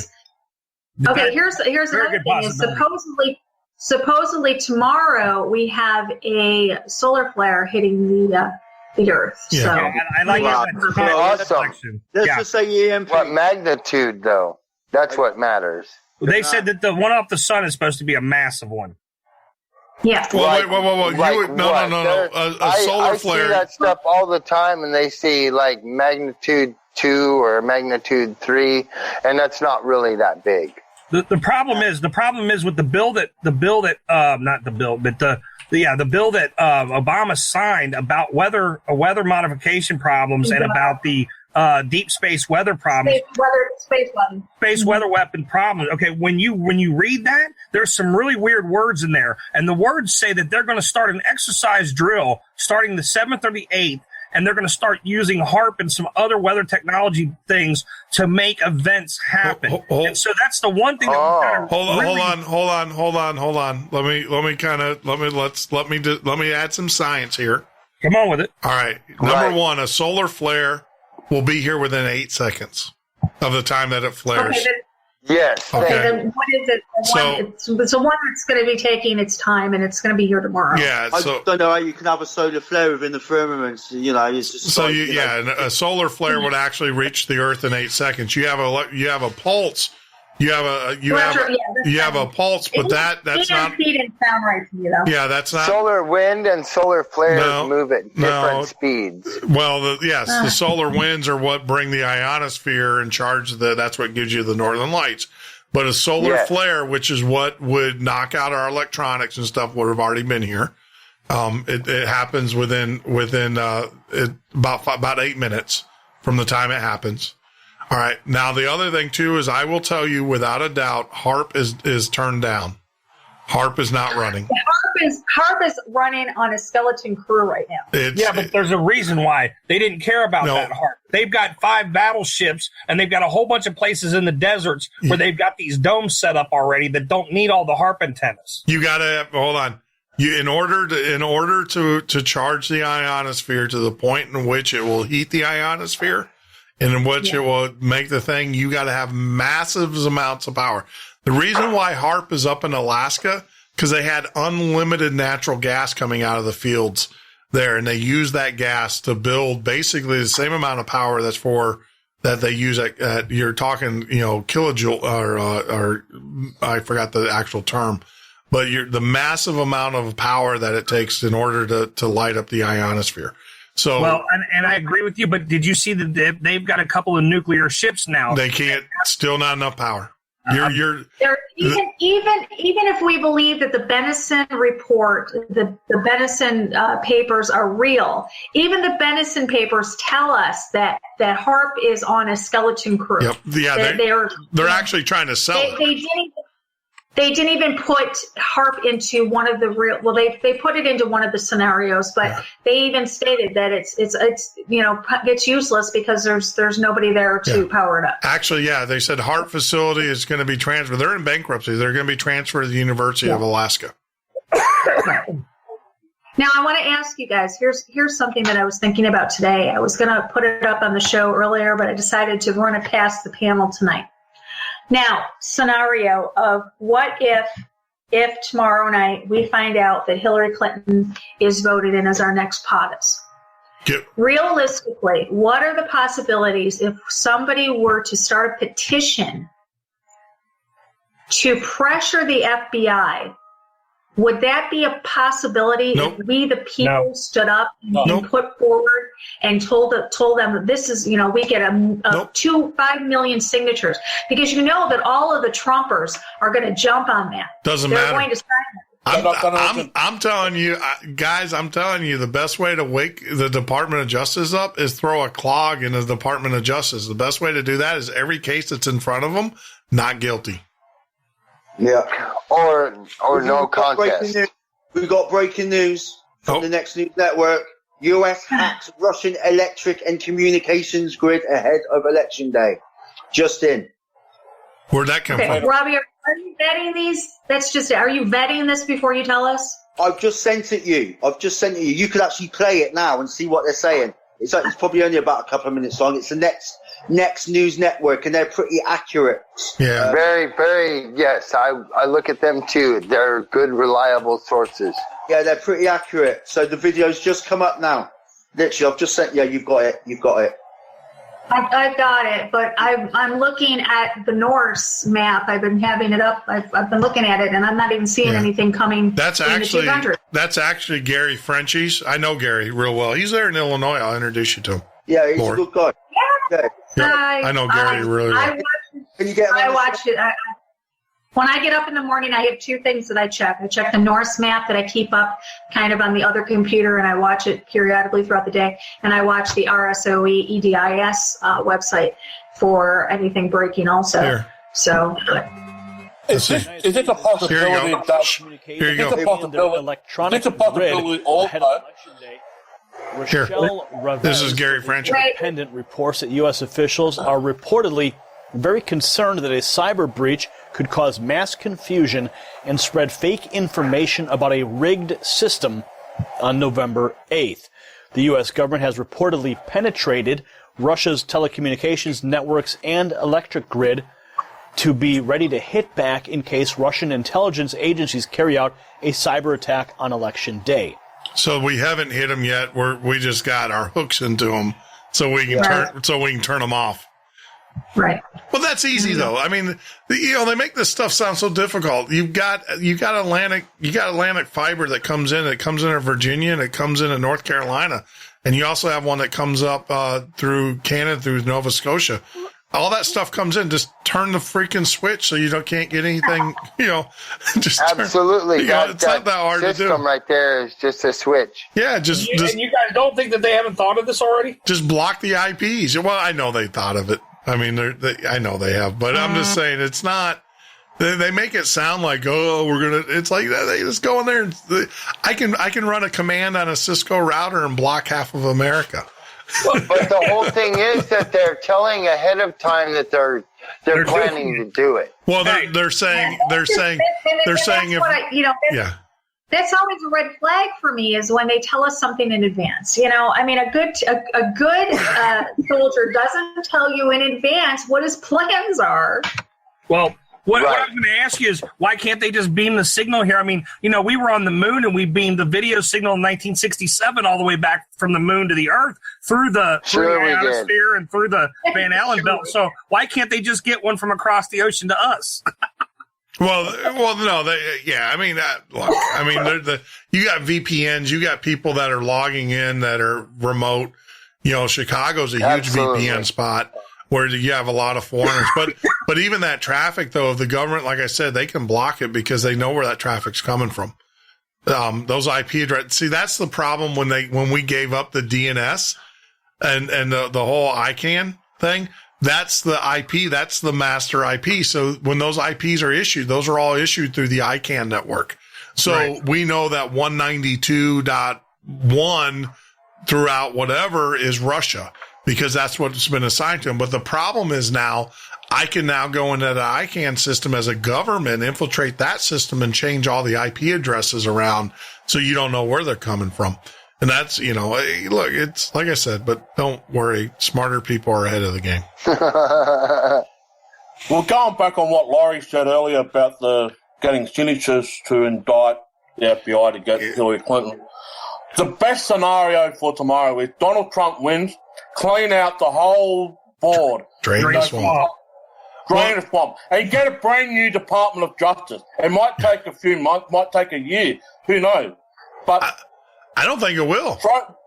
We have some good people in the Department you got Napolitano, who would become, and then you got Cruz. I bet you Cruz, more than likely, Cruz will become. Yep. Yeah. Napolitano. Because what they really need to do in this whole scenario, we know she's a criminal. We know that. It's been proven. Right? But what they need to do, Donald Trump does win, is throw the electric chair at her. Throw everything, even the kitchen sink. She's treasonous. You could shoot her. I mean, put in the side. She needs to be hung in a gallows in the front of the White House. Whoa. Hey, guys. I don't want to be part of any conversation in which you threaten an elected official. No. It's not threatening. No. That's not. I just want to. No. That's constitutional. Listen, wait a minute, guys. Under treason, you are facing the hung in the gallows, and under treason, you can be faced a firing squad, death by injection. Okay, so absolutely under treason, and when they're indicted under treason, that's an option. Let's make sure that's clear. Because I want to make sure that's perfectly clear, because the last thing I want to do is wake up in the morning. That's right. You don't want to, you still want to stay in the game, guys. You don't, and that's an easy way to get taken out. I still you can say that shit. No, listen to me. We are not inciting any kind of violence against her. What we're saying is under treason, you could be prosecuted and face the death penalty. You could, and that is an option that's up to the prosecution at the time. Exactly. That is on the table. What you've got to understand is, right, that if she goes down for treason, half of Congress has got to go down with her. Exactly. Let's drain the swamp. Absolutely. That's something I was going to say earlier. This is what I was going to say is, if we can indict her, they'll all snitch. I mean, Podesta is going to end up going down. All of them that are in line are going to end up going down because they're all tied to this pedophilia ring, okay? And so people hate that more than anything. You could do a lot of things in this country. Start touching kids and see what happens. Yeah, I agree. Okay. What happened? So listen. So what happened? Wait. Huh? So wait a minute. I mean, let's be realistic here. It's been proven that they're touching kids, and still nothing is being done because it's not on mainstream yet. It's really not. You get a couple of it's because all these people are paid off. It has nothing to do with mainstream media or the people. It has to do with the government and their job, and they're not doing their job. I do say, though, tonight, it was, as I said when I came into the room, right? They mentioned it. It was mentioned in a conversation on Fox News. Remember, there's 97 million people that watch Fox News, right? And it has to start raising eyebrows. It's going to start breaking out soon, right? The fluoridated idiot people aren't as stupid as everybody like to believe. And when they start mentioning about child trafficking, torture, eating of children, right? Yeah, there's your next revolution there, because like George Bush Sr. said, right, a long time ago, if the American public ever figure out what we've been up to, they will hang us by the morning. Right? Actually, Hillary Clinton said the same thing about Donald Trump. He said if Donald Trump gets elected, we'll all hang in the gallows. Yeah, and that's exactly what they're talking about. They're talking about the satanic paedophile ring, and it's not just the Clinton Foundation; it's all around the world. But do you realize as they go and they start cycling all this, and these people start ratting on each other, they're going to start seeing all the ones that need to go. Now we're not going to get rid of them all, but we're going to get rid of a ton of them. And what kind of sick person could sit here and know this? And this is the kind of shit that really drives me crazy. Is when you know that Podesta has a picture on the wall in his office of a man and laying on a table with two guys with knife and fork and plate going to eat each other. When would you ever walk into a situation where you would go, hey, that painting's pretty weird. It looks like they're eating that human being. And he says, yeah, it's better to be the one holding the plate than the one on the table. And you go, what? Like, dude, you really, like somebody should have done this a long time ago. Up. Yeah. He does. Yeah. It's called the name of the painting is called Monhound's Paradise. Yeah. The painting of two men eat another man hanging on the wall of John Podesta's office. Yeah, it's called Monhound's Paradise. And why haven't we questioned this in the past? Well, because I didn't know about it. This is the first time I ever heard this. I've never been in John Podesta's office. What's that, Lori? He also has sculptures of people in strange and contorted positions that are reminiscent of Jeffrey Dahmer. They have actually footage that they have. Now check this out. The bodies were photographed by the police coroner, okay, at Dahmer's house. All right, in some places where they had staged, where he had cut the heads off and placed them in this crazy contorted position with their stomachs in the air, their legs doubled up behind them, right? Now check this out. So Podestas have statues like this in their house that represent and depict these murder scenes. Now, and they're bronzed in gold, and they stand and pose around them and smile like they're standing in front of the Eiffel Tower. Yep. Now that tells you something. This is actually on Reddit, and I want to, because I think it's very important when we throw this stuff out there that we back it up. This is on Reddit. Yes. Heather and Tony Podesta in their Falls Church home with Louis Bogardos, the Arch of Hysteria, which was based upon the death scene of. I just put in Google. I said Podesta Jeffrey Dahmer. Yeah. And now that they've been connected, quite possibly to the disappearance of Madeleine McCann as well. Whoa! If that ever gets out into the worldwide. By the way, it seems Alex Jones has picked up our story on the on everything our shows today, Jeff and Robbie. Are you serious? That's awesome. That's like 5 episodes that they've been doing. I didn't want to say anything. I didn't want to say anything earlier, but earlier in the show, somebody had come in the chat room and told us that Alex Jones had just picked up their stories. 2 of them that we did today. We only did 2 shows before this one. So. Yes, that's what we strive for. That's very good. We do this because we want the word out. This is about getting the word out to everybody. That's what this is about. Yes, exactly. It's like what I said earlier. It's like what I said earlier in the broadcast. 80% of people know that Hillary Clinton is guilty. The other 15% or what, it could be higher, they don't care, or they're sitting on the fence. They don't know who to vote for. Right. If we There's only one name you can vote for. It's Trump or it's go to hell. Okay. Exactly. It's like there's nothing else you can do. Yeah. It's like it doesn't take a rocket science to figure out the left side is on fire, the right side isn't. We need to stay on the right side and put the fire out. And Jack, you know what I said about a month ago? You and I had a private conversation off air one time. You can't put brains into a monument. Right. You know, and another thing too, and this is where a lot of American people are a bit gullible. You can't bullcrap a bullcrap artist. Hillary Clinton has lied and lied and lied and lied. But there's so many people in the American population, in Australia and Great Britain, all around the world, you cannot bullcrap a bullcrap artist. You just simply cannot do it. And if you want to indict someone, then indict someone. What have you got to lose? Your job? Who cares? They never have any problems indicting any of us. They would indict us in a heartbeat. Like, at the drop of a hat, they'll make it up. Look, any knowledgeable in the UK, we say you can't blagger. Yeah. And the biggest any that I have ever heard on live TV in my life. Any prosecutor will tell you can indict. They say this all the time. You can indict a ham sandwich. Yes.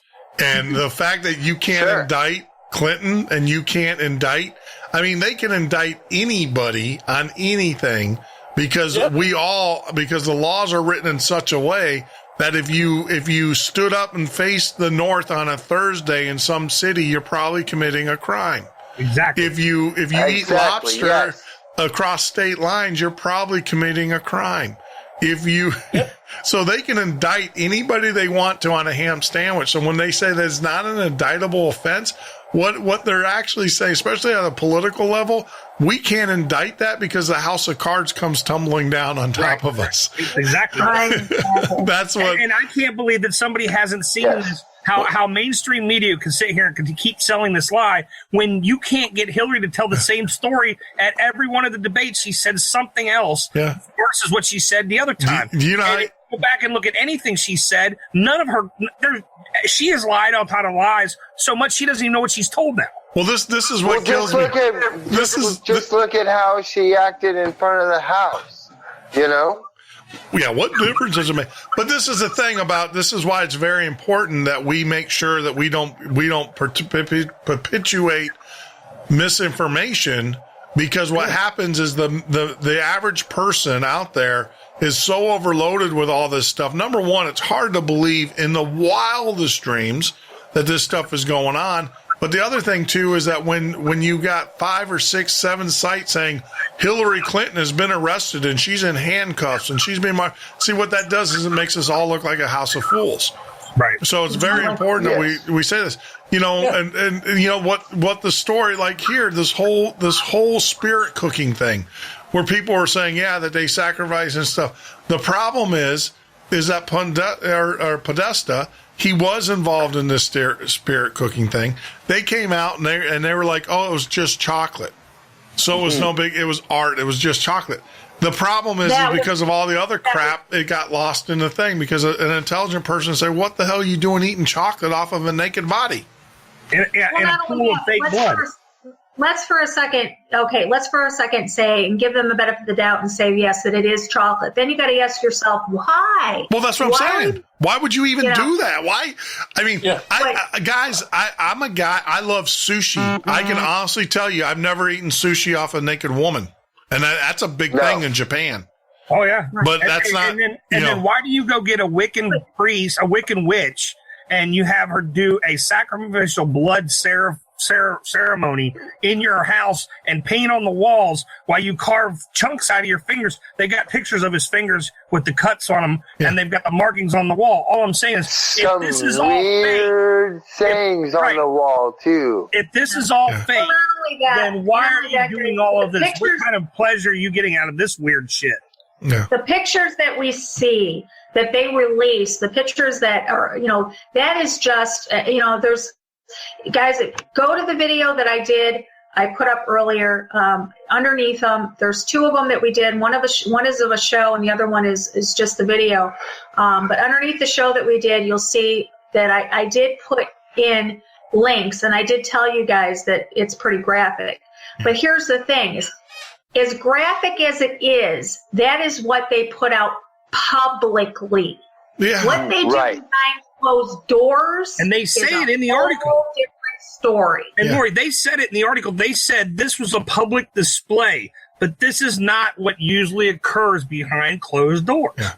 Yeah, because and they're not allowed cell phones or anything else behind closed doors. Well, in a public display, they're saying it's not apparently through the occult. If it's done publicly and stuff, it's not actual ritual. It's when it's done in private that it becomes a ritual. Yeah, they call it art if it's done in public. Yeah. That's what I mean. What we see publicly is nothing compared to what happens behind closed doors. Yeah, well, I mean, look at that crazy ritual at CERN. Well, that was fake. The Goddard Tunnel. That was the Goddard Tunnel was real. But the CERN one, that was actually No, I was talking about the tunnel with all the Yeah, we're talking look, if somebody, just like they said earlier, if somebody went around and said to you, well, okay, I got tickets to go see a cult exhibition of people getting slaughtered with Baphomet walking around. We've already talked about this. But what I'm saying is, at that point, would you still go? No. Why would you go? We've already talked about this. We already said that. And by the way, here's your play. Yeah, what person in their right mind would sit there and watch? Right. What person in their right mind would sit there and watch a woman paint menstrual blood on a wall? What I mean, that's crazy. Semen and everything else. Yeah, I mean, where? Yeah, I mean, well, that was pig blood, by the way. Oh yeah, right. Okay. Supposedly. How can you describe this as being art? If it was done in an art gallery, it's classified as art. But if it was performed privately, it's classified as something else. I was equally offended at Piss Christ. So I mean, and they called that art too. That's still offensive, and it was still offensive then. It's still offensive now. I mean, look. I mean, there's people out there that try to take pictures of little kids and stuff and say, well, that's art and stuff. Well, guess what? It's still pedophilia. It's still illegal. Right. You can call it whatever you want to. It's still sick. All you want.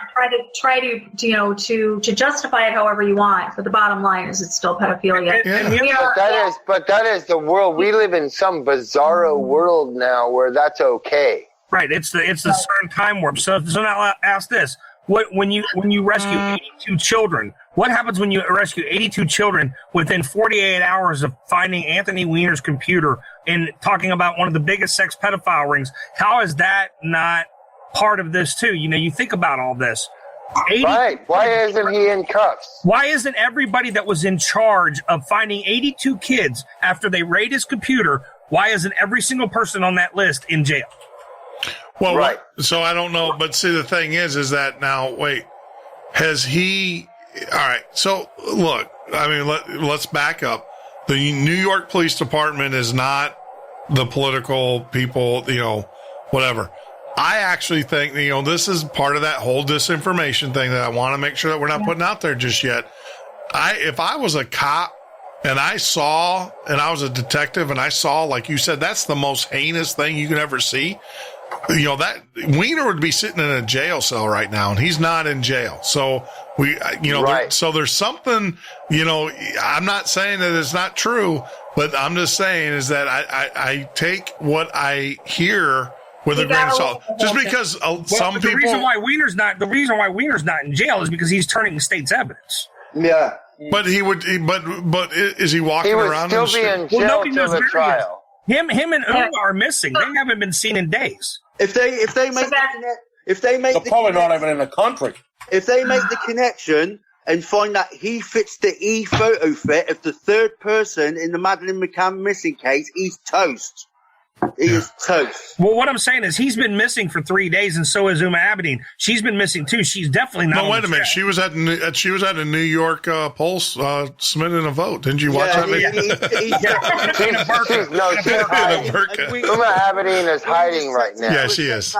Weiner's apparently. We are at T-minus 4 hours until the polls open on the East Coast, guys. Yeah. I was just saying. 4 hours? Do they open that early, really? 6 a.m. Oh, my goodness. Wow. He's going down for breakfast at the polling booth. Yeah. Yeah, you're actually right. No, Anthony Weiner is actually at a sex rehab center. There you go. That's what I heard, but I haven't been able to vet it or verify it. They said that he's on a horse. This is on CBS News. And there's actually a picture of him on a horse. Oh, God. No. Just a question, guys.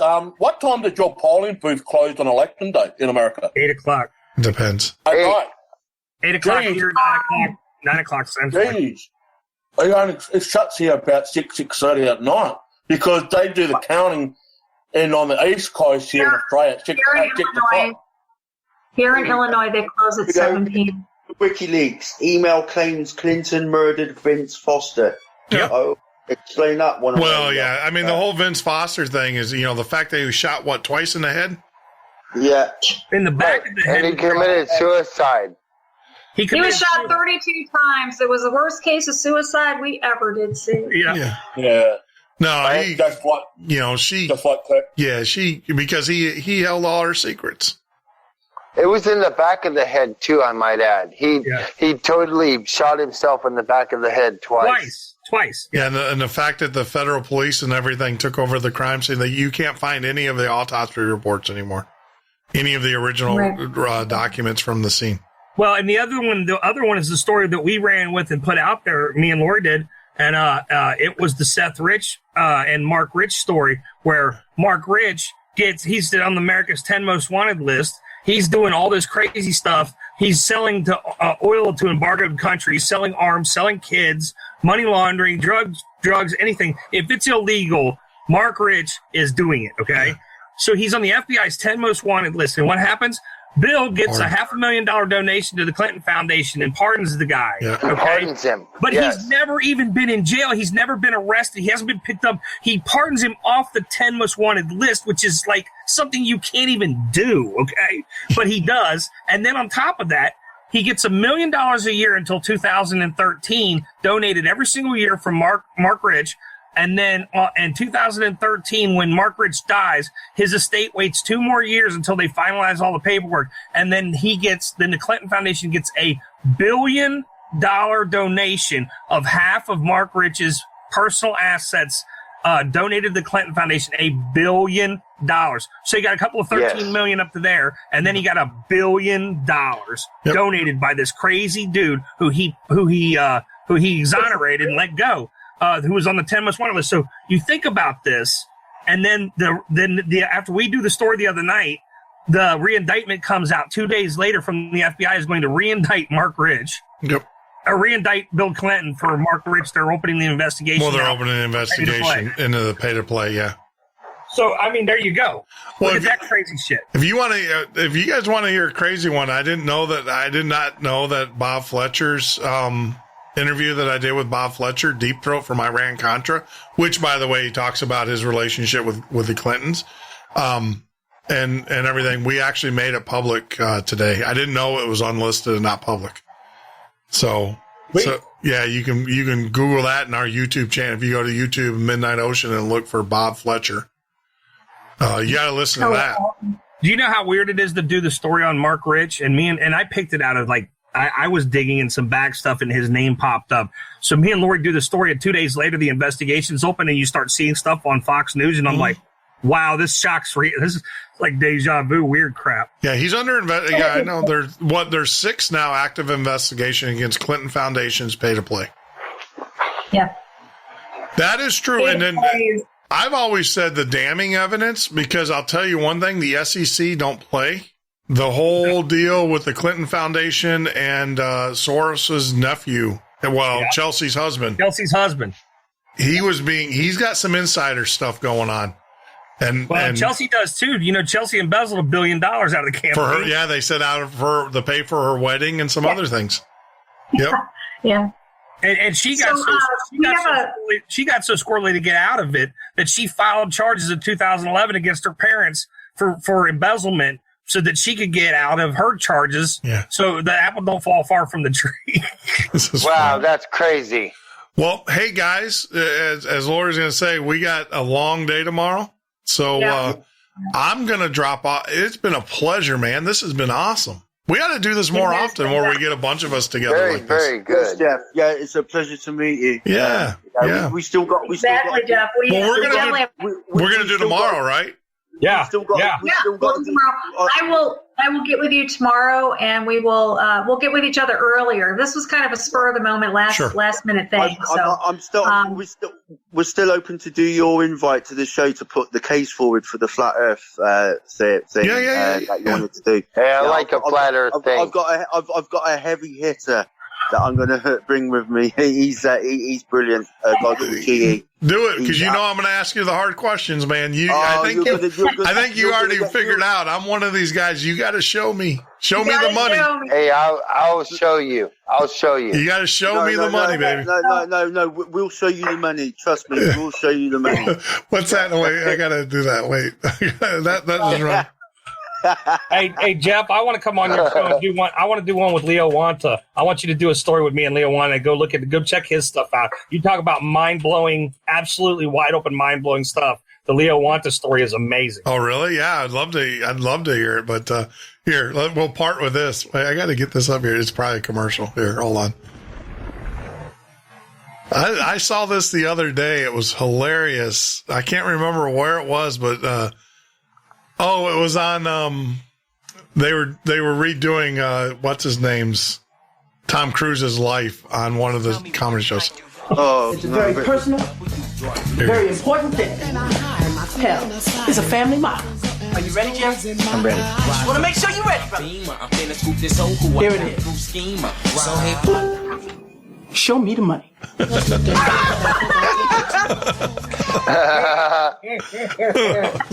Nice. Thank you, Jeff. I love it. Hey, you guys take care. Be safe. Be safe, and we'll be talking to you guys tomorrow. No doubt, Jeff. We love your show, too. Plug your show real quick. All right, guys. Bring extra popcorn. Bye. Bye now. There you go, guys. That was the wow, what a fun show. Like I said, we need to do that more often. Let me know what you guys think. If you enjoyed that show. Now, tomorrow we're going to definitely be doing it. We're going to be joining the network. We're going to same thing all over again. And Deb, I am terribly sorry, but I think it was a great conversation. We will get to you. I am interested in what MUFON had to say, but we won't be doing that until probably Friday. Deb, I'll get you booked in unless, of course, something else happens to where we are at war or something of that nature. So we'll get Deb in here, but what a show. I thoroughly enjoyed that conversation and being on the air with those guys. And I wish, look, I don't know what your beliefs are, or what your who you're going to vote for tomorrow. Just go out and vote. Do your civic duty. Obviously, you know who I want you to vote for, but look, I mean, the reality of it is all about the conversation. And, and part of the conversation is you got to participate. You got to be a part of it. You got to be part of the discourse, the discussion, and everything. So I highly recommend that you join into the discourse, the discussion, whatever it may be. I mean, we're America. Look, regardless of who wins, we've got a very hard road to travel. It is going to take a miracle, an act of God, to get us out of this hole that we are in. It's going to take all of us working together to do that. And it's not about division. Look, I mean, everybody here, everybody you heard on the show, I know them for the most part. And I can tell you that they're just looking out for what is in your best interest, what's in their best interest as well.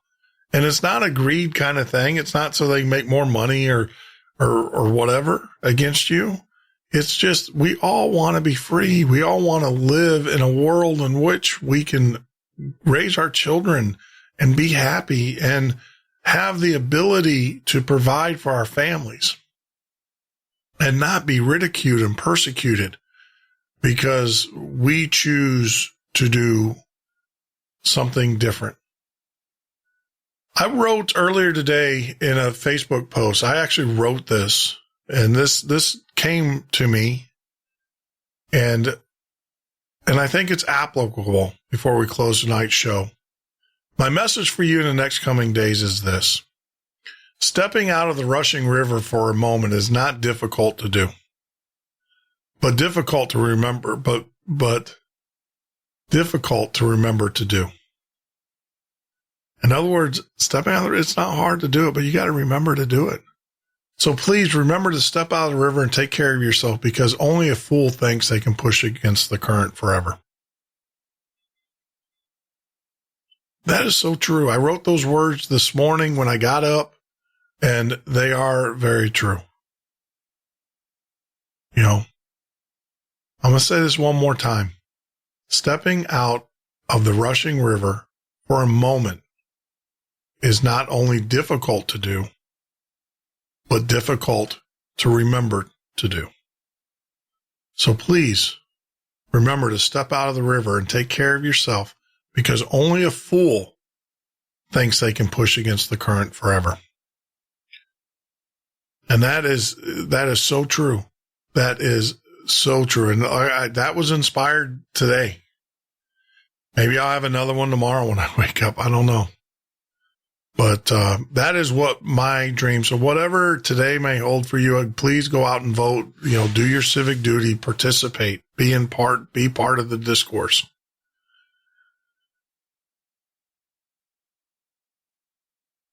You know, it's all about the conversation. And you can't be part of the conversation if you don't participate. So be well, take care. And as my good friend always says, and we always end the show on a high note, be well, be safe, but more importantly, be loved.